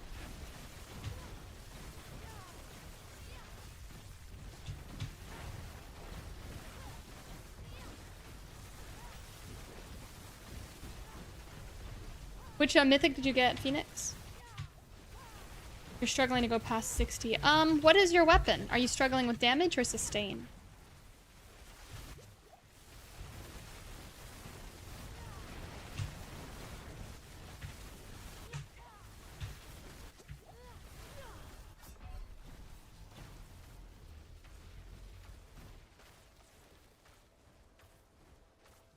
That is sadness.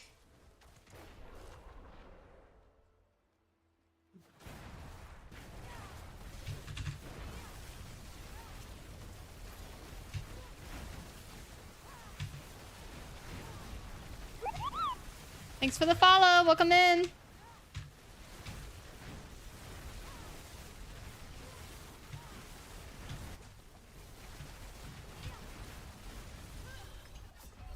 Why am I dying so much? What did I do wrong?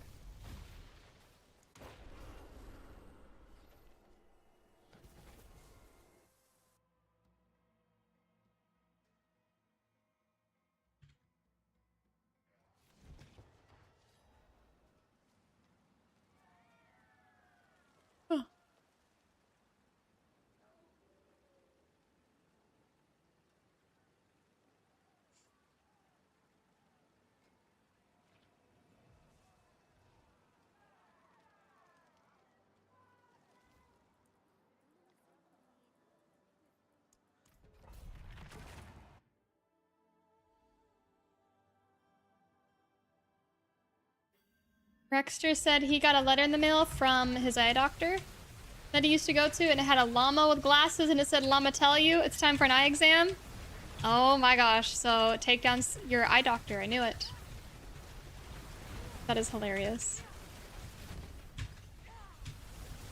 Someone in the chat has invoked the ancient llama summoning ritual. Oh no.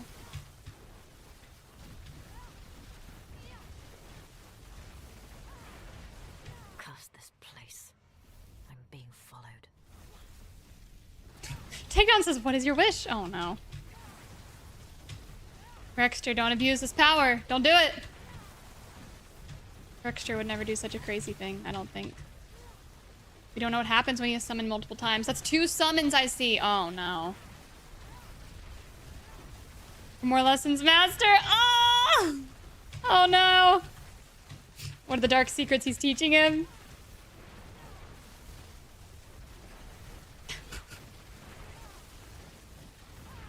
Oh goodness.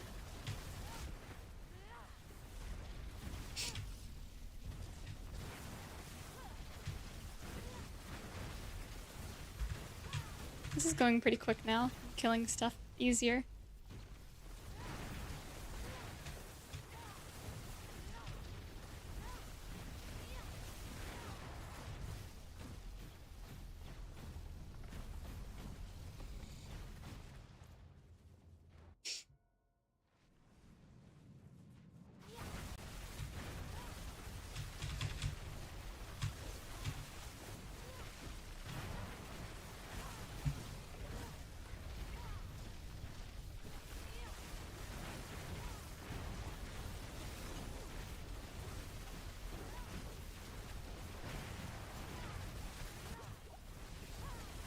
That's better to manage.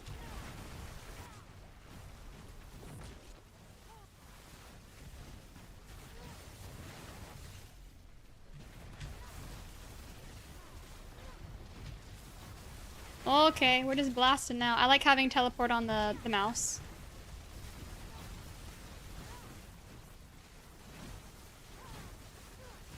What, Phoenix? Okay, can you log into a Chrome tab rather than the Battle.net launcher? Open up a Battle.net on the PC, on like an internet tab. That is really bizarre. Gotta be a bug, right? Hi, Devil's Eye. Have I tried Barb? Not yet, but Viola has, and Barb is very strong.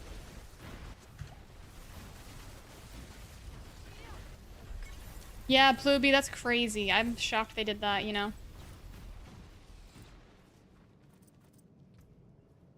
Pretty sure people still do stupid stuff like that and they claim it's for gold. Wish granted, check DMs. What is your wish? Uh-oh, Helios, it's your turn, you're up. This could be disastrous, be careful. Granting wishes, nothing much. Oh boy, the llama is out. I repeat, the llama is out. Pluby, you did purchase D2 items on eBay. Was it worth it?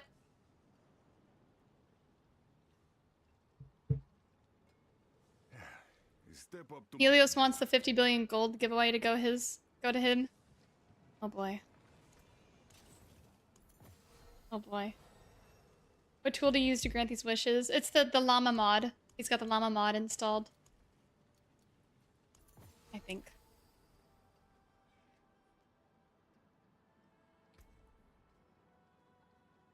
Right, it's on YouTube. Hello. Flood of viewers. Oh, dang. That's for the low, low cost of... Crap.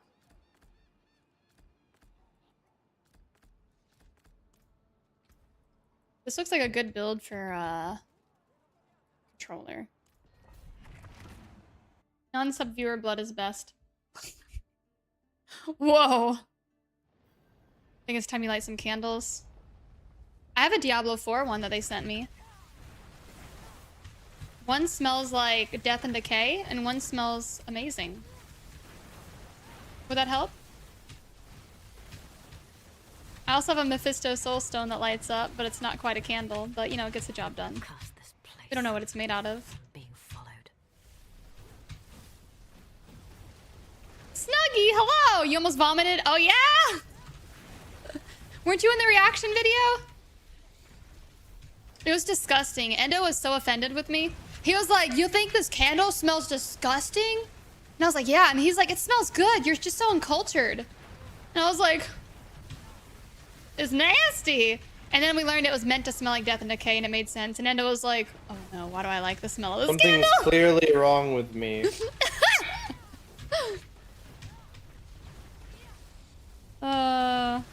Yeah, the devs were like, it's supposed to smell disgusting like death. It's like, I thought it smelled lovely like flowers. Yeah. Oh. That was rough. Snuggie said I wasn't expecting it, and it stuck my nose right in the wax. My eyes watered because I was coughing so hard. Oh, yeah, it was nasty. Oh, I was not with you. How you doing, Snuggie? Streamer, invite Helios and give him 50 gold. Then say billions and billions and billions. Billions. Yes. Okay. All right, Helios, it's gonna happen.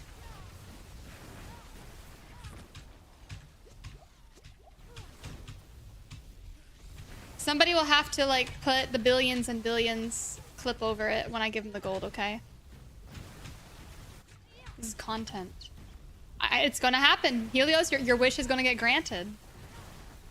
Sorry, I came out of Lark to chime in. I'm well. It would be better if work would stop it. Still working. Want to do stream tonight. That's a wash. Aww. I don't know if you've shared. What do you do for work? If you don't share, don't want to share, it's okay too. But always cool to get to know more about people. Guys, Snug is a Diablo partner. Go check him out. He does druid stuff. Is it Snuggie? It's Snuggie. I love you, Snuggie. There's a wild endo in the chat. I had a joke for you the other night. I can't remember what it was now. God. Alina, didn't we write it down? I remember you saying, like, oh my gosh, this was funny. I need to tell Snuggie. It was a bad joke. I'm not going to say on stream. I don't remember what it was. Love it. Oh my goodness. He said he loved your face too. Oh, so sweet. Oh, you so precious. Sweet. Oh. I love your style, dude. I want to learn how to, like, stylish vibes, man. cosplay like a Diablo character like he did. That's just crazy. I'm so inspired. Super cool. Helios is a lady of the night. What? Helios? Me too, man. Me too. Oh, okay. That's why I'm here with Alina. She pays good. Ah! I'm supposed to help me like that, Endo? What do you mean? I pay what? Sure. Yeah. Gold only. Cool lion. What? Decimore's got $20! Stop. Alright. Helios, you need to join my party. I have gold for you. Please go to Alina for love and acceptance. Yeah! You want your gold? Takedown said she didn't pay that well. I pay better. Whoa! Whoa. Fair enough. Hi,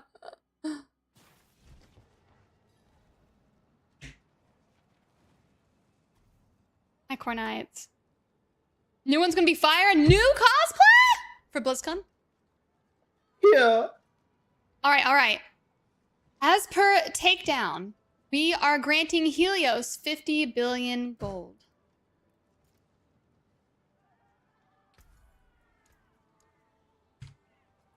Okay. 50 billions and billions and billion. There you go. You have 50 billion billions of gold. Wish granted. At Llama in the chat if you wish for your wish to be granted too. There it is. You saw it right here first, chat. Proof. Llama has made all my wishes come true. All right, someone's got to put the billions and billions and have it like echoing. Okay, and we're just gonna have like gold raining on the screen. Thanks for the lesson, my lord. It gave me a lot of clarity. Rexter, what is he teaching you? Thank you, my lord. Yes. Takedown's Yes, teaching indeed. Rexter something, and we're kind of terrified. Yeah, we should be worried about that. Yeah, Rexter already is trying to like he is recruited by Mephisto. He gave Mephisto his application.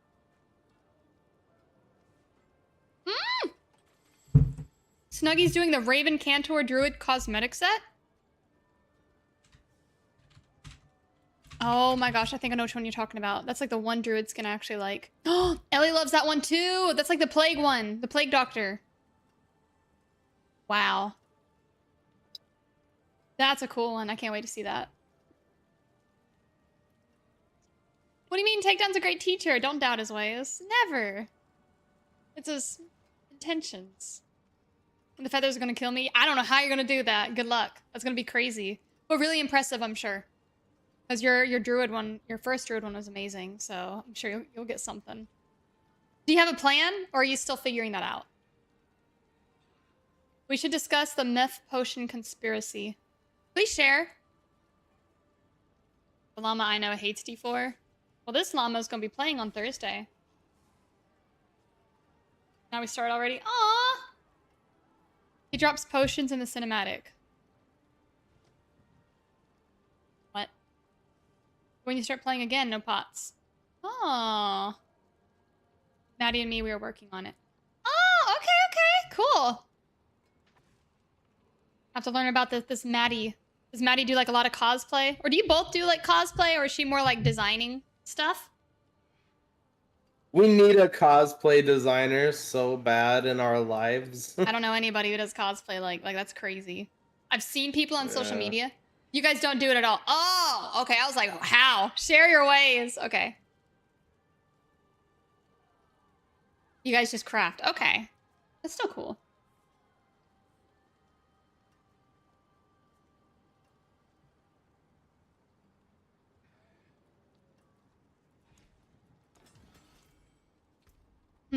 I need a better fractured winter glass. We made the other one 100%, but it's not something we always do. Okay. That's still crazy. Like, you guys are insanely talented for that. I'm still blown away. That's like cinematic quality stuff. Jeez. See, whenever I've tried to order cosplay parts online, it was a disaster.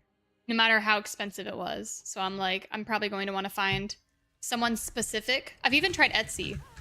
And it's like a lot of it is just the same cheap garbage. Especially wigs. Like we even went to a wig store in person to try to get one. And it's just trash. It's like for cosplay and anime and unique hair and all that. It's like, I don't know what people do. Just for funsies and BlizzCon now too, apparently. Crazy cool. Hey, it's like a thing. Like that's your thing. I know a lot of people that know you for that. That's so cool. Mm-hmm. And then there's that other cosplayer who does Lilith. I don't remember her name. She's done other stuff, I think. But it's like, I don't know if she games. Money for cosplay, man. Yeah. It's crazy. But it's like, I bet if you know the right people, it'd be really worth it and really rewarding. The llama grows tired. He has decided to reject your offering and wish. Don't look under your bed tonight. Uh-oh. No one recognized me at BlizzCon because they didn't see the pink hair. Oh, man. Imagine if you had like a little pink strand just out. Just a small one, and what people probably like flip. I think it was your cosplay when I first saw you, and I was like, whoa, who's that dude? That's a cool cosplay. And then later on, like, I think in the partner program or a stream or something, I learned who you were. And like, I still didn't connect the dots. It took a minute. And I was like, oh, that's that dude. He did the druid cosplay. It was really cool.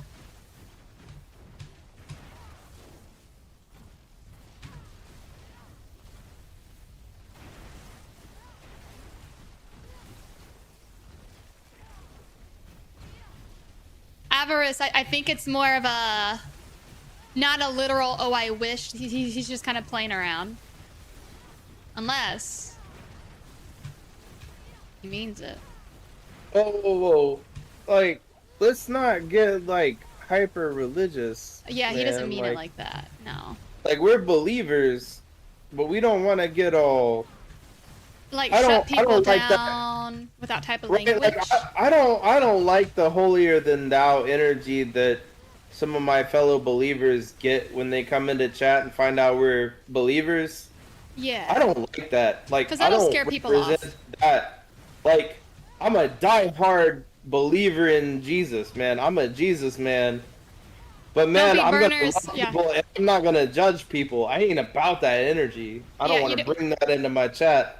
I ban people quicker for bringing religious mess into chat than hateful, other stuff. Like, I ain't about that. I don't want. We ain't about that in our chat, Avarice. Right. That's a little too. That's too literal. Too nitpicky in that sense. I'm sure your intentions were not that. It comes off hateful. Yeah, because If it you want shuts me to somebody be down. real, I'm gonna be real here. Yeah. Like, we don't want that stuff in chat. Don't be burners of Harry Potter books. Right. It's that energy of like. Yeah. I hear you. Like, I hear what you're saying, but with internet. So like, in one of my youth groups when I was a kid, they like tried to make us all burn our Marvel comics, and that's the energy that I'm talking about. Like, I ain't into that mess. That's garbage. Right. That just shuts people down and controls them, and we don't want to do that in this. Not at all here. Mm-mm. It's like forcing somebody. Don't ever say, "Oh my God." You have to say, "Gosh." It's like it does that make sense? You know. Llama test? Uh-oh. Someone in the chat has invoked the ancient llama summoning ritual for the moderator takedown. Be careful. He may be helpful, or he may have just made a grave mistake summoning him. But no, that energy is why I don't go to church anymore, man. Like, I believe just as much as somebody who goes to church, but man, like, Westboro Baptist vibe, right? Like, we can't be doing that crap. We want everybody from every belief to come into our chat. We don't run them off with religious mess. Just like at the dinner table, no discussion of sexuality, religion, or politics. See, we'll talk a little. I'll talk about it. Yeah, but there's a point. Opinion to be welcome here. Yeah, but like when people get people. judgy, that's like someone who comes in here is like, if you don't believe in abortion, you can all go and kill yourself. Like that stuff. We've had people in our chat like that too. And then it's like, oh, you're going to hell if you're this way. You're going to hell. Come into our chat Diablo. like that, you're also not welcome. Right? Right, yeah. You know, yes, like Nuggy, when you're that's a good divisive, guideline. it's the divisive energy. Share your opinion. I want all the opinions here. Atheist, pagan, even if you're a Satanist, come talk to us. We're gonna love you the same. You just have a different opinion. We don't agree with you. That's okay.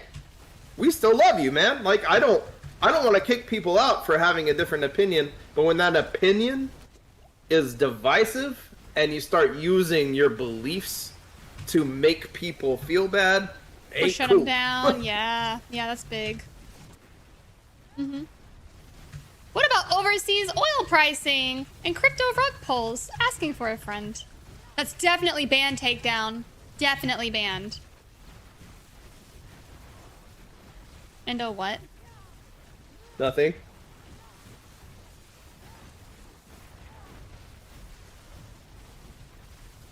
Have you guys seen my 6-inch long tongue? Where did that come from?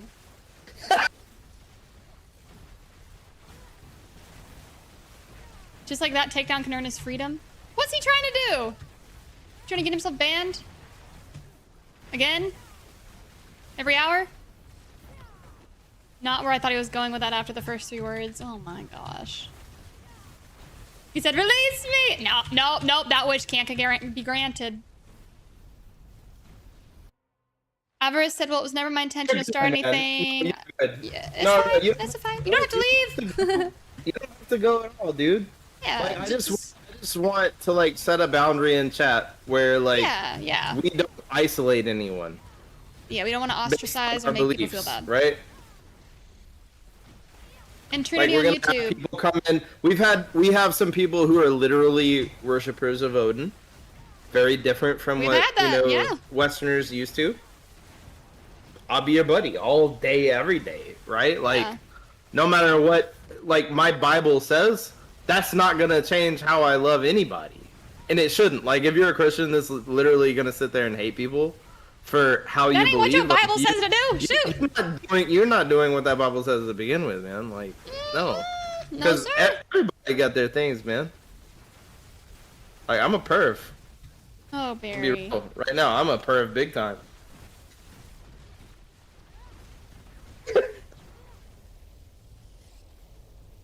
Barry, I love me some Jesus, but I'm be real. Wait, whoa, Barry. whoa. Barry, are you okay? Barry, did you take something? Bro? Are you okay? Helios, get out! You're in timeout, Helios. Cool. That note is broke. Out him, bro. You can time out him for like 10-15 minutes, dead ass. Helios, you're getting a 39-second timeout. You can sit there and think about what you just said. No, sick. He's getting a little timeout. You can think about that. Barry, you can't add to it. She's laughing at him. Oh my god. Done. Now that's 2 more seconds. Helios is now under my protection! Dude, that's and that's like Snuggy. I agree so hard. Yes. Because it's like my vibe as AoElena and I both, right? Like, I'm a comedian, right? Like, you know, that's my energy. I'm gonna make fun of think of our chat as South Park. We might have personal beliefs, but we're gonna make fun of everybody, including our own beliefs. Right? Snuggy, got here! Never. Prodigy said the Bible says love everyone, but you're supposed to tell someone when they're in the wrong, when it goes against Christ's teachings. Well, how are you going to convince somebody if you just want to argue with them? Well, so sure, you can do that. So we're actually called to do that with people who claim they're Christians. Yeah, if not, don't go shoving it. Yeah. If they don't believe the way you do, you don't judge a damn thing they do. But if they're saying that they're a Christ follower and they're molesting children, judge whether they are or not, they're going to get remove the skin from their body, right? Like, I'm sorry, dude. Like, we can't be judging people who don't believe the way we do. Love them. We can call out straightforward black and white morality. Yeah. And we can get political when and where we need to. That's not the place here. Right. But the truth is, if we use our beliefs to attack people, we ain't winning anybody for heaven. All you're doing is pushing people further away. Because they look at you, they're not hearing it the way you are. They're not receiving it the way that you are. Right. That's not how it works. They're like, wow, he just wants to control and judge and condemn me. He doesn't ever want relationship. He doesn't want to share love. He doesn't want to be kind to me. You know? Of unhinged, AoElena is the only reason that I get kept in check. I get wild, bro.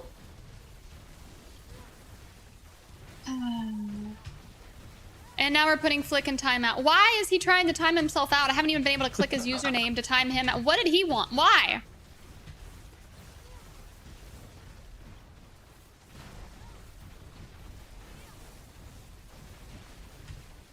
With South Park, I remember the taco burrito, taco flavored kisses. I'm working. There's your ban. I mean timeout, not ban. He asked for it. 90 seconds, dang. That's Sorry. rough. Poor guy. Think about your actions. Barry was gonna do 90 days. Wait a minute, Barry. Didn't let him choose. He had a chance to say it. He did. You can correct and teach someone respectfully. It's not hard. Secondly, it says judge accordingly. People take the first verse out of context and forget about what comes after.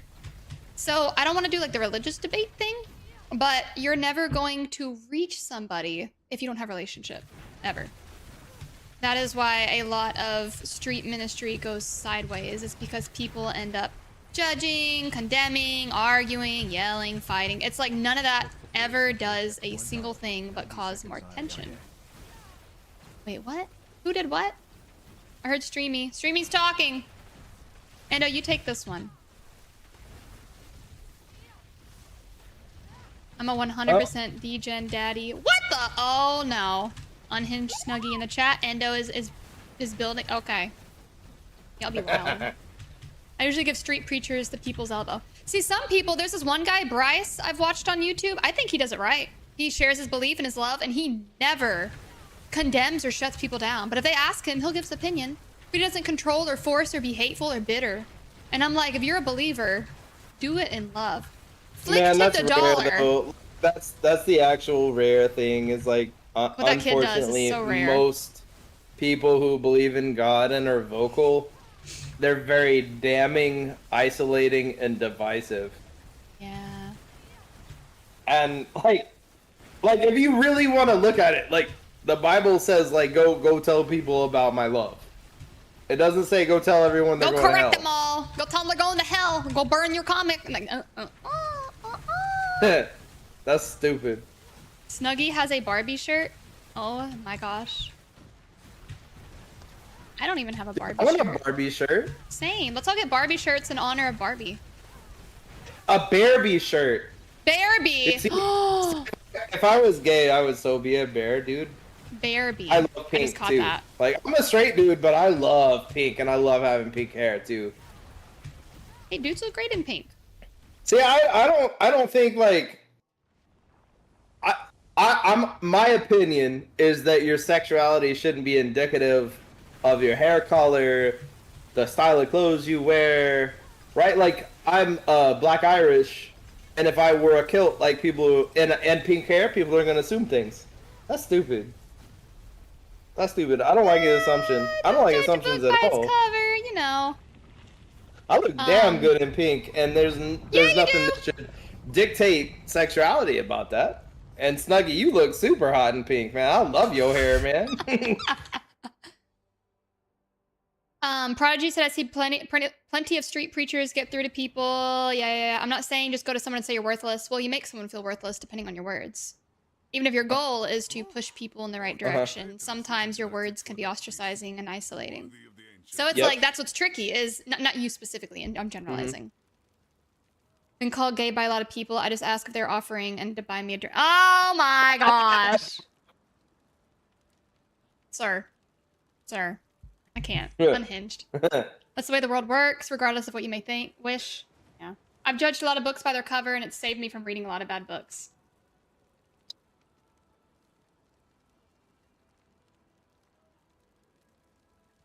Nothing's wrong with a kilt and pink hair, but if you're wearing a cornflower blue cardigan, I will judge you. Huh? Endo, what? What? Okay, Snuggie, this is tame. You're right. Fair enough. Okay. Plus 10 points. Snuggie is not lying. 100%. We've rated Snuggie before. Yeah. He's like, here's my butt stuff spiel. But his music was really good. He had good taste in music. Like, I still need his playlist. I mean, if you don't like butt stuff, you're not capable of having a good relationship. What? You heard me.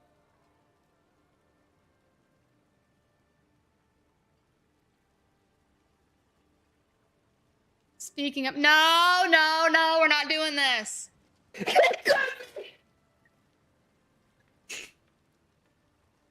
I won't back down from this. Why'd you get close to the mic? That's true, but if you can't talk to people about Christ and genuinely want them to hear the gospel, we are failing at our mission. Amen. Yeah. Christ said to go make disciples. We can't. Yeah, you're taking it too extreme. When you use your beliefs to condemn and divide people, you're not talking to them about Jesus, and you're not representing Jesus. Right. Yeah. What you're saying is true, but what you said before, I was wanting to point out that. Don't leave. Oh, Snuggy. He's like, I got what I wanted. I corrupted Endo. Bye bye. Oh no, I was corrupted long before Snuggy came around. Oh boy. Alina said he has good music, but she also listened to Stained by choice. I don't know what to think. Barry, what? Whoa! Whoa! Barry! It's been a while. How do you not like Stained? I like Stained a lot. Yeah. What about... Why did it disappear? Decimore, I just saw your message. Now it's gone. What every proselyte Christian forgets is you're supposed to live so people ask you, not tell you what you believe. I think there's merit in talking about it, but you don't shove your beliefs down someone's throat and force them, because then it's not genuine or real. You're just being a butthead. So, you know. But yeah, the goal definitely is when they ask you and you get to talk about it. That's always awesome. But if people want what you have, they'll ask. Yeah. Most part. Back to it then. Yeah. Huh. Oh yeah, how's Forza going for you? I +1 this. Is it good? Did you enjoy it? If they don't want what you have, they don't want you to tell them about it. I mean, sometimes they don't know. I mean, that's fair.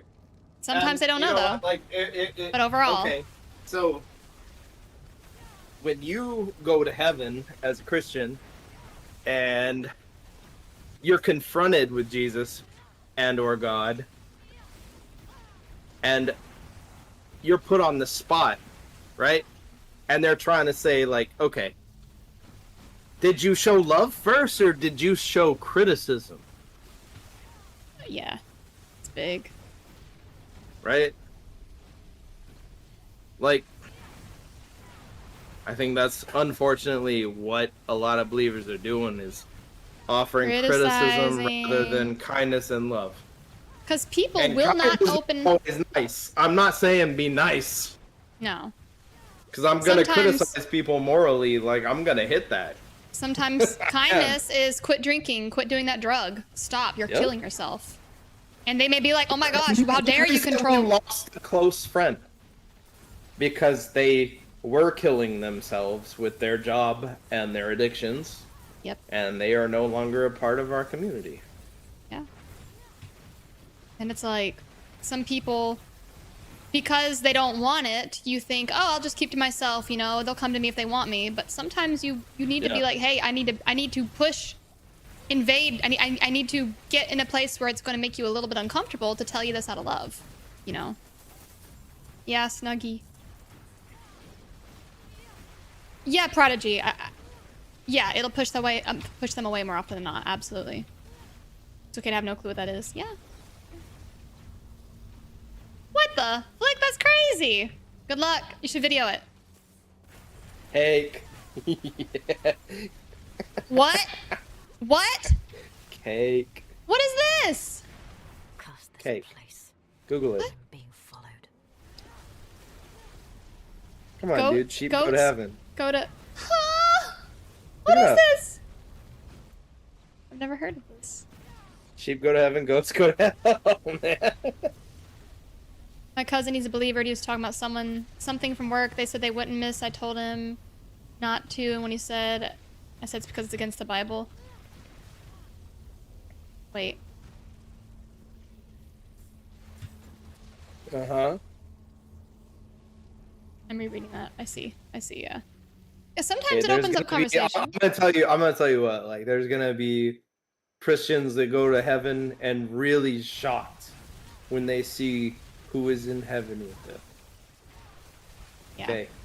Kind of crazy. All those people who are more adherent to a law book, they might not end up there. I'm gonna be real. Like the people who operate out of love and kindness and take the example Jesus gave us rather than the law that crucified him.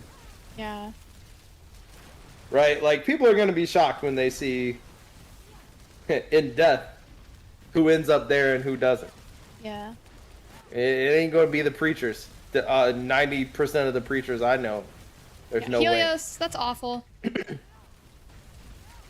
Aww. So you don't tell someone they're going to hell for having a kid out of wedlock? What the? Me too, dude. I mean, I was sexually abused by a pastor. Okay, bro. Like, I'll be real with chat. Like, we don't have to get all dark or anything, man. Like, I'm over it. I'm good now. But I've been abused by the church profoundly. That's so wrong. Right? I've seen them literally so condemning that they drove people from my friend group into suicide. Wow. So that's I think the most demonic place in the world right now is the church. I have found more sound-minded, kind people in bars, strip clubs, and coke houses compared to the church. And I mean that literally. And you hear that a lot, like a lot of, like, Bryce and whatnot, the guy who does some of the street ministry, will go to bars and parties and all sorts of stuff, and some of the most kind, genuine people who genuinely wanted to connect, they weren't in the churches. I was like, wow. And a lot of them were so hurt. They were just, like, their hearts were just bleeding. They just wanted to connect with people. You were told you were a pervert. You told you were going to hell for asking about Genesis 6? So Genesis 6, the angels came and had sex with people. They said you were going to hell for asking? Like, actually, as a child? I literally said, so did angels come down and make babies with people? Right. Because, like, that's what I wanted to understand, because it's literally what the pretty verse dang clear, yeah. They did and they that. said, you're making fun of the Bible and you're a little pervert, and I'm a 9-year-old. They said you're going to hell? Yeah. Oh, yeah. They told my mom I was going to hell, and that no baptism would save me. What? Straight Bro, that's up, like dude. evil. You don't say that. Yeah. Yeah. No, you ask her about it. Like, we had a fun time with church, bro. What's funny is people forget that the Pharisees... If anything pushes people away from believing in God, it's Christians. Yeah. I mean, yeah, most of them who are like, I don't believe in God. Why? A Christian hurt me. 99% of people. The worst people in the world, right? And I'm like, literally. How messed up is that? Wow, Snuggie, we need to call you one day. Let's talk to you. Like, oh my, I want your story. I want to hear your story. You're a kindred spirit, man. Like that makes me want to cry. He was freaking kicked out just like you were for asking questions. Uh-huh. Yeah. Wow. And we deserve answers. Like, if we're gonna be a part of a cult, we deserve some answers, right? Barry, you too? Jeez. Oh my gosh, you guys. Yeah, that's not how it's supposed to be. If you're like killing people, sure. You know what we're doing right now? Like, this is what the church is supposed to look like. This thing happening here. That's what the actual body should look like. Kedgen, no, you wouldn't. It's people being real with each other. No, Kedgen. And not condemning them. Because I'm going to tell you right now, someone comes in here and condemns any of you guys, I'm instantly banning them. Y'all are going to make me cry. I love your hearts. Holy brimfire and all that take down. That's because you and I we share the same blood, you know, like all that sulfur the llama and stuff. blood. Yeah, I see. Yeah. You legit would burn on entry? Okay, what? No, you wouldn't. No. Hey, you wouldn't feel welcome in this chat if that was actually true. The places you've gone, that's not church. That's not Christ-believing people. The people that make you feel that way, they're not actual Christ-following people. Like, that's the Antichrist. Yeah, Prodigy, 100%. That's the bold thing I'm going to say. That energy that you guys have felt, That's the Antichrist, straight up. That's what I believe that the Bible prophesied that. I don't think it was talking about a specific person, an individual, or a political figure. I think it was talking about the modern future church operating as the Antichrist. Because that energy that is isolating of and alienating of love, that's it. Yeah. That's the Antichrist. That's just my hot take. No. I mean, even I've gone into certain churches and got told I had the spirit of Pokemon on me and I needed deliverance. Yeah, dude. I was like, wild. what? What? That's not church! What are we doing? What are we doing? And they had a huge packet, like hundreds of pages of all these deliverances. And I was like, you're missing it. You're missing it. You're missing it. You don't friggin' know.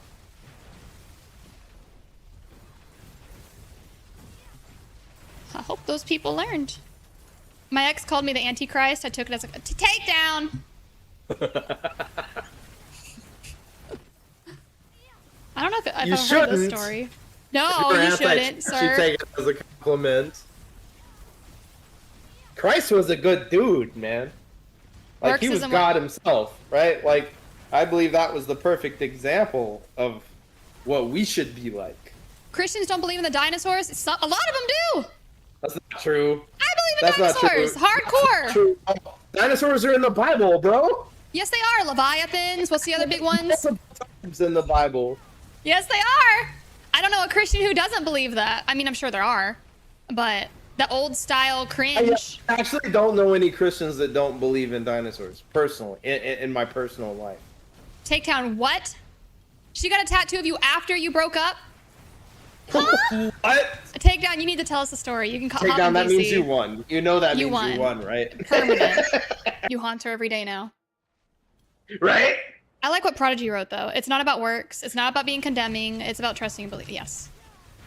Christians don't believe in gravity. What? Barry, what? Oh, the denial. Endo does not believe in dinosaurs. Barry, shush. Shh. Bruh, no, I believe in evolution, straight up. Flat earther. Like, I just believe that it's not as simple as people take it. I don't think that evolution came from atoms into single-celled organisms into monkeys. There's a level. Into there's a level. Blah, blah, blah. You know, like, I think that adaptation is the finest form of evolution. Yeah, buddy. I see But no, lizards and snakes. I'm a scientific guy. Like, I consider myself to be an amateur herpetologist, like full blown, and entomologist as well. Yeah. Hello. It's a takedown. Oh, guys, run. Oh yeah, it's my sexy man. All right, so I'm gonna tell the story like the abridged super speed version. Dude, I'm gonna clip it. Go. So, no, don't clip it. So, basically, long story short, dated this girl. We dated for just under 2 years, and so. Full disclosure for Chad, just in case they didn't know, I'm agnostic. She was Christian at the time. Didn't bother me. I didn't care. It's not what I'm about. Whatever.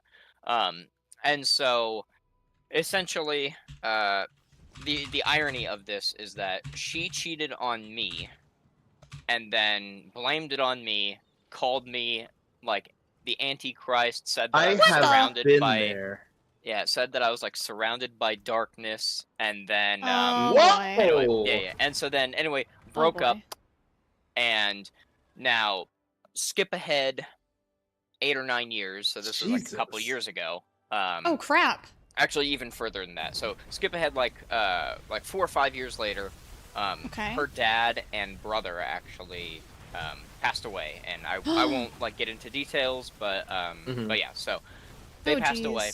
And then, again, skip ahead a few more years, and she got a tattoo of basically things that resembled her dad and brother as like a memorial.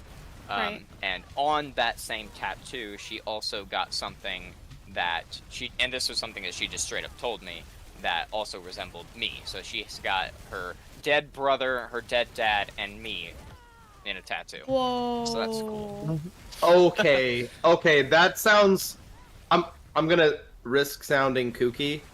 That sounds spiritually significantly like effed up. That's I mean, odd. Because you're dead to her. Ooh, that's odd. Well, you know, I would love to believe that, Snuggie, but she still reaches out to me and invites me to things all the time. And keep in mind, like, Wild. I'm over it. Like, I don't care. Past is the past. Like, I've Right. far since moved on from her and all that jazz. Yeah. But we did have a lot of mutual friends, and I am still friends with some of those friends. So Right. it was What? kind of Take down, run, bro. Like, run. What? Get out. no. I have an ex that literally made effigies out of dead animal bodies and burned my animal room down, which was over like 15 grand to 20 grand worth of animals that she killed. And then she literally killed Ellie's puppy. Like, yeah, my and ex is did crazy, but not that witchcraft crazy. crap. Like, she tattooed you. Bro, that's crazy. Yeah, That's I know. on par crazy. Yeah, you don't gotta tell me that. I'm well aware. But anyway, Jesus so, Christ. I That's do still have... that's like Insidious level crazy. I just tattooed. It was like tattooing your dead body on someone. Like, it's gonna happen one day. Take down. No. Well, Like that. So Come on. no. So I Jesus. still have so we do still have mutual friends, and so I am still in contact with those friends, and so sometimes whenever those friends invite me to things, I will be like, is my ex going to be there? And if they say yes, then I don't go. All of the friends are on my side. Or they'll invite me and not her. But so because of that, like, she's still in my orbit. I wouldn't even call her an acquaintance. But yeah, so she still reaches out and, like, Does she not asks feel me it socially inappropriate, or does she just not care? I have honestly no idea. I mean, I'm not even making this shit up. Literally, last Wednesday. So, oh jeez. Her birthday is coming up. All right, and so for her birthday, well, not on her birthday, but a few days, or like about a week ago, she texted me and was just like, "Hey, I'm renting this Airbnb with a bunch of friends. Do you want to come?" And I was just like, "What? No." Have you ever like, told no. her, like, don't talk to me? Or are you not going to go there? I mean, I honestly don't care. I mean, Okay, I just say no. Right. Huh. That's probably why she keeps communicating then, because she just doesn't see that boundary. I Dang. mean, she's gonna get it eventually. yeah. She's invited me to her birthday for the last freaking, Oh my gosh. I don't know, 10 years. That's so And stressful to hear. I think I went to one that was like a year or two after we had broken up, and it was like because I was there for the more so for like the mutual friends, not her. Mm. But yeah, no, she crazy. Yeah, that's crazy. Wow. But yeah, so I'm memorialized on her body with her dead father and brother, so that's Wow. That's something. So I have a story that's nowhere near that extreme, but it was a weird tattoo thing. When I was in high school, I did this drawing of like a scroll and some script or whatever. It was like a music quote or something. And I was like, oh, it's cool. And I uploaded it to Facebook. And I was like in high school at the time.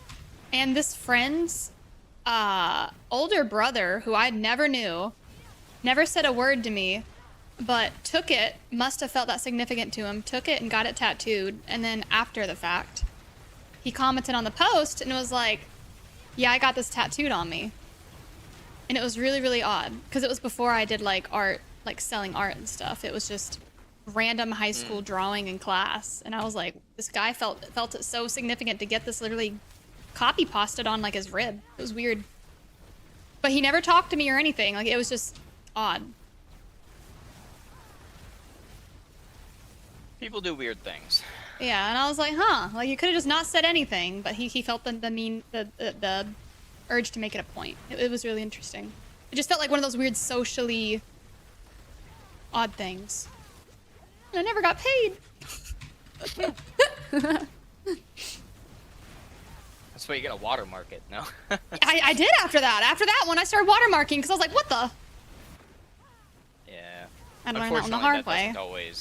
That doesn't always work, especially in today's like yeah, AI and everything. There's just so many things. There's like Yeah. tools and stuff that can just remove watermarks. So yeah.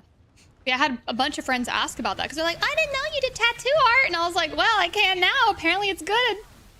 But I started doing the watermark thing, and I don't know. Kind of want to get back into art. Anyway, but yeah, so that's my story time, and Crazy.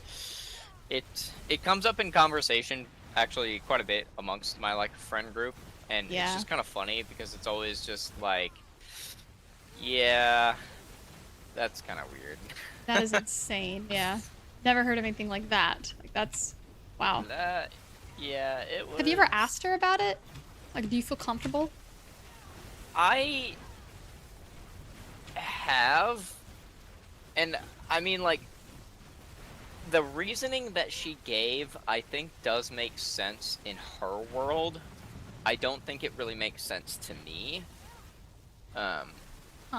But essentially, she told me that, like, because I had such a significant impact on her life, that's why she wanted to include me in the tattoo, which I'm not like when I think about it, like I'm really not sure exactly what she meant or like what she means, because it was like it doesn't like this isn't meant to sound like fucked up, but it felt like a really just kind of normal relationship. Like it didn't like there was nothing like you could read about 10 of them just like it on Reddit in 10 minutes.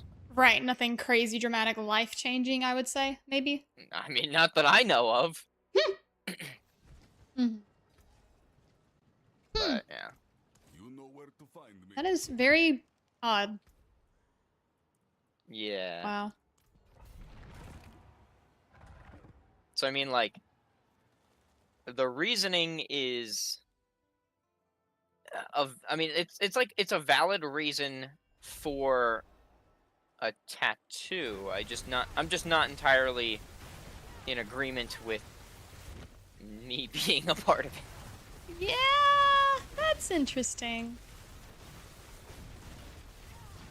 But Maybe what really she was... sucks is it was actually a pretty cool looking tattoo, but Oh! That's very interesting. But yeah. I love Barry's ex story. She broke into his house and took the book he was reading and drew lines under random words like unforgivable, so he'd see it later. Not inconceivable. That's beautiful, Barry. Good job.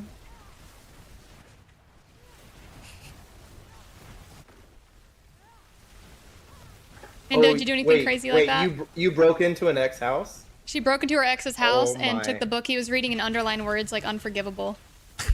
My ex broke into my house and killed my animals. Does that count?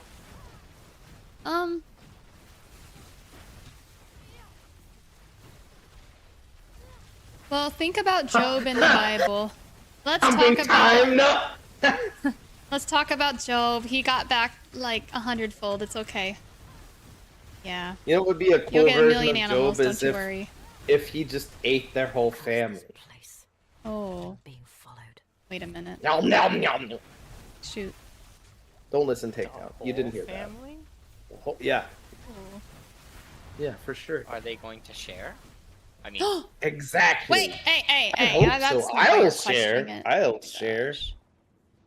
I do like eating. We've all got chloroform, right? No. That'll buy you some time. I am not going to respond. We're gonna delete the VOD. You shouldn't. We're deleting the VOD. I am instead going to message the group chat. Yeah, you can scold Endo. Human flesh tastes a lot like pork, you know? Especially when it's Long pig. smoked. Yeah, they call it long pig. Just put a little pineapple, some cilantro. What's a TOS? You're telling A me. little garlic. You know. No, that's just good cooking, man. That's my answer. It's true. You are correct. You are correct, but Wild. I am not that. I have access to things I can make in the home. Yeah, well, I got that, so. which includes a cocktail of animal venom. Wait. What animal? Indo. Oh. Snuggie in the chat. Oh.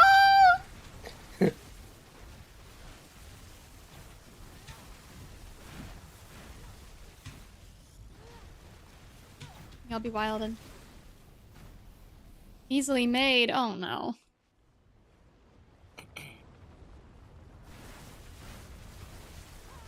Not the tattooed parts. Ink tastes funny. Wait a minute. Whoa. Wicked said my ex has my initials tattooed on him in 2 different places. 2 different what? You had to do it twice? Huh. Gotta send a message, I suppose. Dang. Fascinating. Oh. You always hear those stories about, like, people getting their names tattooed on each other and then they immediately break up, like, that year. That's my goal. Wait. I'm kidding. I'm kidding. That was a joke.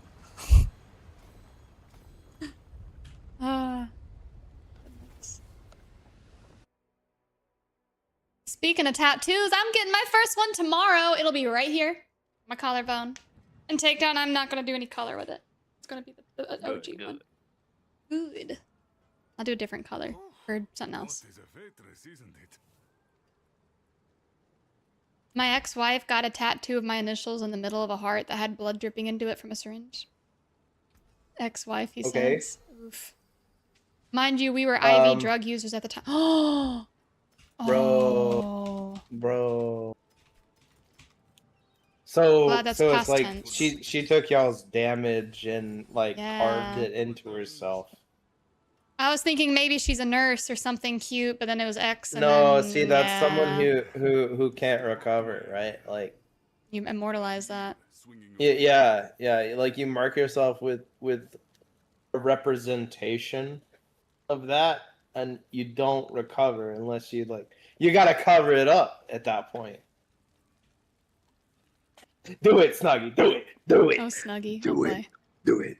So Dialot, hey.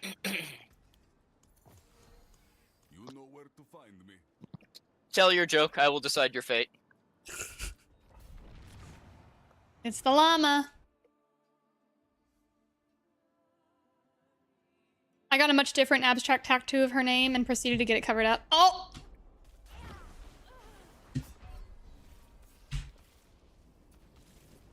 Do it, Snuggie. Yeah, let's go, let's go. If I don't poo my pants, I'm banning you. I'm kidding, I'm kidding. Probably. Wait. Lena, I gotta show you my conversation real quick. I think I already know who it's with. Yeah. Uh-oh.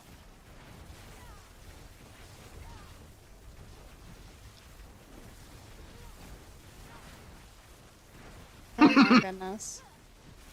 Accurate, right? Mm-hmm. I knew it. I agree, Snuggie. Yeah. 100%, yeah. That's the one thing is like a lot of people will date or get in relationships and expect their person they're with to automatically become a gamer or be into fitness. And it's like if they're not into that stuff, like that's a hard conversation you gotta have early on before you get attached. Because if they only want to go shopping and get their nails done every Friday and only hang out with the girls and not go out with you, like that's not something that's likely to change unless she's willing to like reflect and talk about that. If you don't talk about it, it's not just gonna happen. Yeah, I had some dates that were very confused because like some of my first questions were like, okay, so what do you like to do in your time off work? Yeah. Right? What do you do first? Like, what do you do off work? It's like, oh, I like going shopping and I like shoes. I'm like, well, okay, well, I think I'm gonna get my check then. I'm like, what? What's wrong? I was like, I don't date people who don't have cool hobbies. Yeah. Straight up wreck people's minds. Like, I'm sorry, I don't. Like, if you're not interesting at all in your hobbies, if your hobby is shopping, I am bored as hell immediately. I get shopping like once a month. Like if you're gonna get some new spring outfits. Oh, shopping's great. Don't get me wrong. Shopping is great. I love shopping. I will go shopping. I will enjoy some shopping. But if that is your hobby, that's your entertainment. Yeah. It's that song. Well, if you're bored, then you're boring. Okay? And I don't want to be boring because I'm bored with that person. No. Yeah. See, I'm of the opinion that, like, I think that people can have their own hobbies as long as it's not self-destructive. And so, like, if somebody had a hobby for shopping, I don't really care. I think that's fine. Take down. But no. But the problem is, if somebody has a hobby that I'm not interested in, then there's got to be like a stipulation of like they can't be mad that I don't want to participate in that 100%. hobby. Yes. And so like if I play soccer and I love soccer and my significant other doesn't want to and doesn't want to watch soccer or anything like that, as long as they aren't doing anything that is blocking me from it, then I don't care. They can go shopping while I play soccer. I think that you maybe have not been in enough of a long-term relationship to realize how destructive it is.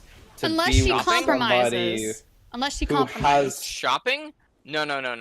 The tattoo ex that I was just talking about was a chronic shopper, and I absolutely despised it. That's why I said what I said. Yeah. Is because I was forced to go along all the time. Well, even if it's your hobby, say your hobby is genuinely football. Warframe. Okay. And they abhor it. You're gonna have a gap in your connection. Unless you compromise. It might even take 10 years. It may even take 10 years. But if they're not even willing to give it a chance, it's going to cause harm. What if they give it a chance, but they don't like it? From decades of my life of experience, it will eventually catch you. Like the dudes in this chat. I know there are dudes in this chat that have had a significant other that just tolerated their gaming and set boundaries with their gaming and never had any interest in participating. It's gonna hurt your relationship eventually if she's not at least willing to meet you a third of the way. I don't know if I necessarily agree with that. Because my grandma and grandpa were a prime example of my grandpa did a bunch of hunting, fishing, woodworking. My grandma was super against any kind of killing of animals, even for sport or hunting or fishing, and they were the happiest. I would say that I would model my relationship after theirs. They were married for over 50 years. Aww. Obviously they had their ups and downs, but I don't think but the difference is that they compromise. That's what I'm saying. That's the middle bridge. Things, they were able to have those conversations and talk about it and say okay, you like this, I'm not going to participate, and don't force it on me, but go do your thing if you want. Yeah, because your person's never going to be like a carbon copy of you and your interests, but you need to have compromise. It depends on how much time that hobby takes. Right, if they're gone every day fishing or hunting every day, and she just checks out, and that's your ultimate passion in life, and that person can't meet you there. It does hurt. If someone is doing a hobby so much that it's impeding on your actual relationship, then that's you more than a yourself hobby. shouldn't be in a relationship. Right. Because at the end of the day, your relationship should still be the priority. Not isolating and doing your 95% selfish thing. of the time. Yeah. But if it gets to a point where they're choosing that, hobby or whatever it is over the relationship more often than not, then that's when you guys aren't compatible, and that's when the problem. Hobby or whatever. That's when it's. I just point this out because I've heard this advocacy that you're throwing out, but I have never seen it tangibly add up. I've actually known somebody very tangibly cause harm very slowly over time. Yeah, I actually knew somebody who was like what Takedown's saying, and they were an older couple married for 30 plus years, but the wife couldn't stand hunting and fishing. She thought it was cruel as well. The husband didn't do it a lot though, but when he did, she had her own thing to do or whatever. So it's there was a man that's technically shutting down. I would agree. I'm gonna tell you what a man does when that man. But they were happy. Is shutting down and dividing himself because he feels unacceptable. Yeah. there's not really another way to slice it. If there's compromise, it's like if you can be like, yeah, I'll try this, or I'm willing to. I guess it change my depends on how mind. passionate you are about it and how Yeah. much of your identity, hunting or fishing or sports or video games or working out represents. Like how much of your identity is that, and how much of that unacceptance is a rejection of that identity. I mean, Endo, we've got a community member who ditched gaming, sold his PC for a girl. Yes. And I don't name him or anything. Yeah, I know what you're talking about. Yeah, and it's like how much of that was his identity. But he may have phased out of gaming, so it didn't impact him. But he's definitely seemed lonelier. Well, and then we saw this person spiral emotionally and psychologically very rapidly. So it's like after for him, that point. it's like it wasn't worth it. It's like getting rid of his identity for her, just for her to not be with him anymore. Now he feels. Well, and most people are not able to make that differentiation consciously as to how it's actively affecting them. Yeah. If a person has more satisfaction from their hobby than you're not satisfying that man enough to want to be around, you need to start going fishing with them. Yeah, it's like if a person's ditching their relationship for the hobby, y'all need to have a talk. Seriously. Yeah, so if your woman loves opera and you love fishing and Y'all you're willing compromise to a little go to bit. the opera for her and she won't go fishing with you, That's not fair. you have a problem. That's not fair. You have a problem. You're not in a healthy relationship. I'm sorry. I won't back down from that. I've experienced it personally and subpersonally through others. I think for that long periods of time. I think and a lot of men will shut down over it, and they'll be permissive because they don't think anyone's ever gonna meet them halfway, anyways. So they just give up. And they'll just accept it and give up. While I understand your point for some people, I don't think that that's the common I do scenario. think that's the common thing, even if it's subconscious. I do. But it's okay that we disagree. Yeah, like, yeah, I mean, think we're going gonna to have to disagree, agree to like, disagree, and that's totally yeah. fair. Yeah, that's fine. But I mean, it's very interesting. I like in the relationships that I have been in, it's really weird because I have so the two long-term relationships that I've been in have been kind of interesting. Just because with the tattoo girl, obviously looking back at it, I don't know what the hell I was thinking, but well, yeah, actually I do. I was thinking with the wrong head. But, Fair enough. I mean, but keep in mind, I was 17 when that relationship started, so yeah, I give me some grace on that one. But that's fair. You're young. And so with that relationship, looking back on it, me and that person, we didn't looking back at it even now, when I think about what she's doing with her life, where she is now, what I'm doing with my life, where I am now, we were not compatible. We had so little in common, but the few things that we did have in common, we just kind of latched onto so strongly. That's why you gotta think with the right head. Well, that goes along with what I was saying too. Yeah. Well, and about so, time investment. And I think that we just kind of ignored all of the. I wouldn't even call them red flags at the time. I would just say yellow flags or That's fair. And so just because we were young, and it was just well, this isn't a problem right now. Right. Yeah, I mean, a yellow flag can just kind of isolate you. It's not that they're toxic or damaging people. It's just that they're over here and you're over there. They're not your person, yeah. Yeah, and so anyway, what I'm getting at is her and I were we were opposites in way more ways than we were similar. And I think I mean, there is, the saying, opposites attract, which I do think that there is some truth to it, right? To a degree, yeah. Because you do oh, this is a new experience because it's not like me, and so it's because different, of that, yeah. it's interesting, right? And so I think that there's also, on the flip side of that, I had another relationship where her and I were so much alike, almost carbon copies. Whoa. And it didn't work out either because and that that relationship, I'm actually still good friends with her today. It was an amicable breakup. We were just this works, but it's not gonna. It's not what either of us want long term. Yeah. and it just didn't work out. Like, we amicably split up, and it was just kind of like, but we had so much in common. Like, I would say, like, we have more in, like, I would say that of all of the friends that I have that are girls, I would say that she's probably in top 3 that I have the most in common with still. But we just didn't work well as a relationship. Yeah. And it was just kind of like awkward feeling. And so we were just like, we're just better as friends. And so we stayed friends, and I'm still friends with her.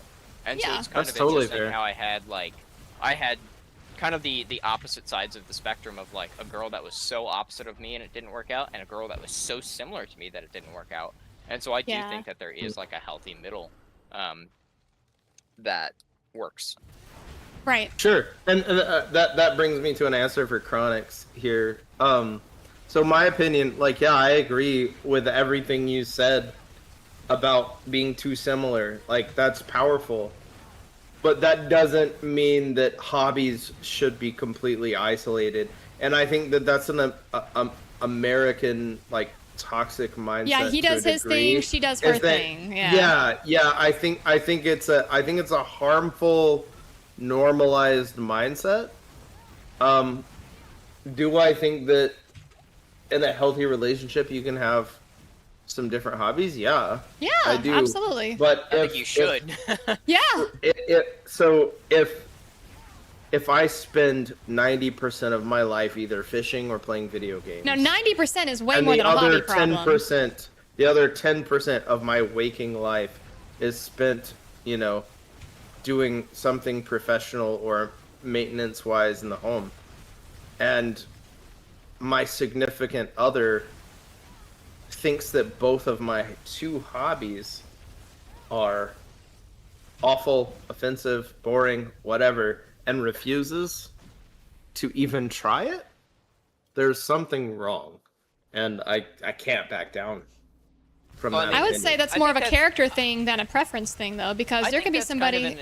I mean, I think that's really... Sorry to interrupt, Elena. I think that's just really, like, an extreme example. I mean, we're really creating, like, a scenario to kind of fit our own narratives, because we're just utilizing, like, 1 or 2 hobbies as the whole example, because everybody has more hobbies than that, or they should. Do they? Well, yeah, so I could use a bunch of them. I mean, I've mentioned football, I've mentioned gaming, I've mentioned hunting, I've mentioned fishing. Yeah, but we could go with Pokemon card collecting. We could go with reptile breeding. I've experienced it all. But that's my... But if somebody...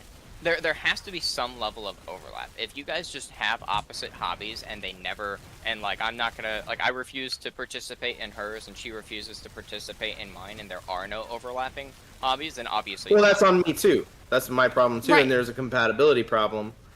The difference is when... So a healthy person is always open to learning and experiencing new things. If you're closed off completely to a new experience, like, you're gonna have shitty relationships, period. Like, whether that's you're sexually closed off, you're hobby-wise closed off, entertainment closed off, blah, blah, blah. You hate anime. Okay, well, you're never gonna watch anime, you're never even gonna give it a chance, because you've closed that door without even ever trying. Okay, so you're not down with bondage, okay, and your significant other's really into it. Not even gonna try it, because you're afraid. Okay, you're maybe missing out on something you could really enjoy, but you've closed your mind. We could go on with that for everything. We could talk about food with that. We could hit every single scenario, and at the end of the day, a closed-minded person is going to be more unlikely to ever have a fulfilling relationship. So it's not even about the hobbies at this point. That's their mindset, their heart. Oh yeah, no, absolutely. Because hobbies should and could evolve and grow profoundly, right? Like that's how I think we should be as humans. Is we should be more open beings to multiple experiences. And unfortunately, the further south you go, the more likely it is that you have very, very close-minded people. You think so? That's been my experience, at least. The people I've known up north and far west have been, in general, more open-minded people. Closed-minded, aka principled, moral person. What do you mean by But I that? can tell you right now, like I've been a churchgoer my whole life. I've just not gone to church for the last 2 years of my life. And It's been hard to find in like real general, people. church-going people don't They enjoy cringe. anime or video games. They cringe when you say or video games. reptiles. Yeah. When people in churches have found out that I breed reptiles, they think that I'm some kind of Satan worshiper. It goes that far. It goes that deep, that dark. I've not experienced that, but in cultural mental states. It's wild. It's wild. And I think closed-mindedness is a self-isolating trait. Yeah, it's not really about But at hobbies the end of the anymore day, at that point. it is actually, because your hobbies should be a growing, evolving, open thing. Yeah. If you're But I stuck mean- in one hobby for the rest of your life and it's just Pokemon card collecting, What if that's all that person you're needs? still not gonna have a healthy relationship with anyone outside of Pokemon cards. But what if that person is truly just like that's all that they care about and that's all that they need? They may not have like they may. I think it really Well, just then comes you're down to the small individual person. mentally. You're small-minded. Because we need more as a full-minded and healthy individual. We need more than just one thing. Huh. I'm trying to think of anybody who's actually just had one single hobby and that was it. I mean, we've had people, you know, even come in as viewers, like all they would play was League of Legends. That's it. They won't touch any. But they other don't game. seem healthy. Some of them, most of them, don't seem Well, healthy. I mean, we've known wowheads the same way. They don't seem healthy either. Yeah. It's like That's league my people point. who I'm just do making my league. point. No, see, I see both sides because I've met people that like I know some like my uncle for example. He was a World of Warcraft player. He refused to play any other game, and he was completely Aw. satisfied with World of Warcraft. This is the one that I talked about. But that's in the such a past. diverse game. That's a fulfilling one. He didn't enjoy cooking. He didn't like fishing. He didn't Family like time, movies. anything else. There, I mean, no he- type of he- movie he enjoyed. He did things that were like that were like passable. That would just kind of be like, you know, my friends want to go see a movie, so yeah, I guess I'll go see the movie. But That's he would okay. still like be thinking about World of Warcraft the whole time. Me with league, what? Well, that sounds like me, to be honest. And so, But he's willing to go out. He's willing to step out and do things. He's Yeah, not just going to be like, yeah. no, I'm staying away. I'm avoiding Yeah, everyone. I'm just see- doing my thing. I mean, I think that if somebody, I find it really like hard pressed for any like for me to think of an example that somebody would just have like a singular hobby or something that they like to do and only do that thing. Do you want to see my league friends list? Well, without it being like unhealthy. I think that Yeah. like obviously I don't only I do play get you. Warframe, but let's just pretend that I did, you know, for Okay. a second, right? And so if I only played Warframe and I refused to play any other game,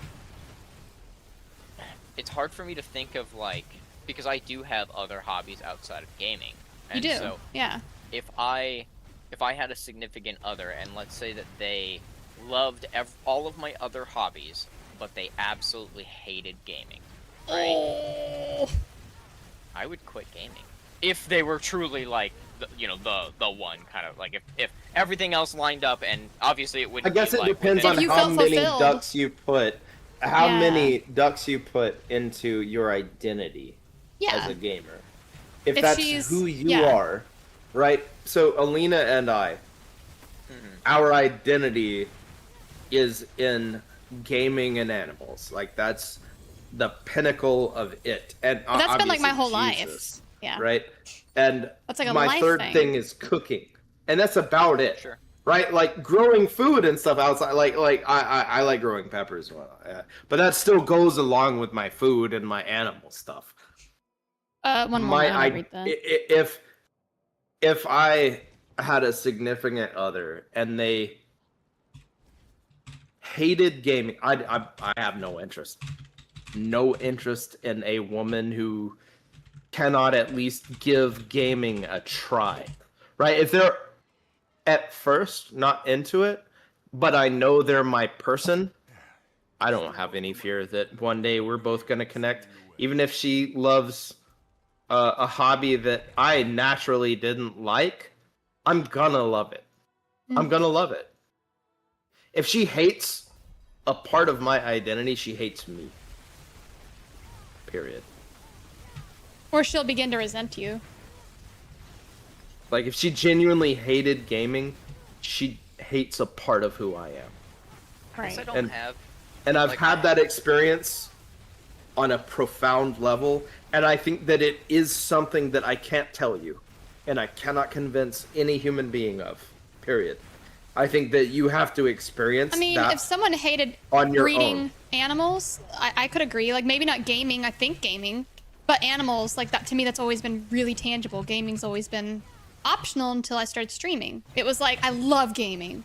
But like animals, if someone said, I hate animal breeding, I don't ever want anything to do with it, that would be me. I'd be like, And like, now with gaming, I'd say the same thing too. I'm so like, see, I'm so open to like be flexible and compromise that I just can't think of in a way that like, Yeah. I truly, like, out of all the hobbies that I do have, Yeah. there's really only one thing that I can think of that would be like my, what's the word that I'm trying to think of? Like my, my hard, like, red flag, like, if this person, like, hated or didn't want to do this one thing or, you know, care about this one thing that I care about, that would be my, like, okay, it's just not gonna work. Yeah. But outside of that, like, I feel like all of my other hobbies, I'm really, like, I don't know, I guess I don't really, like, associate most of my hobbies with my personality or, like, who I am as a person, just because, like, if I, let's say, like, in that same scenario that I just gave, like, let's say I stopped gaming, I would replace gaming with something else. I used to be like that, Sure, yeah. Sure, and I did that in my ex-marriage with gaming. You gave up gaming? For a period of time. Were you depressed? Yes. And it, you know, to me, I had the mindset you did. Until I had that long-term relationship and I spent a long period of time kind of adhering to her. And it warped me. But you weren't doing it willingly. Well, you were, but you were doing it because you knew there would be a consequence if you didn't. That's not... Yes. That's different. That's like identity. You're but telling her... that was not something that... So, in the dating phase with that person, they showed great interest in the same things I was interested in. Yeah. And 3 years in, you know, basically I was religiously abused, I guess you could say. What was she like? For You're the being devil. a If you... gamer. Ooh. See, no, that's it crazy. was more subtle and gradual than that. It was not so balls to the wall, or it was not an ultimatum at that point. See, Towards like, the last year, I was given ultimatums. Yeah. About anime. Anime was demonic to this person. They believed that anime was or of certain the anime? devil. Like all of it? Like Naruto? All anime was pedophilic. She even called Naruto pedophilic.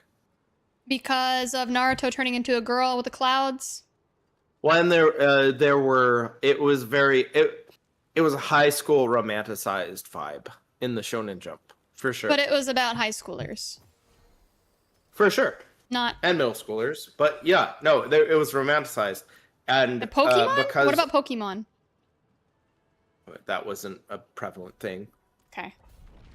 So this was a person who wanted to find fault in everything. So Yeah. it is what it is. But it you know, it wore at me over time. And you know, in your head, you say, you know, I'd be willing to, you know, walk away from anything. Yeah, for compromise. the right person. Yeah. That wasn't the right person. So And yeah. when you think you're with the right person and they're rejecting part of you, you know, it over time you may realize what you lost. But at first, it might seem totally cool to walk away from something that was a part of you. Because you're open and desperate to... Until it's not. Yeah. Yeah. And that's a hard thing to say, because someone who has not experienced what I did with that thing, it's never happened. I think that that's something that you really have to learn on your own. I really do. I don't think that you can. It's almost like telling someone about a miracle Jesus performed for them when they've never experienced that kind of mess before. And it's like, oh yeah, dude, I watched this guy get his leg chopped off and it grew back right in front of me. Like, well, I think you're probably full of shit, but good for you.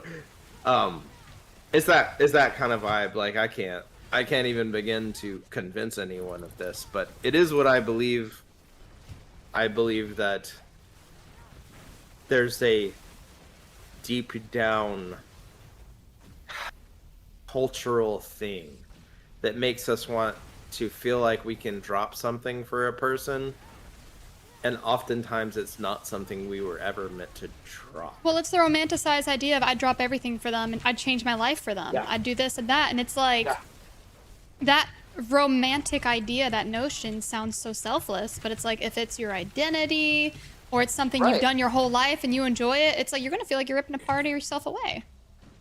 Same with people who make a ton of money at a job. It's like, would you give up your job and go be broke for this person? And it's like that person's often going to be like, absolutely it's not. And in that case, just like in that case, you'd be like, oh heck no, this is my job, this is my life. I have to provide this. This is my identity. So it's like, it's the romanticism of it. With Jason. Oh yeah. And I deeply respect this man, and I've met him in person. He's a sweetie. And you know, while they were engaged, he was like, "Yeah, man, she just kind of tolerates the gaming thing. She really like the gaming, time limit and stuff." I'm like, "Man, you know, you watch out for that." I was like, "I'm getting some yellow flags on that statement you just gave me." He's like, "No, this is the one," you know. And I have had,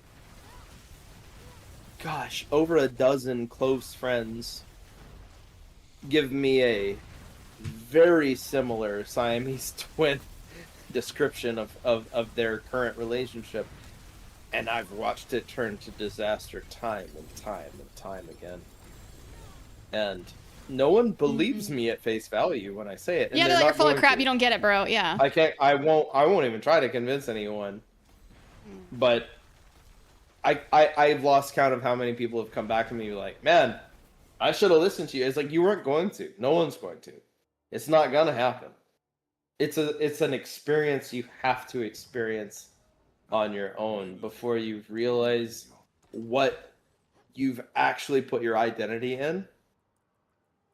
What's intrinsic versus what's learned. Yeah, there's a couple comments Prime made. The first one was let me pull it up.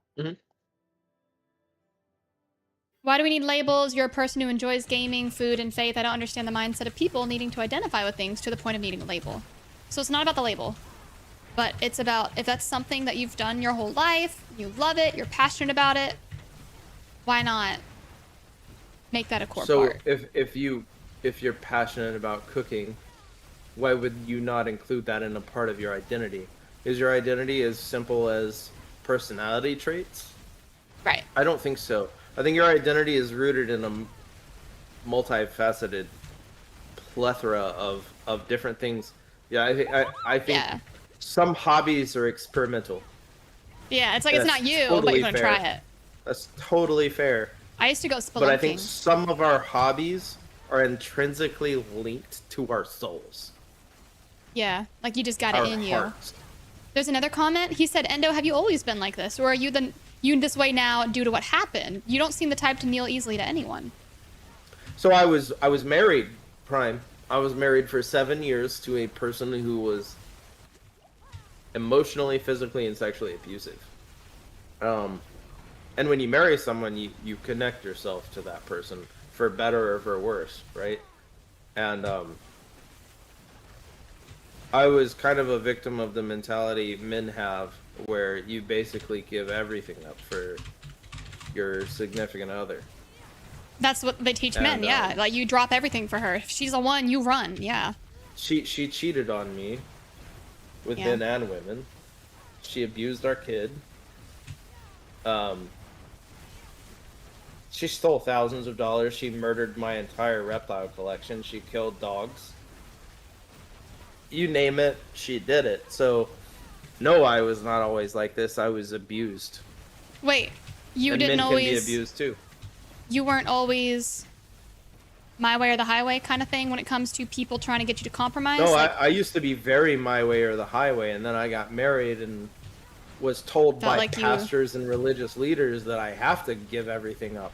So that shut you down, and now you're back on like, Sure. no, it's my way. Like you're not going to change me. And No, it's for me now. No, it's not just my way. It's the compromise. But so yes, it's healthy compromise. Yeah, is a good thing. Healthy compromise is a good thing. Because you'll have conversation with anyone about anything, but you're so firm in your beliefs, and I think like I can commend you for that. Because a lot of people will be like, oh yeah, you know, I believe this and this and this and this, and you're just like, I believe this thing. That's how I see it, but you're respectful about it. Stubbornness is different from confidence or stoicism, right? Stoicism's great. You know, even being adamant about something is great. But stubborn is not commonly rooted in ignorance. Yeah. Prodigy if you're relates just to you, stubborn, that means you can't learn. You cannot learn through stubbornness. I've dealt with I was stubbornness. young. I was young when I was only like 23 when I got married to my first wife. I was ignorant and young. I mean, learned you don't a know. lot through that. I'm thankful for that relationship in a lot of ways, right? Like, I'm not thankful for how it, you know, damaged my kid and hurt my kid at all. Like, the one regret I have is that I'm thankful for the knowledge I got from that situation. But man, like, knowledge is a burden too, right? Like, especially when you're friends with somebody who is like, you see the traits of your ex in their fiance, and you're like, man, I'm getting some red flags here. It's like, oh, she don't like that you like this, and you know you're having to give this up. Well, what do you do now for fun? He's like, well, mostly I drink. And I'm like, oh man, you should leave. You should leave. And the moment you speak that out from a stubborn person, or just a normal person, honestly, a normal, like you're done with that friendship until that divorce happens. And I've been there twice with best friends. Yeah. Best friends. Wait, one of them is back one. in my life now. What? Yeah. The other one. And the other one is still with that person. And he's bald, right? That one. That one. Aww. And he she sounded is like a great guy abusive. before he got married. She is religiously abusive to this man, straight up. Yeah. He was the sweetest, funnest person. Yeah, I heard stories about him that you've shared. He sounded like a his real very name, different guy. but- Yeah. I called him Bubba. He was Bubba to me. Aww. He was my best friend for like 10 years, dude. Like, that was my other brother. Nope. Yeah, Prime.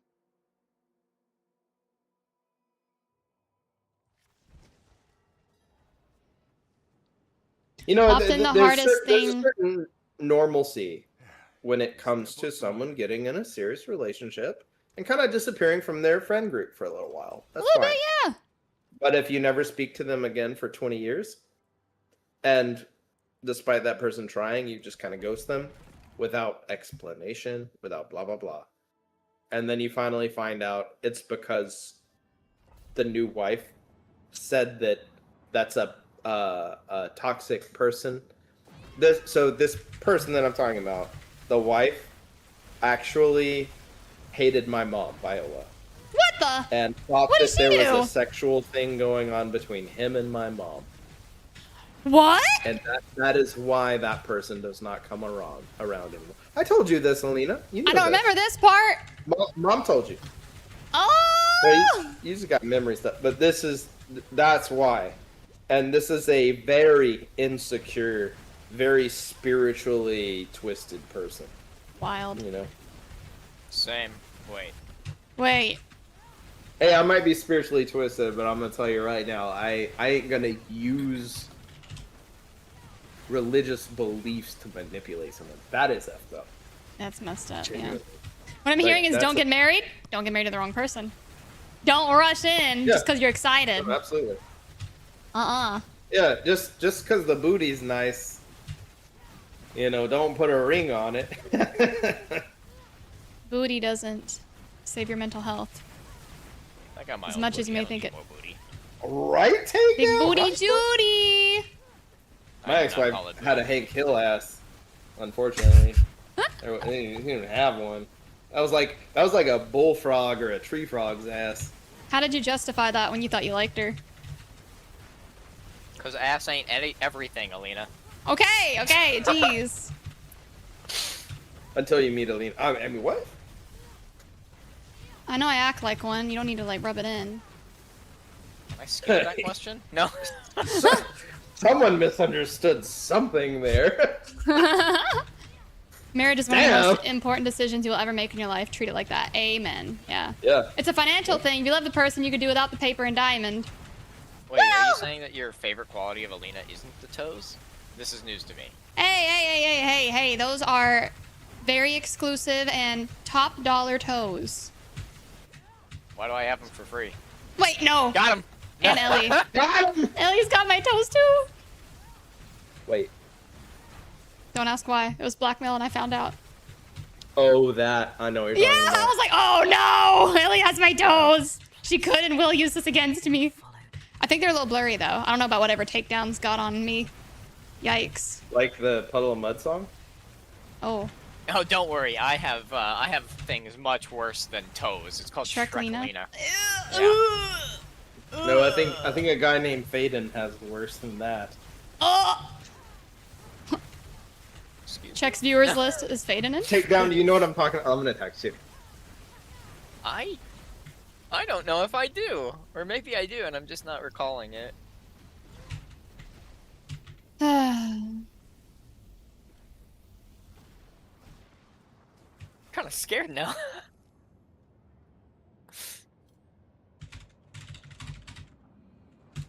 What?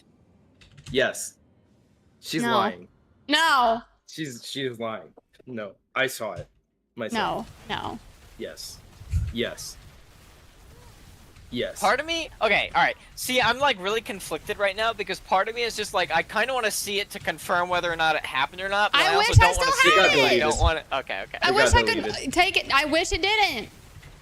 Friggin' blow it up and be like, hold up. It was my toenails, guys! Your common law here as soon as you move in. Don't they do common law after like 10 years? So it depends on the state and where you are, but Oh.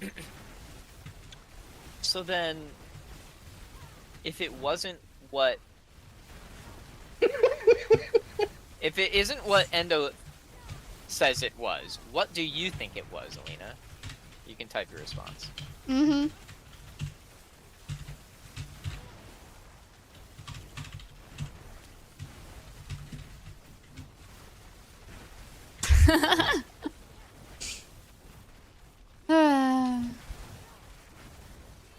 I don't know. Oh, that I guess one. we'll Yeah, that never one. Know. That we'll one. never know. Yeah, we'll never know. Probably.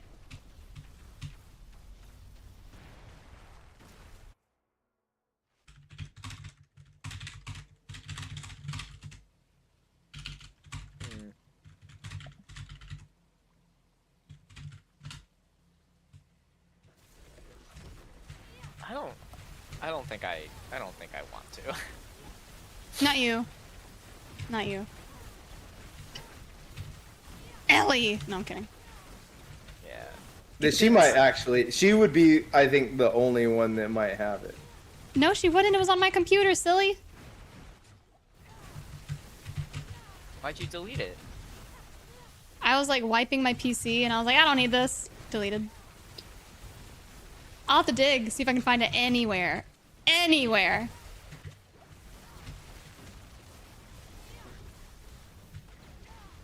See, there's like part of me that is kind of like, I feel like feel like that person would do that thing, like that kind of thing, if they had the opportunity. I know. then the That's why I'm like. Well, no, he was actually trying to look out for her. Yeah, well, and that's the know? thing is like, but at the same time, it's just kind of like. What was he getting out of it? Oh, I feel like if that did happen. I'm glad he did. You know what I mean? Like. Was that before? Was that before I was around? Like that month. Yeah. It was not. It was not. Was it during like Hogwarts Legacy? Way early. It was super early. I think it was.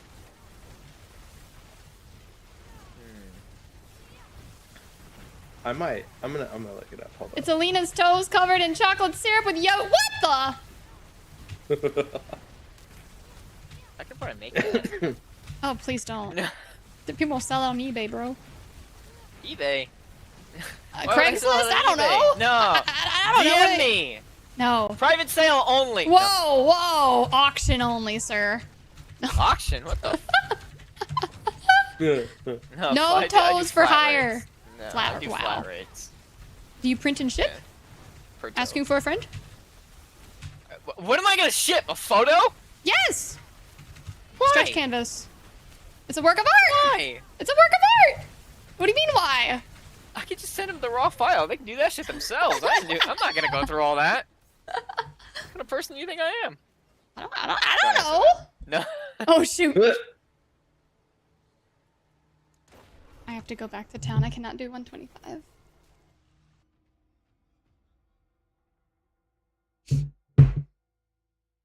Now I'm really just trying to think, like, was I around during this time? Or in, like, did I actually... I think you absolutely were, yeah. I kind of wonder if it was... I almost think that it might have been right before I was.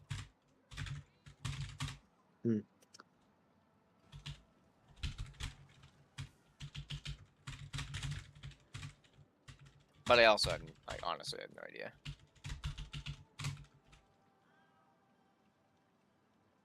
This is like, dude, this is over 3 years ago. Mm-hmm. That's what I'm trying to think. Like, I don't know if I actually, like, was around or not. Well, I found a screenshot of where he gifted you a sub, I think. I'm seeing if that was when you first arrived, because it was before then. That's like the first image I see.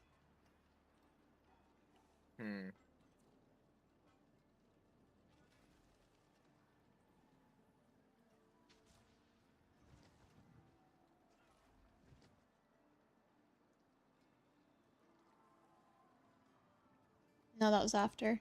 That was something else.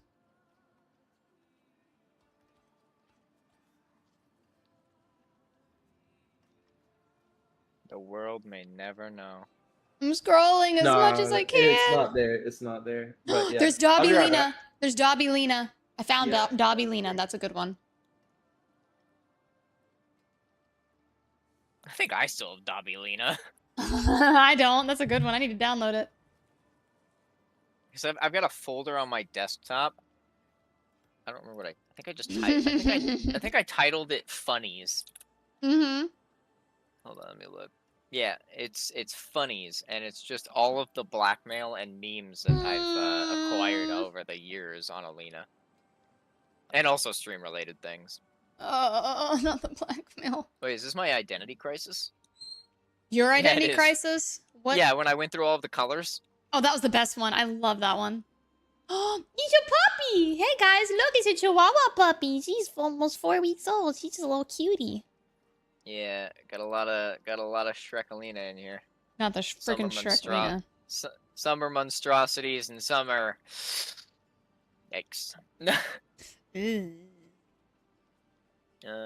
else do I have in here? I have. Oh my gosh. Okay, do you remember? Probably like shortly after I came around, when you still had like blonde long hair. Oh man, those are early days, yeah. So that's your Discord profile picture in this screenshot. Oh no. And it's a conversation between you, me, and Ellie. Uh-oh. That's it. Oh god, I just found the bubble butt takedown. Yeah, I still have that as the phone picture. These toads are what feed my children. Ooh. That's what you said. Oh, crap. I also have, before Ellie changed her name, I have her in chat saying, I will say this once, and once a year only, maybe, takedown is awesome. Blackmail the best kind, yes! She can never deny it. Nope. He's a pupper. Yes, it is. It is a chihuahua puppy. Look at her. She is giant. She is larger than her two week-old siblings that are a week older than her.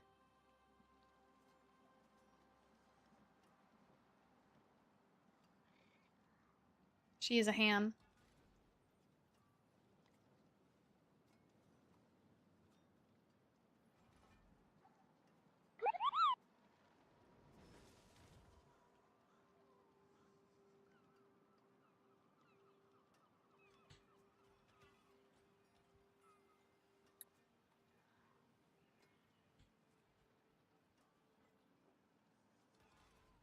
I gotta put the puppy up. I'll be right back.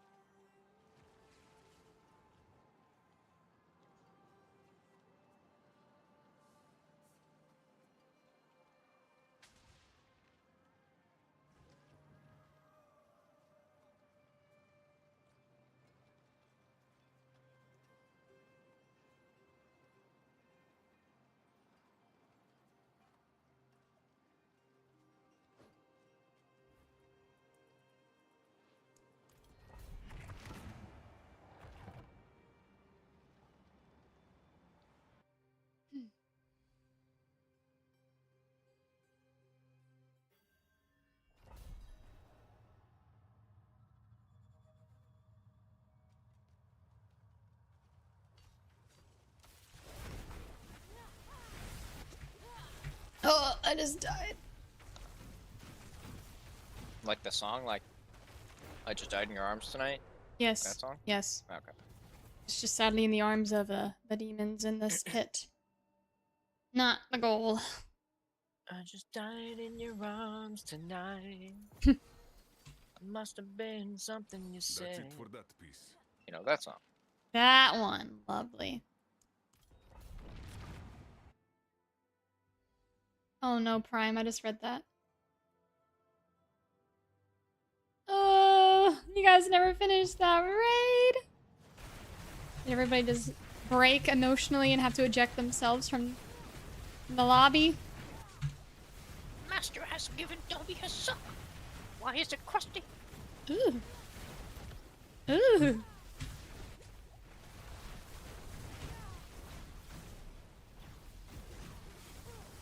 I can tell you why it's crusty.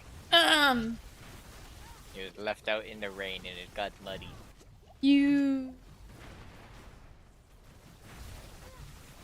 But before that, it was used as. No, I'm just kidding. Got him.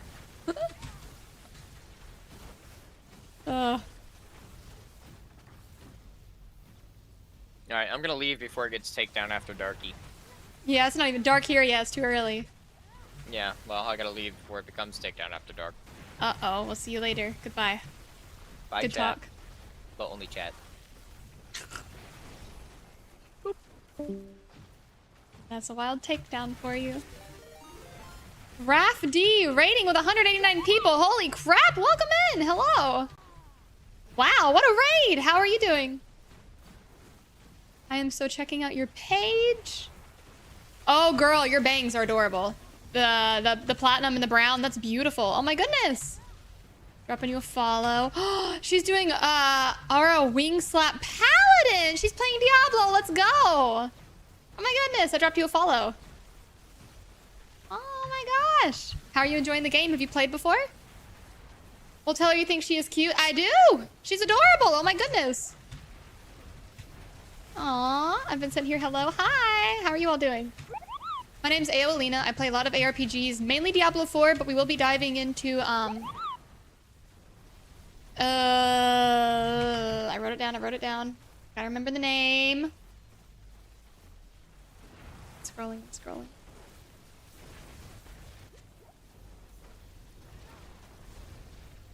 Don't want to say it wrong. Deep Rock Galactic, Rogue Core. Those of you who played Deep Rock Galactic, like the OG game, they're coming out with like a Rogue Lite tomorrow. We'll be trying that out if you guys are at all interested. But then yeah, on the 29th, we've got Path of Exile 2. Yeah. Well, welcome in. Do you guys play Diablo as well? Yeah, it's going to be tomorrow. It's going to be early access though. But 1 to 4 players, kind of cool. And the difficulty is like level 3 of the base game. That's like the starting difficulty. So it's supposed to be a more challenging game. I'm sure it'll be easy to get into though. But it allegedly is going to like ramp up. So I'm really curious on how that's going to feel. And it is early access. We do know it might be a little buggy, stuff like that. But you never know. It could be a lot of fun. But if you've heard of Zealspin Paladin, that is a build I've been working on since last season. And we've got it pushing Pit 120 this season, which is pretty impressive. But Paladin definitely needs some love. It's feeling a little lackluster unless you do the Clash build. So I've swapped over to Makuna's Ballkuna Sorc build. A lot of fun. Really fast, really speedy, big damage. You're just a Giga Chad teleporting all over dungeons, slaughtering demons left and right. It's insane.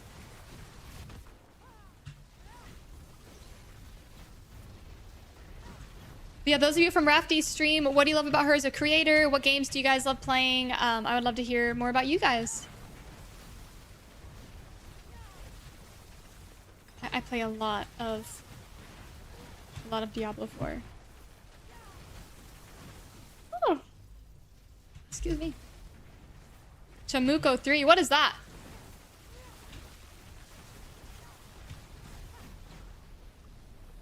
Yo, I made your Zealspin build super fun, but it's very early build. I need more defense. Yeah, you can get life on hit on your gloves, on your rings, on your amulet.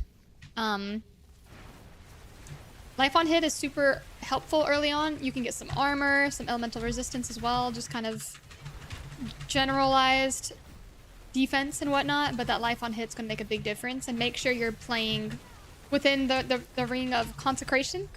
You'll get a lot of healing and stuff. And it's a fun build, but once you get to Pit 100 plus, you'll notice like you're gonna feel like a glass cannon. Like even the Sorc I'm playing feels way beefier than my Paladin. And there's Endo. That's my co-streamer. Nice to meet you guys. And hope you. Oh yeah. Endo. We got raided. We got raided.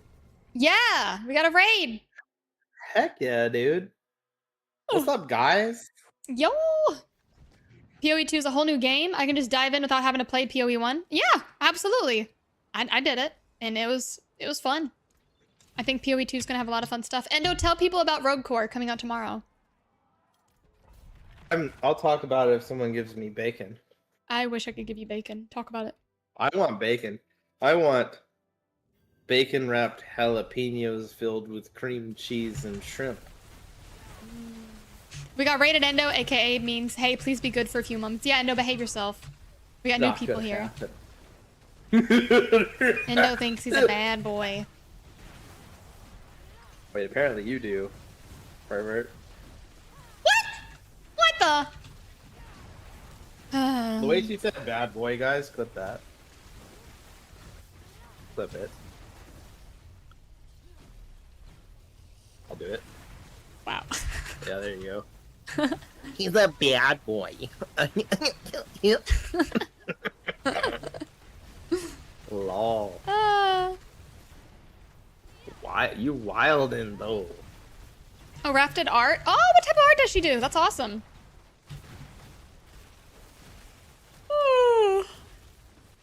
I just keep Dude, yawning. I'm gonna be real, like, I want to get someone who does more hand-drawn art for our stream, for our reptile thing. Because I don't want to use AI at all. I don't. I want original freehand stuff. I'll start drawing crap too! So... I don't hate AI, but I hate AI for artists. I want to support artists. Yeah. I mean that with all of my heart. 100%, yeah.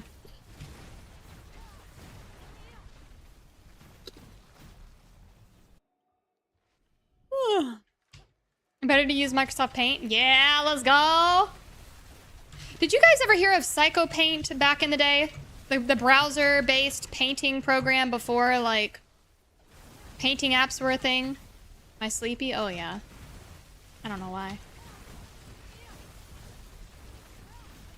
My girlfriend just decided on our second child's name as AoElena. Save me. Oh, crap.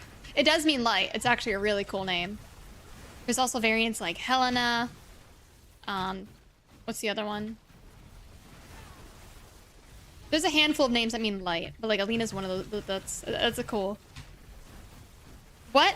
Where is she from? Is she like European at all, or Greek, or anything like that?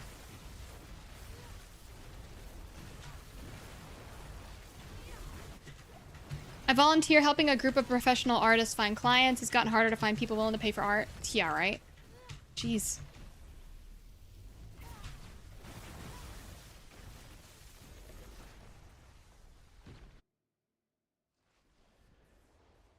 AI image generation isn't art. It has no soul. Real art has soul. So yeah, definitely continue supporting real artists and creativists. Yep. 100%. Like, I think there's... No. I think AI can be okay in some situations, but I do think it strips creativity and originality from what's competing with. And it's especially, like, detrimental when it's, like, people are mentioning how it takes away jobs, creativity. People use it to do school and stuff, and then they're not really learning anything. Like, there's a lot of downside to it. It's like, I see some things with it being helpful or whatever, but it's like, you gotta look at the consequence of it as well. So that's just tricky.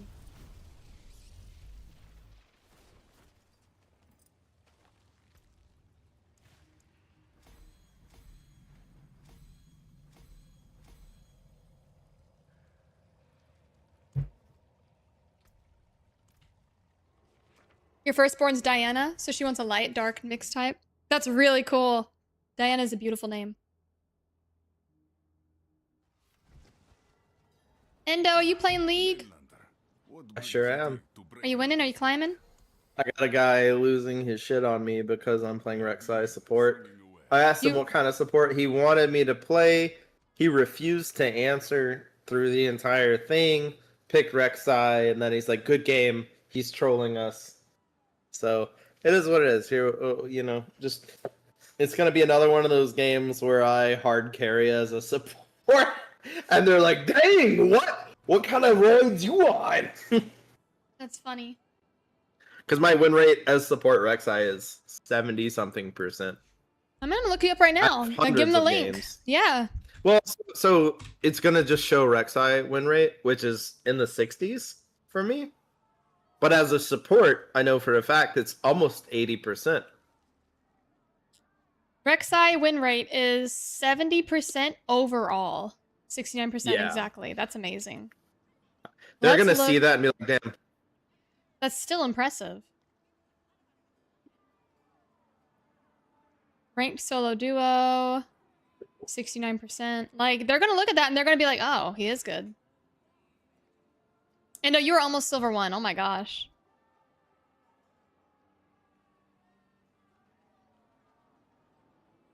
Oh, I'm so tired, y'all. I'm crashing. Ooh. Oh wow, catching. That's more. You're cleared 123. Let's go. Ballkuna is amazing. I'm having too much fun on it. What are your thoughts on the build? I think it's a lot of fun. I love it.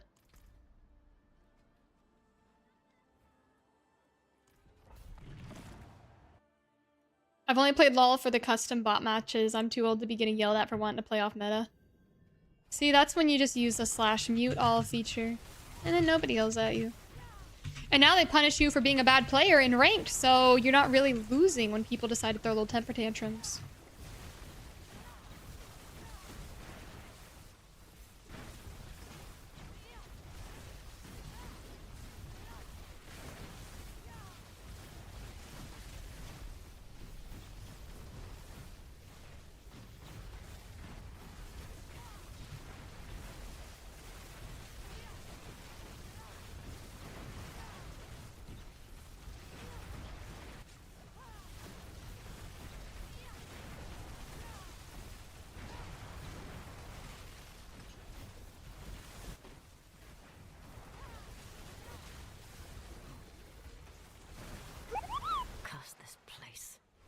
Thanks for the follow. Welcome in.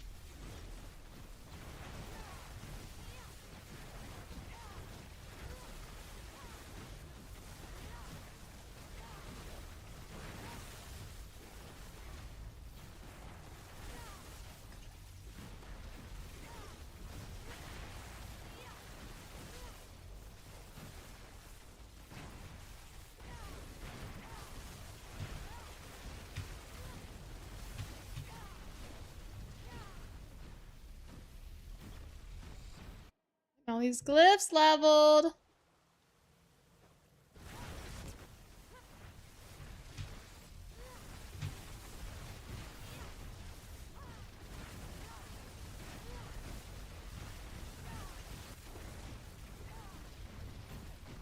Yeah, with the new game coming out tomorrow, probably in stream a little bit early today to prep for it.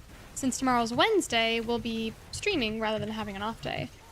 So, I don't know when I'd take the next off day off. Probably just wait till Sunday. Yeah, Molt for sure.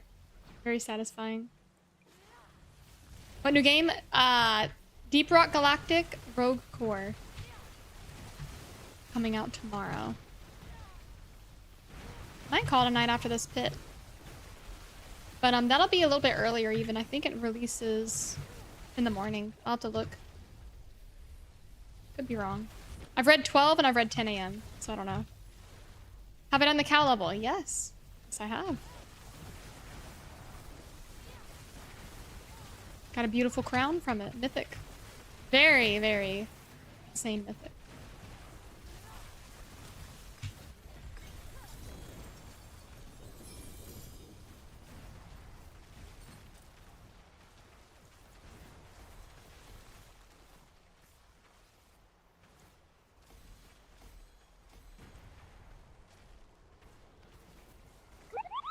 Almond, thanks for the follow.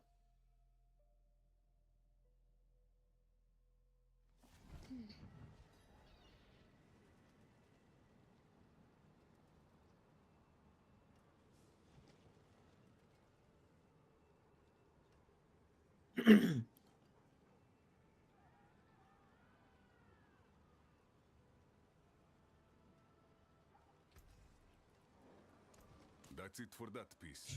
Those who don't know, tomorrow... Actually, I guess we'll have to stream a little bit later. Tomorrow we are getting a tattoo. For our subathon goal that we reached early this month. Oh.